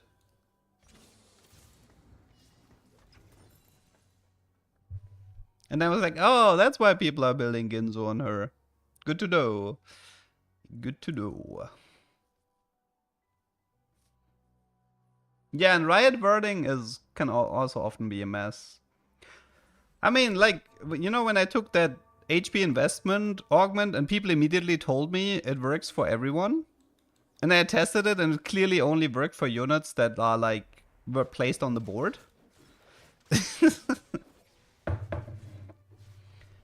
Unit perma-ulting. I mean, Gangplank is a fairly long animation, and you've seen how chaotic the frontline fights can be. And every 4 seconds isn't even that long of a time frame. You say it's obvious, but I don't think it's as obvious. Like, the Gangplank's visuals totally get lost. Like, a lot of, like, unless you have a really striking visual, it can be difficult to spot.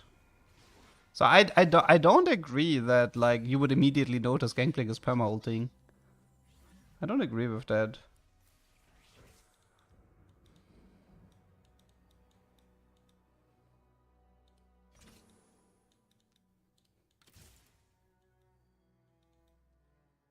Yeah, Heimer would be noticeable with the rockets in the backline. Frontliners are usually harder to spot. Could they ban you if you admit that on stream if you do it intentionally?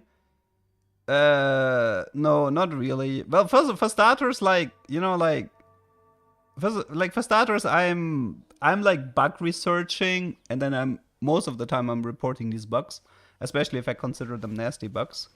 So like, that's like kind of awkward because like my purpose is more about like showcasing bugs, not using them to gain LP. I don't really use bugs as like in a malicious way.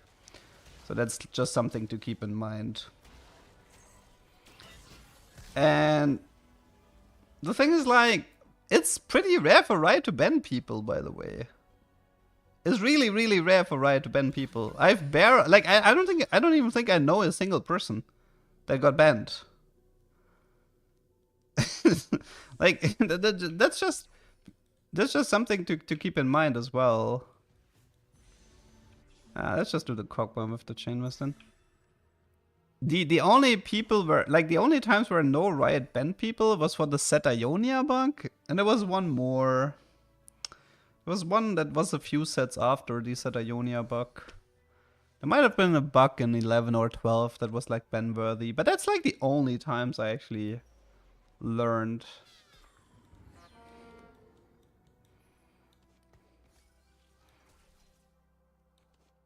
The thing is, like, you have to fuck up really hard to get banned by Riot. Like, really, really hard.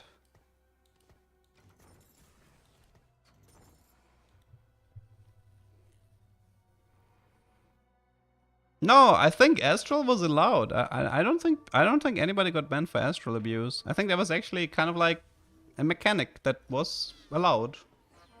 Unless I'm mistaken, but I remember Astral being allowed. Or was it? Shit, actually now I don't remember. Was Astral banned? Shit, I don't remember. It's too long ago. Maybe somebody else remembers. I'm unlucky with the anomaly. You always get a second trade. Just play Tristana and then you always get Artillerist Emblem. You can't get unlucky if you do Tristana. Yeah, but banned in a tournament is way different than banned in ladder. Like, ladder is almost a free-for-all. You're almost allowed to use anything in ladder. In tournament, it's much, much stricter regarding bug abuse. But the problem is, like, we're mainly speaking ladder, though.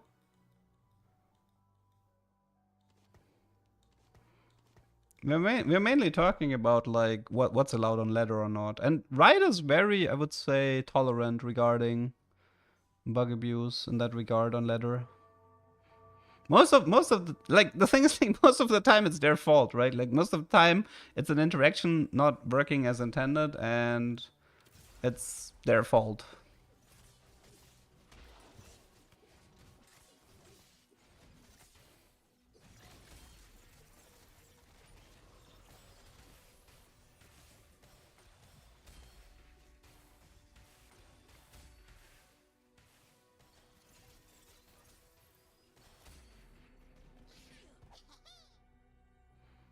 Beggars should still be in the set, yeah. Pretty rare, though. Pretty rare to get it. Pick up some watchers here.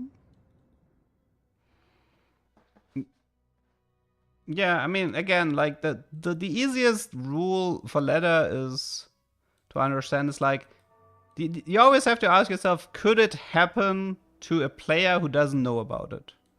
So, for example, like, if a random guy opens up a set 13 game, he decides to play Pit Fighter, Frontline, GP. He selects Cosmic Rhythm because he thinks it might be good on GP. Like, could this happen by accident? And the answer is yes, that could happen by accident.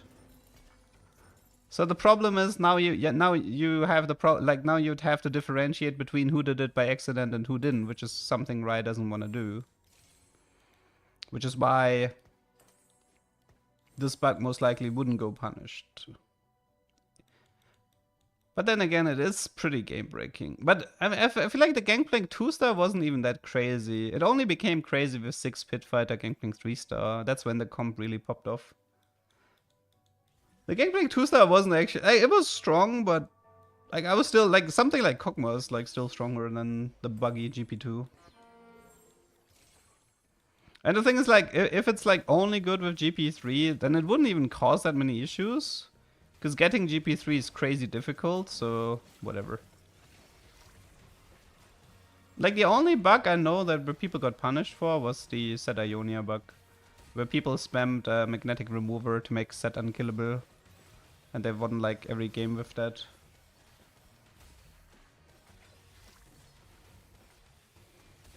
I mean, making a unit unkillable with like all you needed was like one tier 2 unit, one magnetic remover, and you literally couldn't lose the game anymore. That's kind of disgusting. Wait, forward thinking might actually wait. Forward thinking might be good. Trade tracker. No, that's a forward thinking. Let's go broke. Let's go broke, people. So the TFT Exa, I think I wouldn't have gotten punished for it, but I actually played it really, really safe.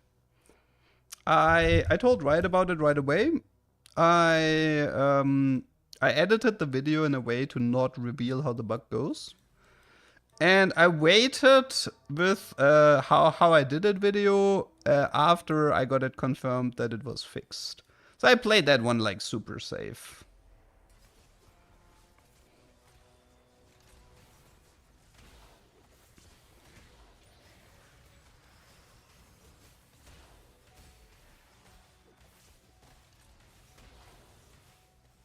Oh my god, I'm dealing 0 damage to this Momo.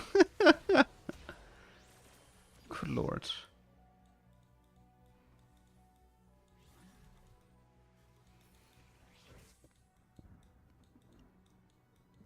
Like, but you know what's funny about the TFT exit bug?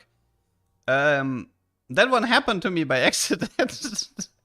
That's initially how, initially the reason why I was researching this bug is because my PBE ping was too high, which caused the double reroll in the augment selection. So that bug initially came from an accident. So obviously, limiting your own internet connection to get infinite augment rerolls, like to create artificial lag. I don't even think Riot could have done anything about that. But keep in mind, like, something that is kind of important to remember is while I did get impossible augment options, that was like 4 days of me resetting, and it was like a best of showcase. Like most of the time I just got garbage, right? Because all you're doing is like re-rolling augments. There's absolutely no guarantee you get something useful. There's just something to keep in mind. Like, yeah, sure, if you get like Infernal Contract or Gold Neck into 1, then you have a massive advantage, but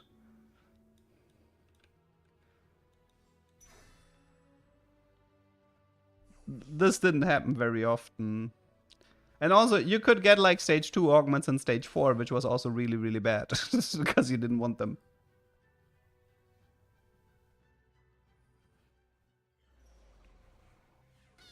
Okay, we can actually run some Firelight here. Maybe? Mushy.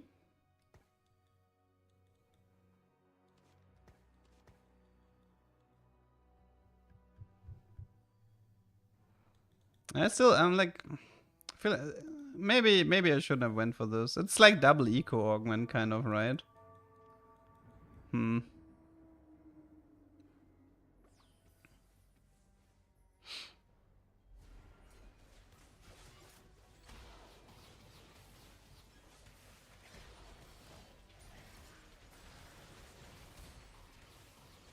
Like, I am technically too weak for this, so I'm taking a lot of damage.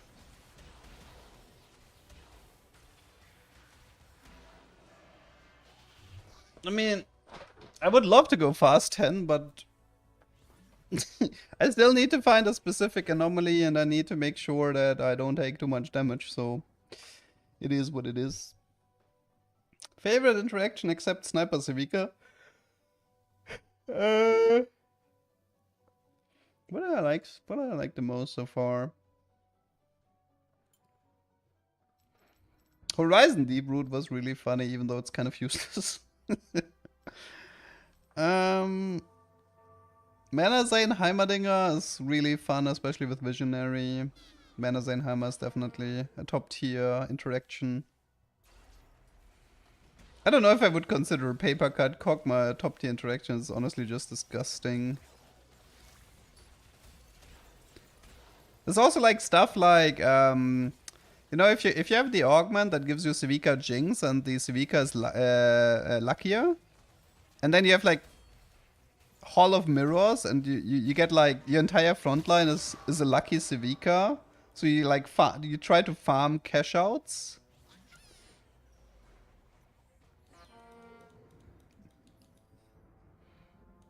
Man, I'm like losing way too much HP here. What do you think about the Game of the Year nominees? The problem is I didn't play any of them. Wait, is Elden Ring DLC even nominated? I thought an expansion can't be nominated. Like, I mean, if I had to choose, I would probably give it to Astrobot.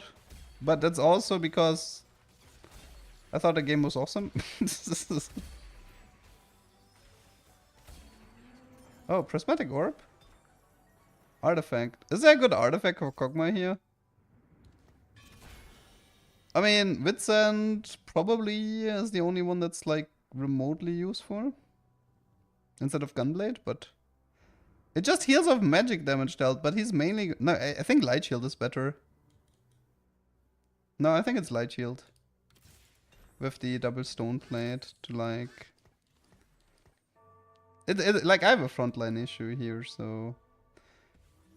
It looks like double Shojin. Is it double Shojin Gunblade with like no attack speed item? No, Witsend is not good for what I'm doing here. You guys are wrong. You guys are wrong. I just explained it. We're doing Paper Cut Kog'Maw, which is like mostly true damage, and Witsend doesn't work with true damage, while Gunblade does. That's why you guys are wrong.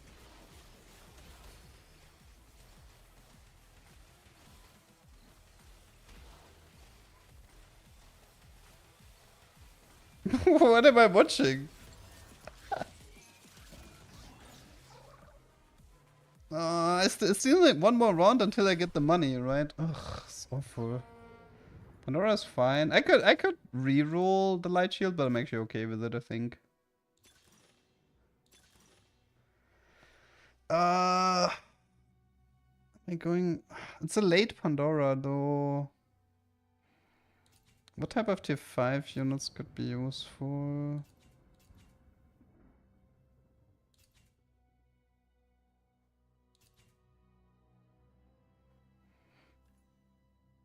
Let's just do Pandoras. Okay, at least that's Gunblade. I have Automata. I mean... I mainly need to go for... I mean, I could... Like, should I do Nasho over second Shojin? Trying to figure out... which one's better? I mean, maybe I should just probably fully focus on tank items at the moment. I can't really wait with Pandora's too much.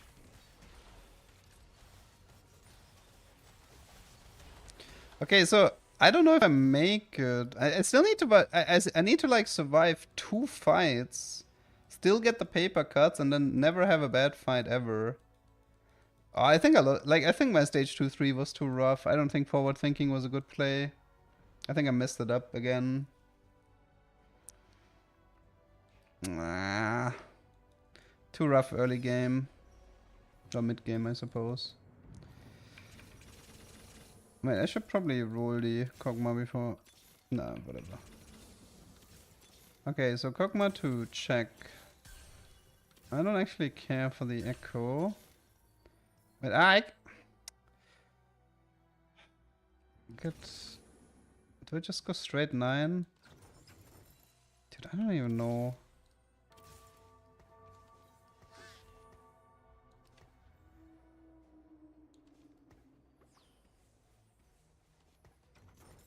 Like, I want to go 9, but I also need enough gold for paper. And I also don't want to die. This is...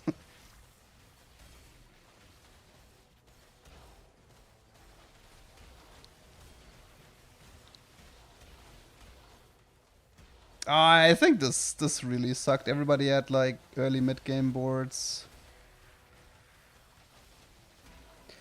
Dude, if I lose the next fight, I'm dead. No, it's not Kog'Maw 3. It's like never Kog'Maw. Like, I mean, this this specific strategy is gonna get killed by Riot anyway, but I just want to show it off. But I had a good game to show it off, but I messed it up, and this is not a good this is not a good game to show it because my mid game was too weak and I lost too much HP. You actually need to have like a good stage 2-3, and then the stage 4 doesn't matter. Okay, I cannot afford to lose the next fight.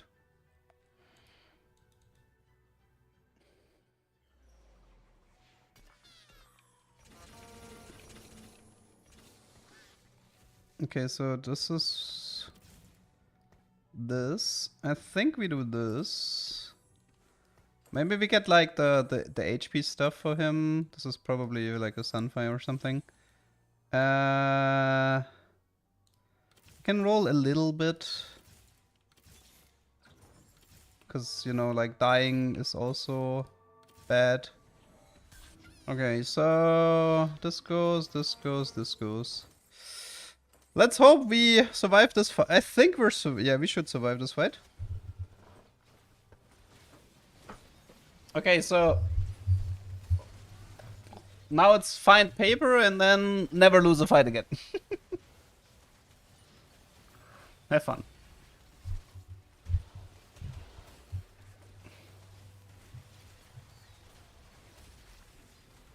The only downside is like this comp takes so long to go online. But it is what it is. Okay, please, paper. I have like 40 gold. I have like 40 rerolls. 1,000 paper cuts.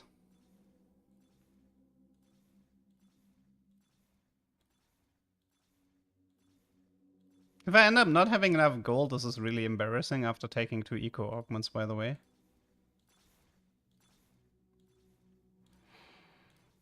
Oh god.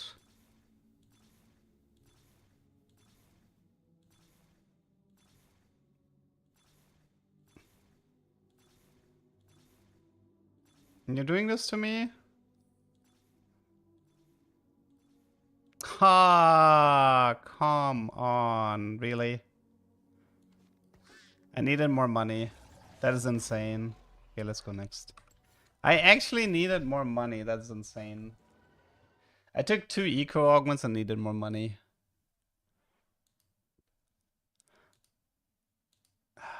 That's why sometimes you need 60 gold. Sometimes you need 60 gold. Wow, like all my Kog'Maw games today went completely to hell, which is funny, but... Profit, missed paper. Okay. Honestly, I feel like I don't really feel like playing Kog'Maw anymore. It's like the 3rd game it went to hell. Like, the problem was like the paper mishap game. I was like 80 HP, I had good items, I had like full gold, I had like 60 gold.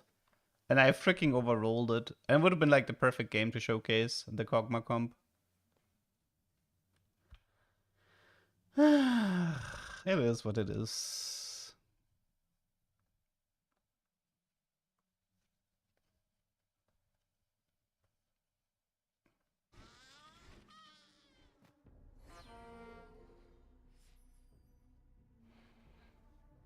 Oh, Wandering Trainer. Yeah, we didn't have that one in a while.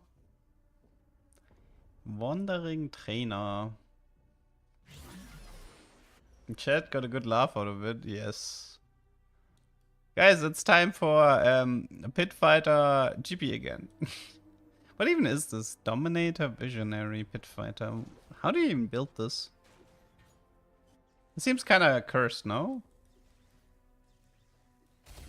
If it at least was a scrap emblem, but... Wait. Do I want to play this? I'm contemplating to just leave and swap on a different account. Like, Wandering Trainer, I don't really enjoy playing it. I don't like that I'm being forced into playing this, so... I'm definitely considering to just ditch this one. It's just not fun to play, like, so far from behind if you get a bad one.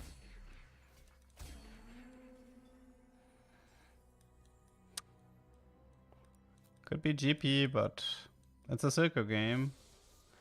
I don't want to play Shilko. I don't want to play Shilko. What is Academy? Depth of IE Redemption, that is not useful.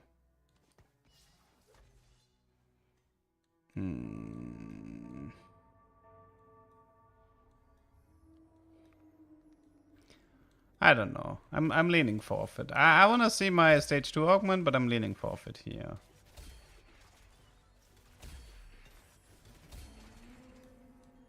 It's just, it doesn't look very fun to play, that's why. Okay, we're playing it because I got the vendor one. Okay, but we're playing it for a different reason. So somebody said that vendor can punch people off the map, which is something I want to confirm for myself. I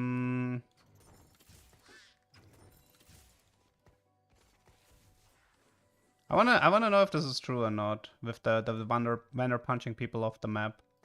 If it's true, we can try this with Deep Root then. So there's actually something to do here.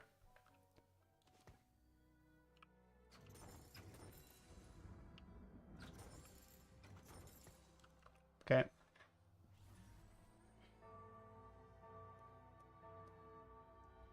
Does anybody know, by the way? Does anybody ever confirm vendor is capable of punching people off the map?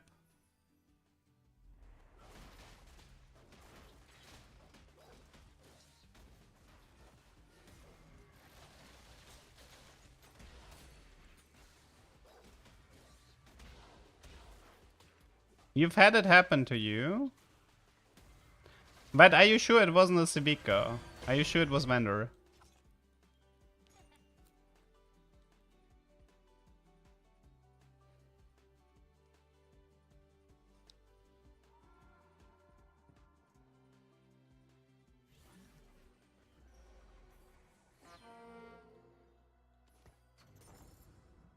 It was stage 3. Okay, that's good news then.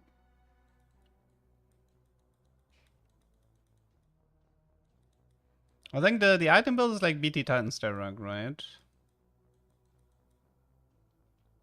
But no, actually, wait. Maybe maybe I'll go for a different item build. If I do Deep Root, I might want to maximize his mana and not his survivability.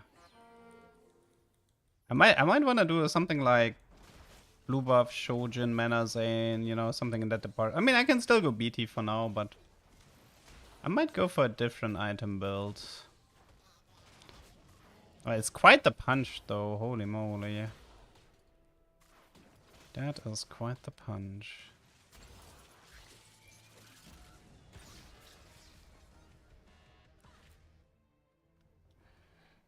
Oh, it's pretty bad early game again, sadly.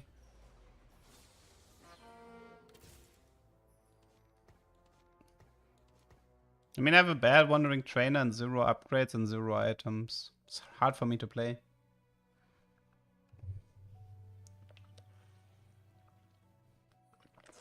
But I'm actually not sure if Vendor is the one who should get the Deep Root. I mean, maybe he should, but...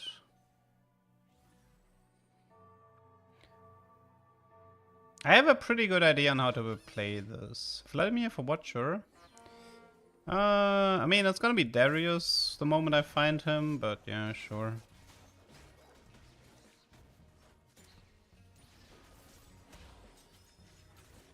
I mean, he's not as crazy as Cassandra, but he's still pretty good. Come on, Powder.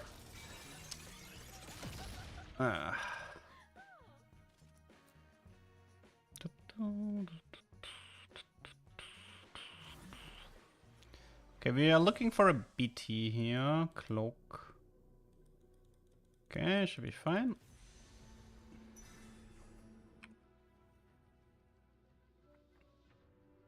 Yeah, Tucker is gone, so I think it like the moment you get to step, right? Like 1-4 or whatever, it crashes. By the way, I kind of want to do, like this set, I want to do a challenge. I want to do like a community challenge on who gets the highest points on Tucker. Like, the initial one is going to be like, let's get to master or whatever, but I think once I got the first account to master, I think I'm gonna put a lot of emphasis on Tucker, maybe. We'll see.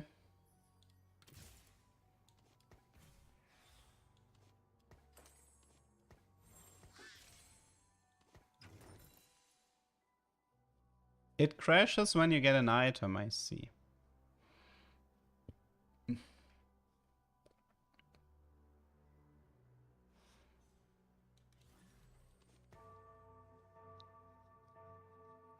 Vendor carry? Yeah, sure. Gain a vendor. Your strongest vendor gains a new ability that no longer grants resistances. It deals 65 increased damage and punches the target backwards, dealing 25% of the original damage to all enemies hit. Now the main reason I take what? What? Did you just punch Loris into my backline? Excuse-moi? That's not how this is supposed to work. What in the world just happened there? How did that happen? Why did he punch them into my backline? Nice bug.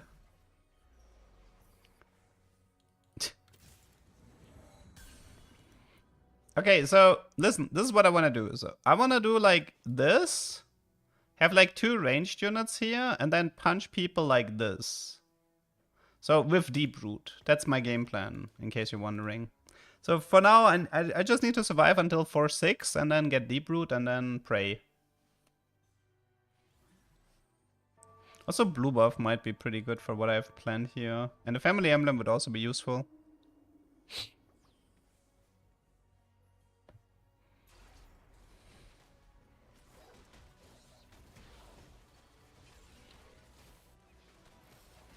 Can you get infinite points from Star-marked units and Tucker if you get a triple phone? Maybe? Ah, it's bad early game though. A visionary vendor because of the golem. Maybe. I don't need sniper. No, snipers would be bad here. I don't want him. I don't want to make him ranged. That is not my game plan here. I have no intentions of making him into a ranged unit.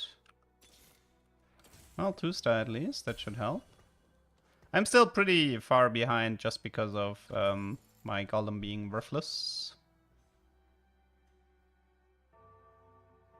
I can't even use my golem in stage 3 in the tier 5 reroll.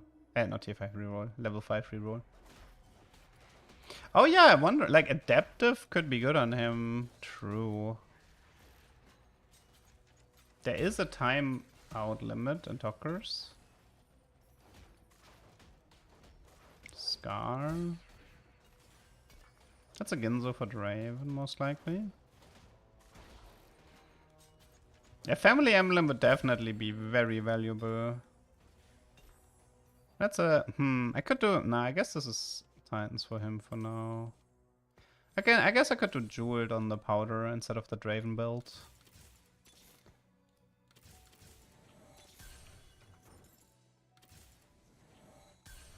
It's too early to pick up the Scar. Okay, let's do Jeweled here for the Powder.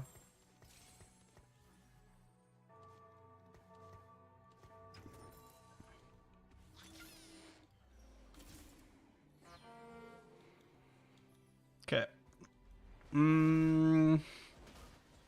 I could do Ziggs for Dominator Scrap, but I don't even have a component, so I don't know if it's useful enough. I mean, I guess an Ambusher is probably worth more on 5. No, actually, wait, it's Draven, right? I can do Draven 2-star, or I can do an Ambusher. I'll go with the Draven here. No, Eon.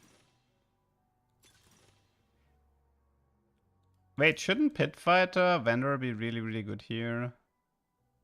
He gains like a huge amount of Omnivamp and true damage, so I think it's Pit Fighter.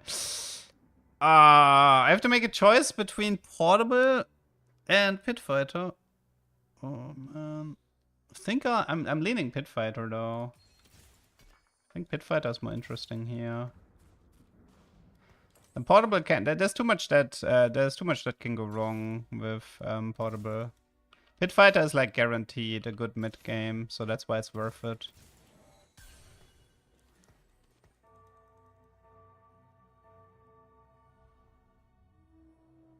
How's Titanic gonna stack? I just give Titanic to someone else, you know, to one of the other 8 Pit Fighters.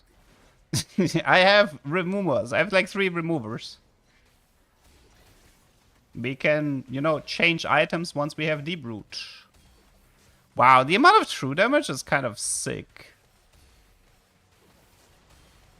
Yeah, that is actually... Holy moly. That vendor is kind of... Okay, that vendor is balling now. Guys, vendor's ability scales of you having 1 or 2 cost champions on your team. Just keep this in mind. Anyways, just let me cook, okay? For this game, just let me cook. I know what I'm doing. I may be an old man, but you know what they say? Old people tend to be very wise. They just lack mechanics and overrule anomalies.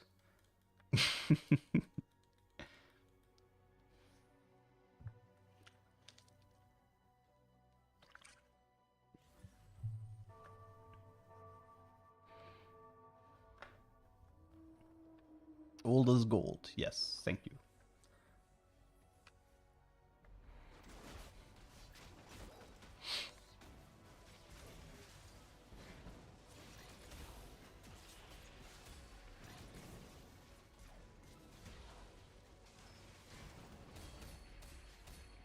He's just fully healing, man. He just doesn't care. His damage is kind of sick. He reminds me a bit of the Lee Sin, the set 7 Lee Sin, I think it was called. The one that was like giga broken.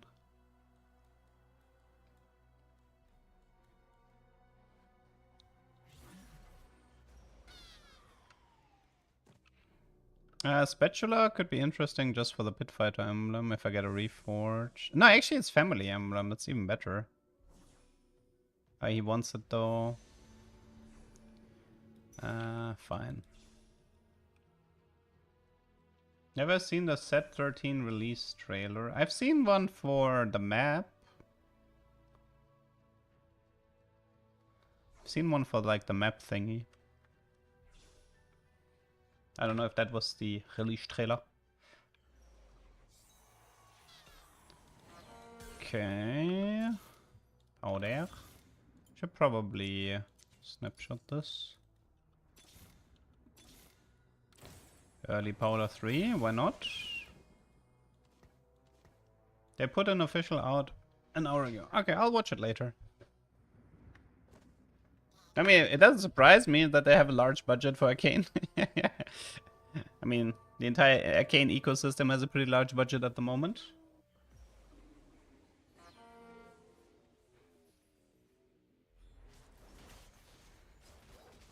Yeah, I mean, the removal of portals plus Tokkas without chaos mode. Yeah, they're definitely aiming for new players. No! Vander! Oh my god, he's useless. He's useless. Can't believe I lost. Yeah, I meant the Tempest Dragonmancer. Well, I mean, honestly, they're both pretty similar now that I think about it. They're both similar. Okay, I kind of want to like have him on the edge here because we still haven't figured out whether or not he can push people off the map. I don't think I've seen him push somebody off the map yet.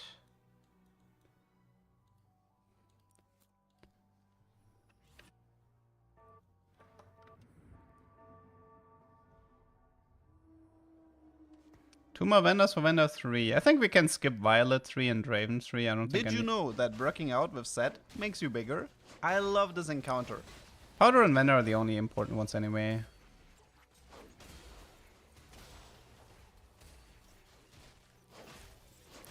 Come on, show me. Come on, show me a punch. The problem is this is gonna be like, guys, I don't think he can punch people off the map. I don't know who said he could. It doesn't look like he can.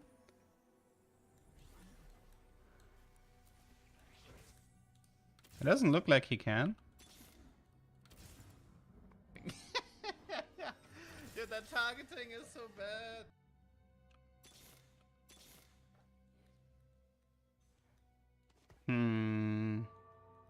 That's disappointing.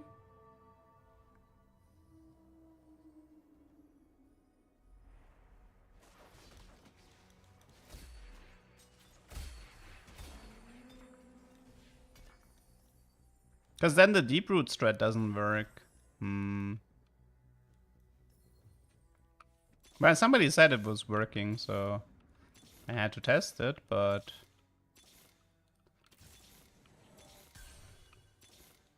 Come on.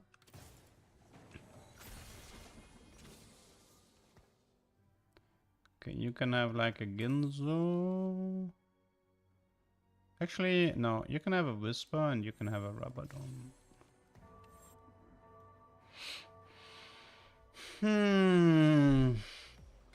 Civica only punches people off the map if she rolls triple punch, which is quite rare.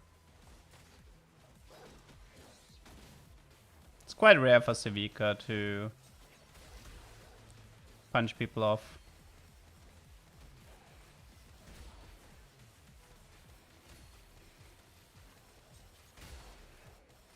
Oh, I'm getting cockmud. Rip.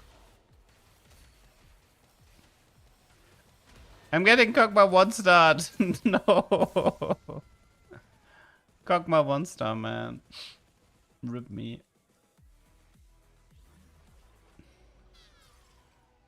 Unlikely do. Wait, this one's really, really, really good.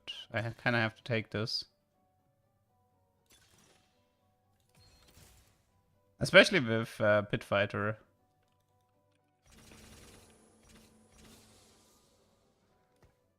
Wait, do I just get rid of...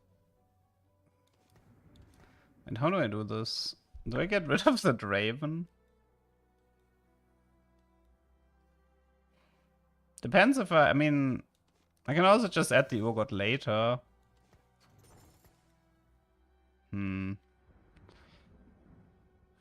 How do I get the stage bar? There's an arrow here that you can press.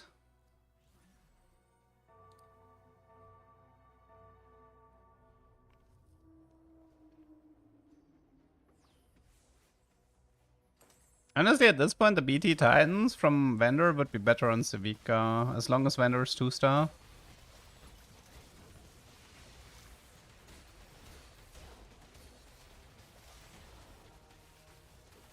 What's the point of that? So you can see the enemy bench fully if you're playing on a lower resolution.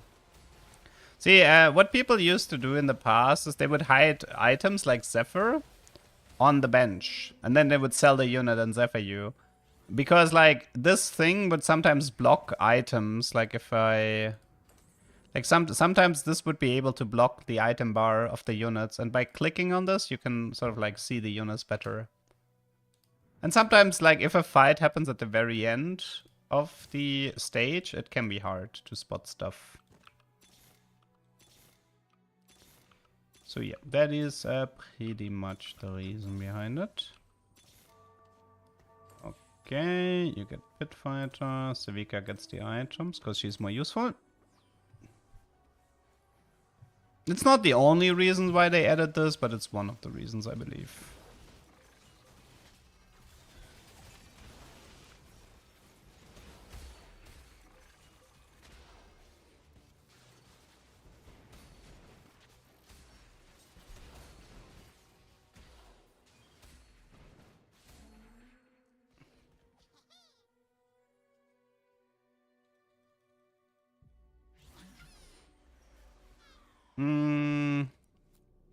BF is great, but it's on a rumble, so that's pretty unlikely. No Vendor. There's a Jinx pair if I want one. Protball Civica can also be good.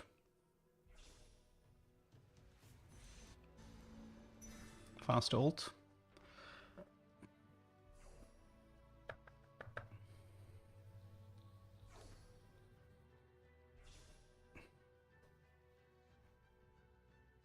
I'm not sure about this Vendor hero augment. Vladimir. Okay. Do we return the items? Sorry, Sevika, you had your time. You had your time, Sevika. It's back to Wonder Hero. Which, honestly, might not even be that good, but whatever. I'm committed to the cause.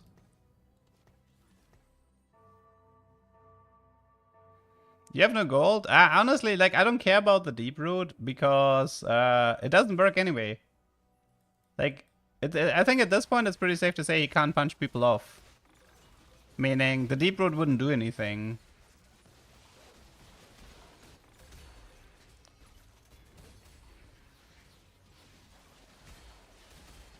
Like, he punches them to the left, he doesn't punch them out. So, like, the deep root strat wouldn't work. I wonder, like, what could be useful here? I have like 15 gold or something. 15 to 18 gold. I mean, it's probably something for vendor, no? I don't, like, Titanic is fine. I think we can do better. I think we can do better. No. That one's useful. Consume someone for like health and 80. That one's decent. Kill streak. Kill streak on vendor. Maybe Navari. I mean, that one's pretty good. Let's go with bully. That one's fairly decent. Okay, let's go 8, put in Urgot and call it a day. Yeah, I had success with this hero augment with the mutation that makes the unit jump and stun. Oh, the takedown one. Yeah, I can see that. Yeah, Vendor is officially a bully. He bullies Silco.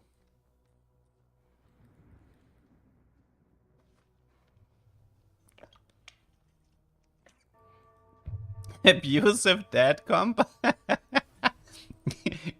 Gloves off with bully. Yeah, it's actually abusive father.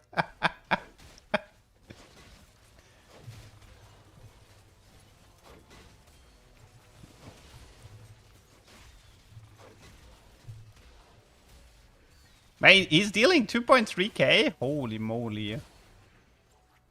Not bad.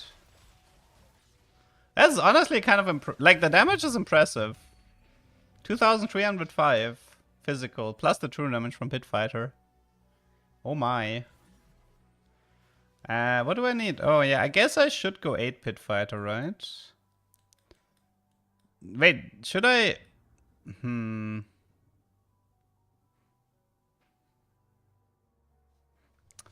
I mean, I could give up the Unlucky Duo for 8 Pit Fighter and 8. But I also...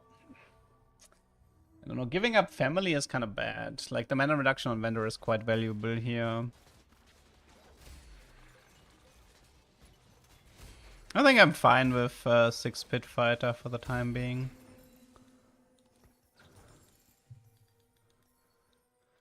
Civica items most likely, BT and Titans. Have fun, Civica. There's a GP here, which gives me scrap.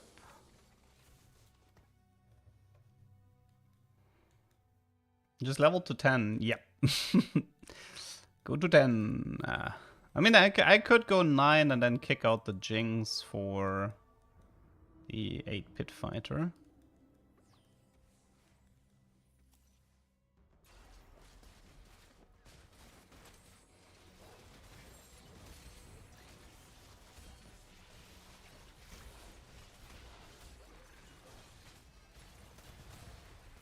I am a little bit disappointed that units don't get punched off.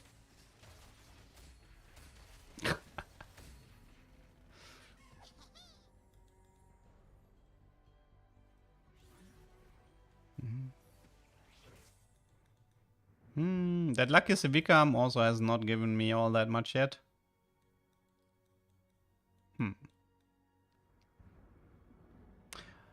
There's an argument to be made that Whisper is better on the Jinx because of like the chompers are physical damage.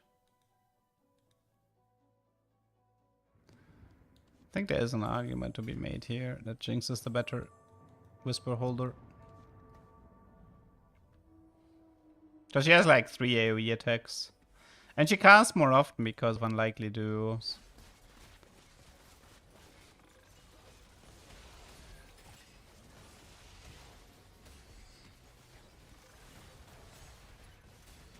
Other Duke Q augments a pick you should always take?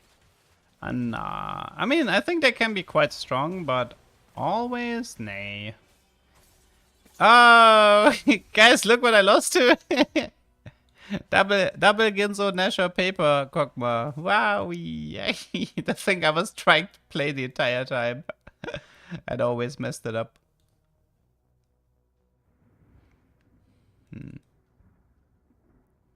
Not particularly I'm not particularly impressed by the anomaly here though. Maybe invisibility could have been more fun.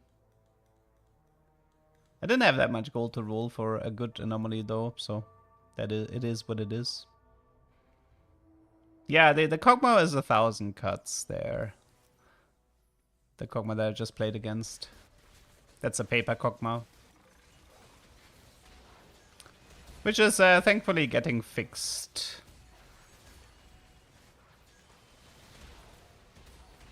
I don't know.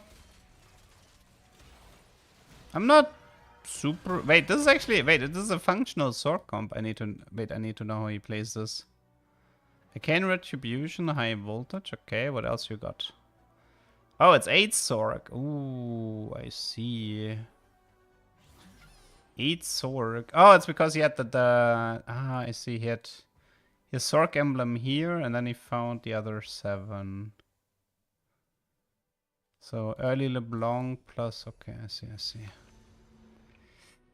What do I even go for here? I don't know. Hosh. Could be a Hosh powder, maybe. Some sustain for powder.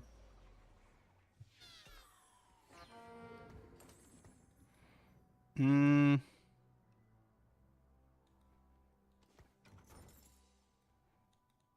still not too sure about whether or not I want to keep this Jinx. I'm definitely contemplating about ditching her. Ditching Jinx for Vi would also be nice lore. Wait, actually no, I can remove the Stereos. The Stereos is kind of useless. It gives me Conqueror Watcher, but I can live without that. For 8 Pit Fighter, yeah. Let's get rid of the Darius. I kind of forgot about him. Stream lagging. For me it looks fine. Some people have issues with Twitch, which is why I sometimes refer them to my YouTube stream. Like some people struggle with the like Twitch thingy. Which is why I have a dual stream set up with YouTube for the people who have issues.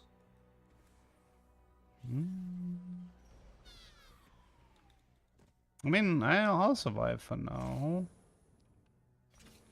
The Kog'Maw will get rid of anything. And it does take a while to get going. Wait, is this also paper Kog'Maw? No, it's not.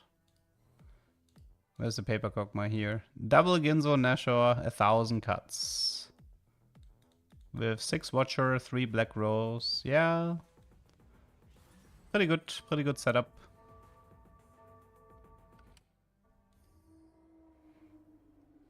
The Blitz flew off the map. That might have been a triple punch Civica, not Vendor though. Triple punch Civica can, like, if it rolls punch, then she removes them from the board.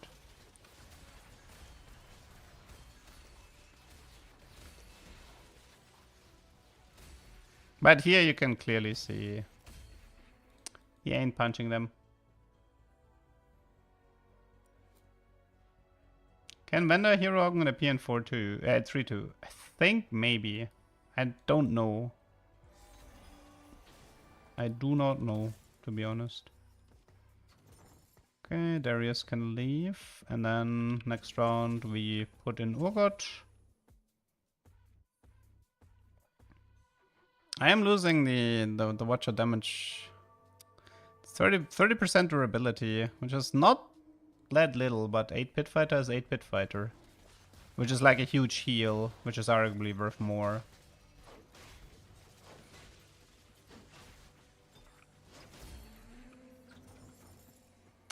Okay.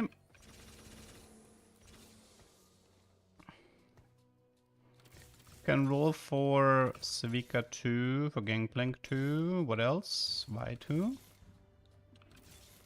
Civica 2 might be hard to get from this position. Never mind. Never mind, people. Never mind. Is it even Shroud? I have a Whisper, so whatever. It's just a guard breaker. I mean, maybe it should have been. I probably was Shojin Jinx, but probably was Shojin Jinx. TFT ist schwer, TFT ist schwer, TFT ist schwer, so wahnsinnig schwer. This Civica unit, man. The Civica unit. Okay. Surely if I roll, I will never ever see a Vi or a Jinx. Okay, well. Technically that is Vi, so I got what was coming to me. Did you know that working out with Zed makes you bigger? I love this encounter.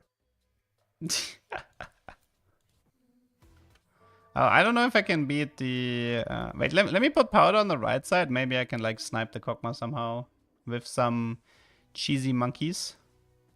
Probably not, but it's worth a try.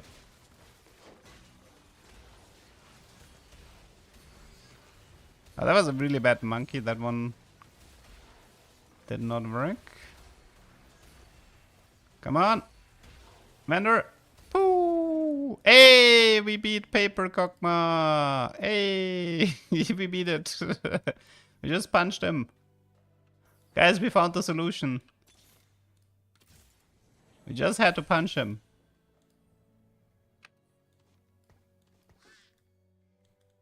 Civica is kind of overtuned, I agree. But that also is kind of what makes her fun. Did you see IMDb ratings? Are they low or high? Because like your sentence kind of doesn't clarify whether or not you think the ratings are really nice or really bad. Okay, this is not a Paper Kog'Maw, so we're fine.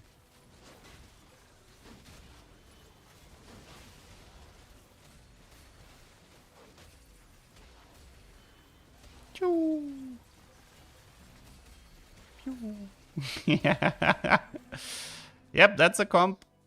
8-Pit Fighter Vendor, Hero Vendor. That is a comp. Oh, look, and we can finish with a Jinx 2-star. Just need one Gangplank and we are full build. I would nerf Civica a bit, especially the flame. The flamethrower is like the one thing that really kind of deserves the nerf, because that one's definitely way too wild. No, not even full build. No Ogre 2, no Gangplank 2. Rip me. Wait, let me try something. Okay, let me try this. I want to know if this works or not. I want to. Wait, did he change his positioning? He didn't, right? Oh, no, he did. Okay, I should have expected him to change it. Well, I might get the LeBlanc. Let's see.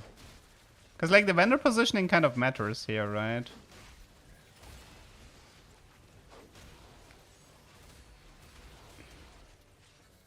I didn't play I didn't play that much around with the vendor positioning. Oh my. Oh, it's already over. GG. Okay. I can recommend 8-Pit Fighter, by the way. Every time I'm playing this trade, I'm kind of crushing people. 8-Pit Fighter gets a big fat recommendation from me. It's not that hard to get. It's one emblem, one Civica, I think. Oh, is it 2 emblems? Actually, no, it's 2 emblems, right? 2 emblems, 1 Civica. It's still very, very powerful, though. Definitely recommended to go for 8-Pit Fighter if you can. Let's first 8-Pit Fighter Hero Wanda. Pretty good game. Let's go next. Would dominate a cockpit take Shojin over blue? Yeah, blue doesn't reduce max mana anymore. It actually synergizes really nice with Visionary now. Like the new blue buff is better with Visionary than the old blue buff. Why are you talking to a wall, Harry? I mean, yeah, I saw the ratings. I don't fully agree with them, but I mean, it is what it is. It was good. Like, I mean, I liked Deck 2.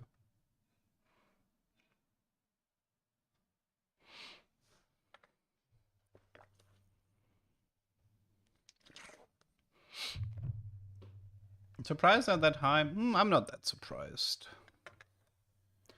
The thing is, like, the stuff people complain about, it tends to be minor stuff in the grand scheme of things.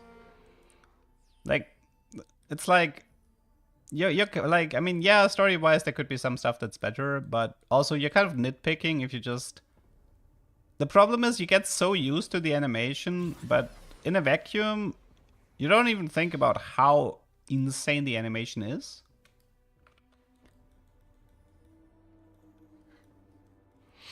It's almost a downside. You know, like if you watch like an anime and it has like kind of like whatever animation, and then there's like a 2-minute fight scene where they went all out. So you have like this low moment into this high moment, and it really makes you appreciate how amazing the high moment is. And Arcane is like, Arcane doesn't really have like a low moment in terms of animation, because the baseline of the animation is so incredibly high that it's ridiculous. Like sometimes there's still like some fight stuff is still like really crazy good, but it doesn't stick out as much simply because the baseline is so high. I mean, with Freerun, you still saw a noticeably increase in quality for the huge moments. Like the baseline quality of Freerun was high, but yeah, there was still like such a increase in quality for the big moments. Maybe we go Trundle. Guys, this is okay. We're praying for Singed or Trundle hero augment, okay? Singed or Trundle hero augment, please. YouTube works a lot better than Twitch. Yeah, I've never heard anybody have any issues with the YouTube stream, at least.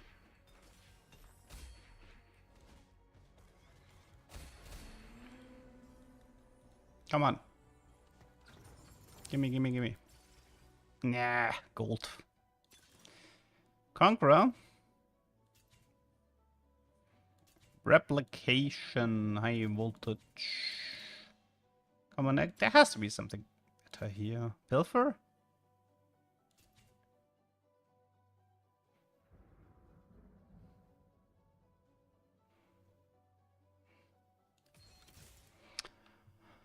I might have an idea, but I don't know. We'll see. I might have an idea here.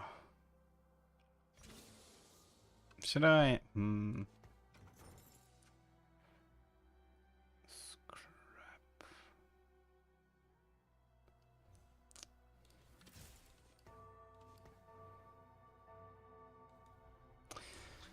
These items are annoying because, like, Protvar and Steadfast aren't really items you want to slam. I could slam Hosh, but it's also an arguably not that great item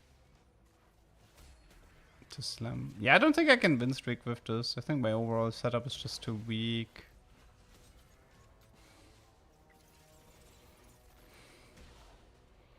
Even if I had went for like a duplicator into Trundle 2-star, Singe 2-star, I don't believe it would have made a difference. Wait, if I didn't kill that Trundle, I wouldn't have gotten the Trundle 2-star now. God bless Pilfer. Like, I'm trying to figure out if there's a setup where I can, like, Pilfer with Deep Root somehow. It's a lot of pairs. I mean, I guess I can do the Rel too. Just a shame I mean... Let's go with a Hosh here for Trundle. I do want to be strong just for the Pilfer stuff. There's a different YouTube channel. Yeah, it's called the LeDuck VODs. Like, I mean, could probably just post it.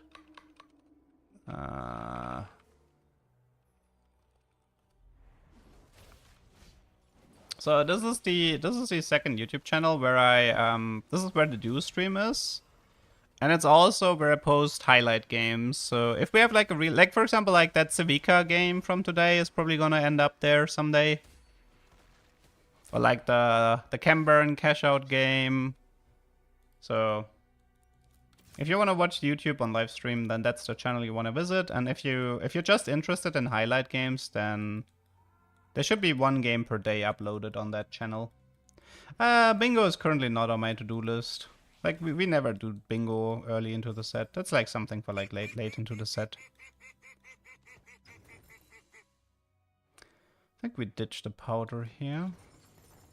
Panem, wait, that guy's still alive? Panem, thanks for the 70. Okay, oh shit. Panem, you might start to become rank 1 in terms of subscriber length. I think because Avaludic actually stopped subbing, so you're catching up. Thank you for the 76 months. You gotta invest in moving tech. Wait, guys, okay. Panem, here. This is as far as my investment goes. See, now I'm talking. Now I'm talking again. It's okay.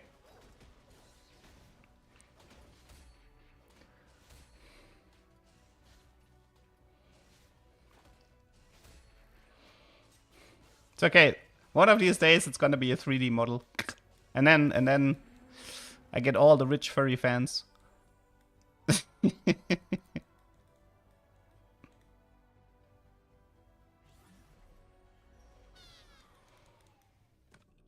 Okay, Ionut, we good. Can also do the Rennie for Bruiser, which is nice. Yeah, I think Avaludic stopped at 100.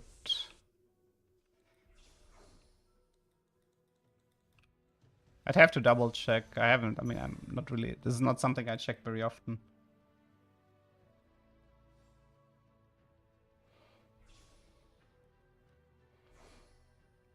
I see my subs as an investment. Is that why you kept like? Is that why you always wanted to be moderator? Like Panem has like high hopes that this is gonna be a Twitch stream that's going to average 1 or 2K viewers, and then he can be like, "I'm an amazing moderator."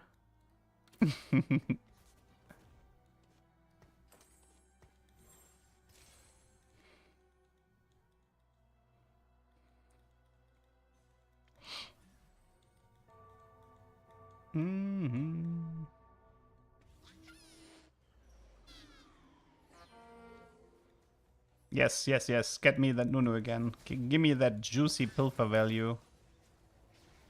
Everyone knows mods profit directly from the earnings of the streamer. Yeah, Twitch mods and earning money, that's definitely a topic.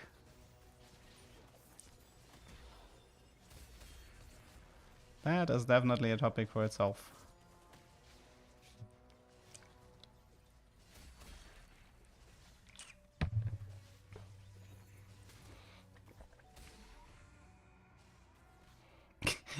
An automata dummy that's actually collecting crystals, but it's super slow at collecting them. That's cute.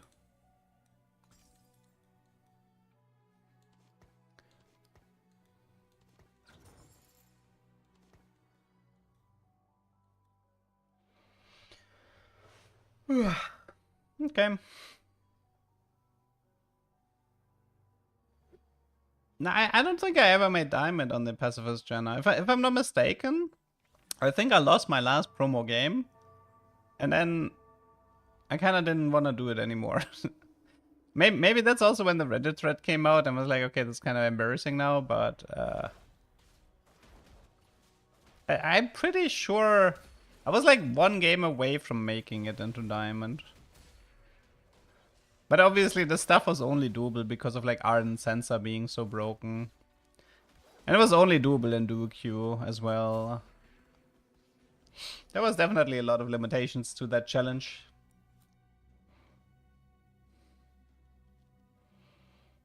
But it was definitely one of the more fun challenges. And I think I need to do more challenges in the future. Ever since I kind of like stopped caring about LP anyway. It's just TFT can be hard sometimes because everything is gated behind RNG. Like all the good stuff, you know, it's like, oh, I need a specific artifact. Well, you might not get that artifact the entire day. Whereas in League, it's more like, hey, I play this champion and I do this item build or whatever, or I do this playstyle. It's very easy to do what you want in League as long as you get your role. So in some ways, it's easier to cook in League. Like, for example, like the boss making an entire career out of inting with sign and top line. I mean, that's just amazing, no? I'm kind of jealous.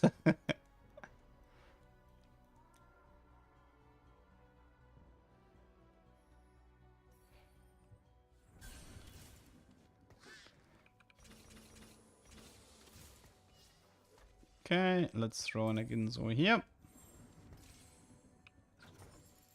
Yeah, and in League you can just dodge if you don't get your roll. That's correct. I did this a lot. I did dodge a lot if I didn't get support. Okay,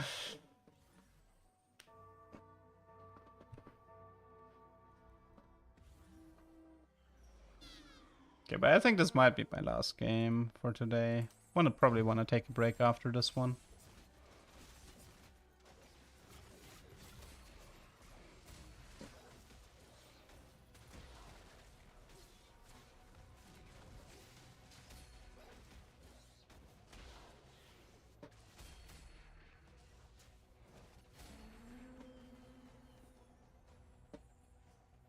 You can't scam matchmaking by dodging anymore like you used to. I mean, it's a long time ago since I played League, and I have zero intentions of returning. I'm pretty happy in TFT compared to League. That's a no. Noxian Guillotine.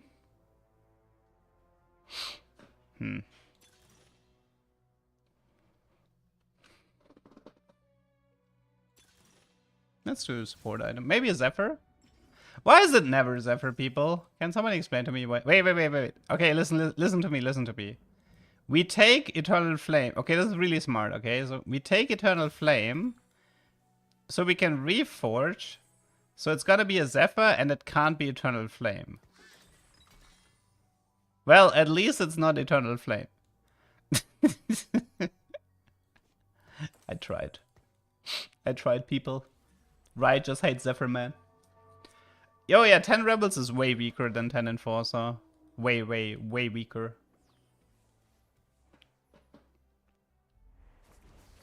Okay, what do we do now? I don't actually know where this game is heading, if I'm being perfectly honest. I wanted to do a deep root strat, but I wanted to do a deep root strat that requires Zephyr. And I'm not getting Zephyrs.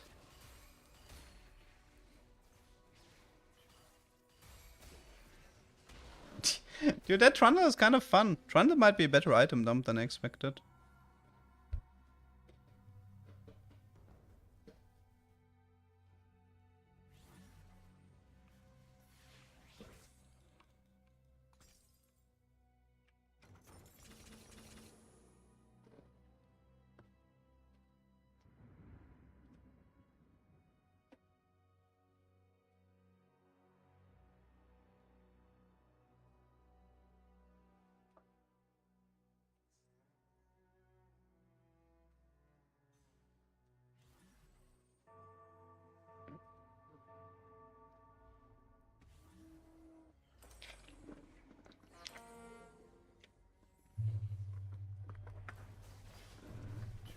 Did I check out Bazaar? So I watched some streams from Crip and stuff.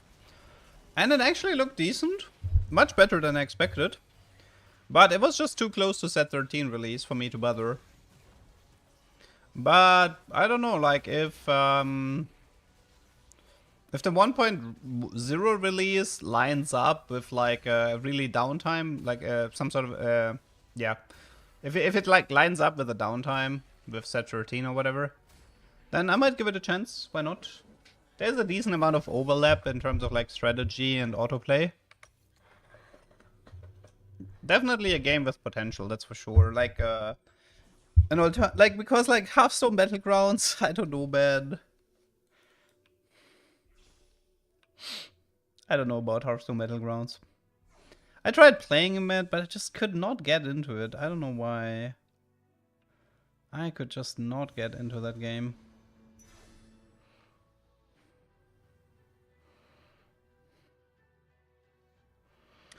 I'm guessing here, but if you get the augment, it raises your next augment level by 1. It means for everyone else, it should be silver gold. Yes and no. So yes in theory, but in reality, you can actually, at the moment, I heard people complain that they got it when when everybody had prismatic. So the answer is, the way you described it is how it's supposed to work, but the reality is slightly different. So it is what it is.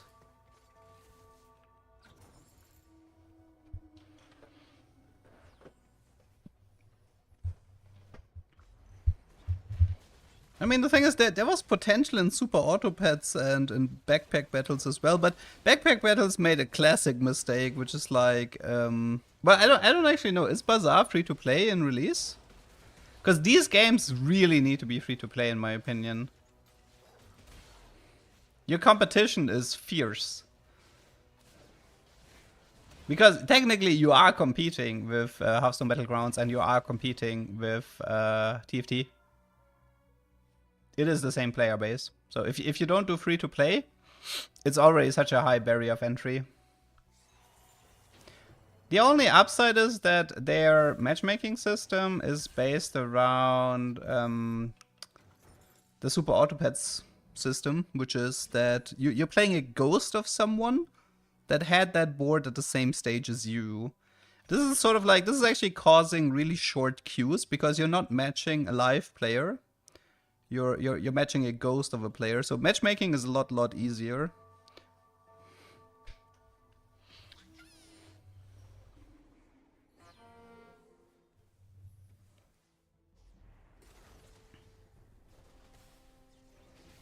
Changed bundle items, immediately lose. Rip. I want to do something with Deeproot again, especially with Pilfer, but I would just love to get my hands on some Zephyrs. But how do you get Zephyrs, man? How do you get Zephyrs?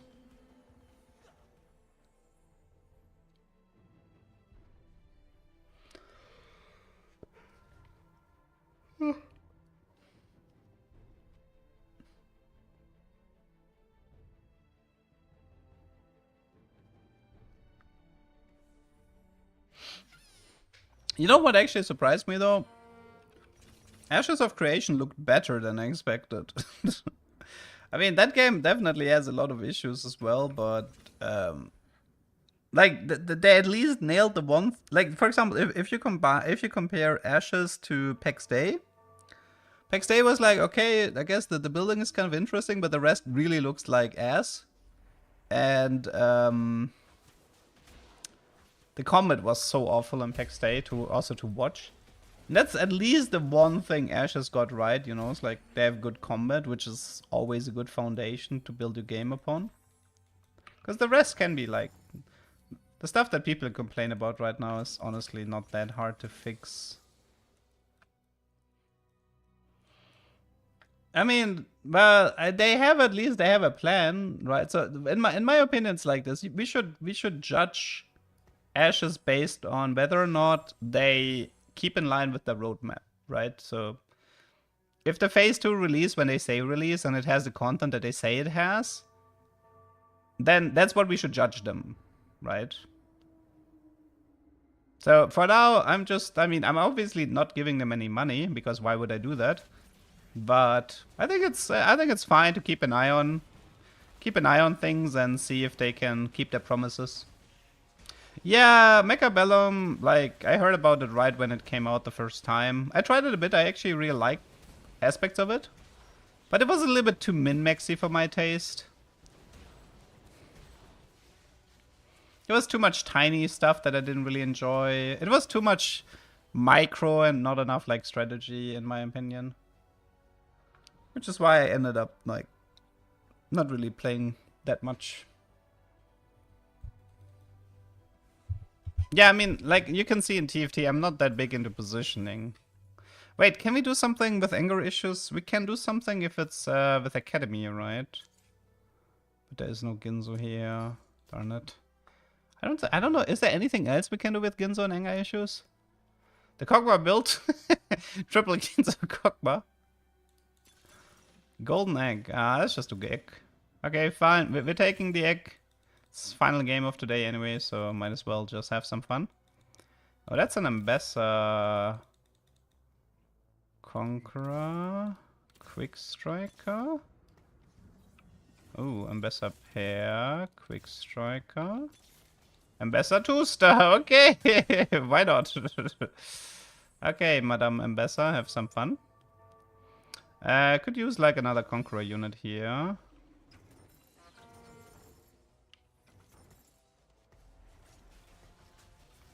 Is there a really interesting... Is there like a really interesting anomaly for Ambassador? Oh yeah, Path of Exile.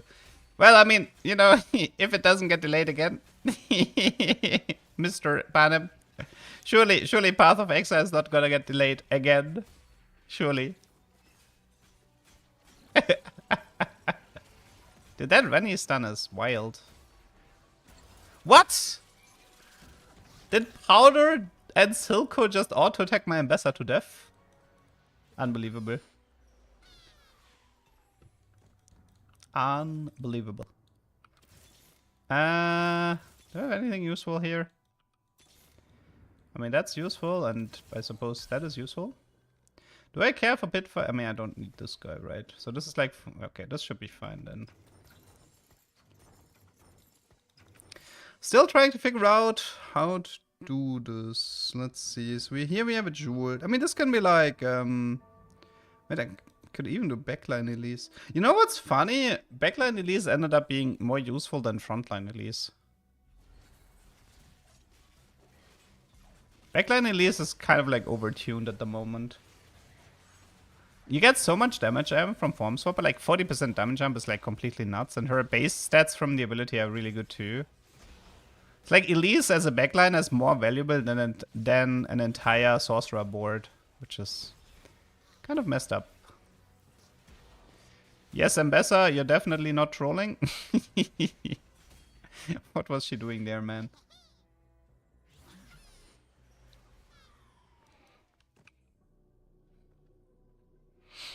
Okay.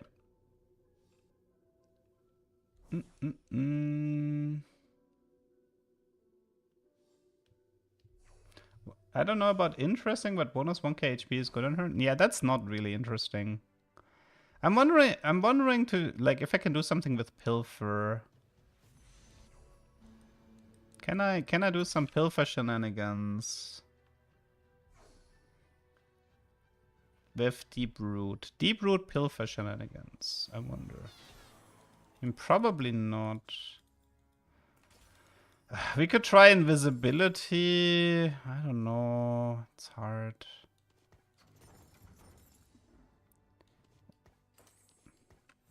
I mean, it has to be on Ambassador, right? Unless I go for Calling Card, but I don't think I want to go for Calling Card. Strategy game you would recommend? Well, probably TFT. You know, I don't actually play that many games, so I tend to hard commit onto one game.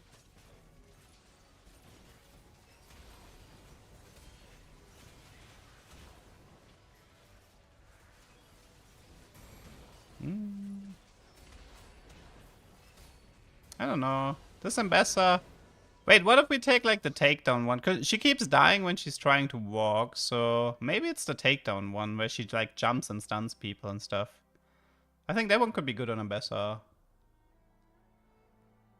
If it doesn't cost me too much. Okay, slow cooker, no. Dual wielding, no. No. No. Nope. Nah.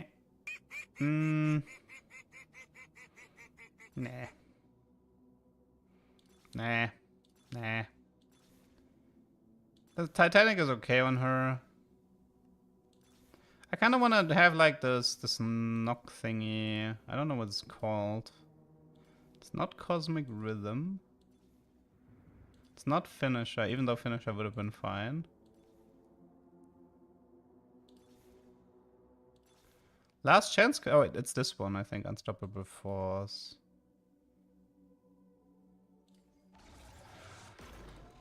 Let's see if it's any good. Oh, I could go for 4 Emissary, maybe. Blutz, thanks for the sub and the 24 months. Dos Jaros, auf weitere viele. Vielen Dank. Okay, let's see how good this Ambessa is. So she has Unstoppable Force.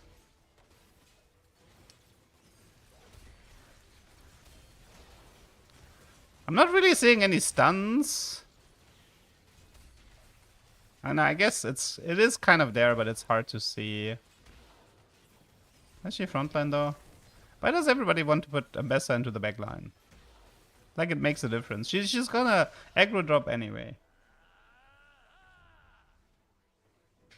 You can argue in the front line she casts faster. And she has enough sustain to deal with the damage. But if it makes you happy, I can put her in the second row. Here, if it makes you happy, she's in the second row. You guys, Draven 2-star, woo! Let's go Draven 2-star. I still need Twisted Fate. And I need better pit fighters, I suppose. I don't like the 4 Emissary route. Let's do something else. The deck is, not this deck specifically, it has 2 sprites that swap when I'm talking, but that's it. The other sprites just move around. This is the one where I kind of thought it would fit.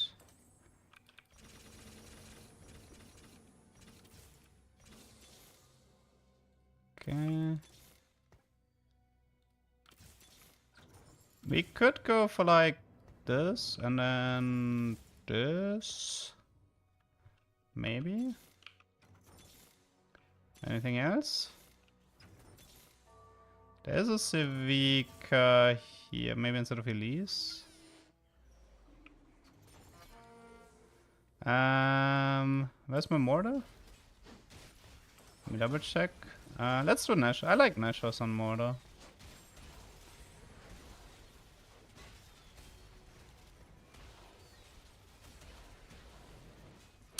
I'm not feeling the Ambessa all that much. She doesn't seem that useful against what's running around. Her damage is a bit on like the lower side, I would say. 3 pit fighters. I can remove Vi. I don't need to play Vi. Vi for Rumble. That should be fine. Technically, wait, I'm missing a Ziggs here now that I think about it. I'm missing a Dominator. Ziggs. Well, I guess it's like this, no? Unless I want to kick out the... I'm down a Prismatic. That is also true. Yes, that is in fact true. I probably could have... no, never mind. It's fine. Okay. Surely we will crack the egg and surely we will not die. And these fights are a bit hard to track.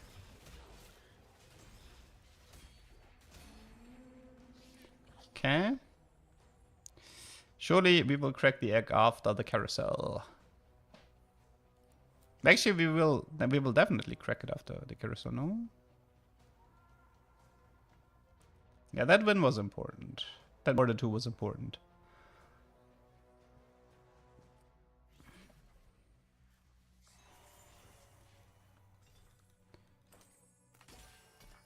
That's a gunblade. That's also very useful. Thank you. I'll take that. Any upgrades? Eh. I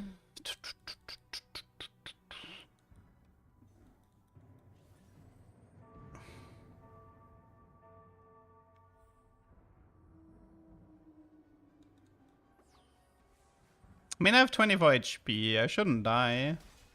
Oh, it's a Gloves of Vendor 3. Oh no. With Family Crown. Oh no. That's not good. Did you know that working out with Set makes you bigger? I love this encounter. He is healing pretty nice. Ah. Darn. Dude, he's even messing up my Mordekaiser. What? Wait, Morde? Draven? Dude, I just got Vandered so hard. Holy moly. Okay, that sucks. That sucks a bit. I actually kind of like the... Nah, Conqueror Civica is too good. Not. I think if I can find one more Civica, that would be huge, because then I can item transfer from Ambassa. I could do Conqueror... Wait, which one? Conqueror Hosh and then Titans or Sterox? It's probably Sterox and then Titans on Mordekaiser. Yeah, so I need to find one Civica right now. But honestly, I think I'll make the swap regardless. Check the healing from vendor. Here. Okay, 1 sec. I need to hurry this up. Oh my god, that was painful. No. We can get rid of this. No. Okay, nothing here. So, okay, so we magnetic the Civica. We magnetic the Ambassa. We do Conqueror, Titans... No, not Titans. Fuck. Okay, Sterak, Conqueror, Hosh, Thieves, Titans. So, that's how you do it, yes. And then hopefully it is enough. This is like a really good Civica item build. Because Civica is a big fan of the Conqueror trait. And Mortar is obviously really strong here. It's very nice. Okay, we popped the egg. We are still in this game. I just gave up all my magnetics though, which sucks because now the egg popped, but I had to do it. I can remove the Darius for... What do we want to add here? Twisted maybe? I don't care that much about Quick Striker.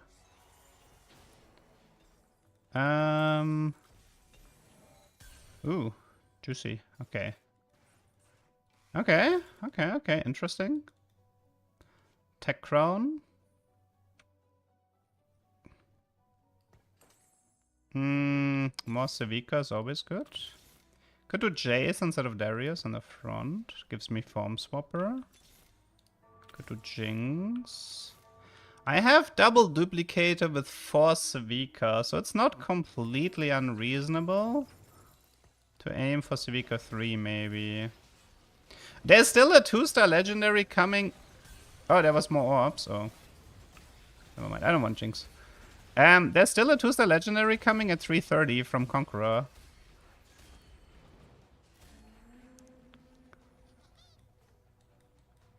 If this is a Civica 2, I have Civica 3, by the way. If this Conqueror orb gives me Civica, it's over. Please, come on. Easiest Civica 3 of my life. Come on. You know you want it. Wait. Oh, it's next round? Ah. I mean, every 3-star legendary is supposed to be an auto win.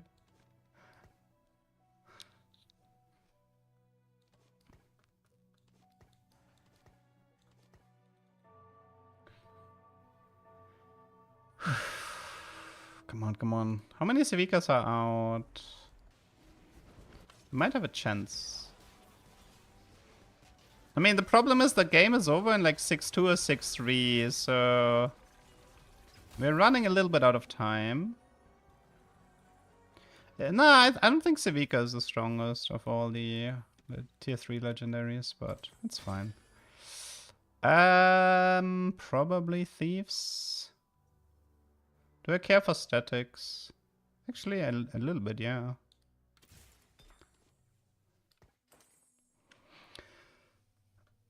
think I just push 10 next round. I mean, I could try to roll the Civica, but every time I try to roll it on 9, I just don't hit it. I mean, the best case the best case scenario would just be to. I mean, I could push 9 and sell board to get money for the better legendary odds. I think that might be a better play. Headhunter Kog'Maw, yeah. Headhunter Kog'Maw? Excuse me? What is wrong with you?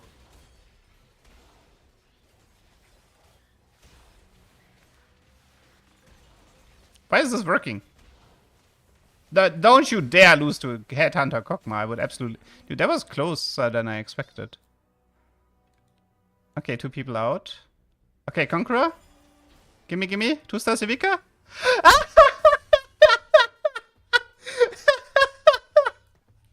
I actually am.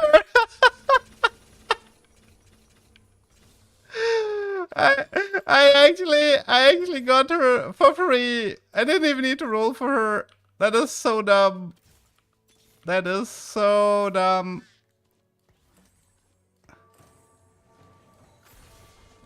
Civica 3 for free. Sell the board. I can next round, yeah. Civica 3-star for free. Ah, look at that. Beautiful. Look at that. Ah, so much money. He might surrender here. Let's see. Okay, let me try to like maybe I can try going for more though.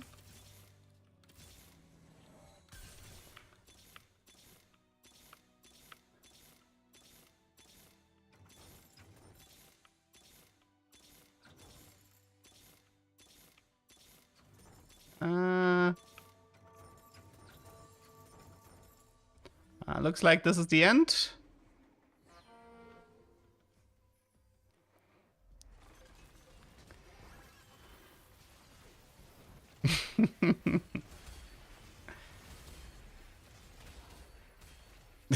I don't know, man. She's kind of going AFK, just giving me money, you know?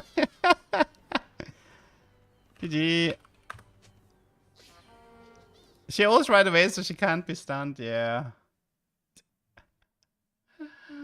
Okay, well, that was a great finish. I think that might have been my first 3-star legendary in a set. And it was completely free. We had 2 duplicators from Golden Egg into a Conqueror Orb, giving us specifically Civica 2-star. That is just Civica 3-star.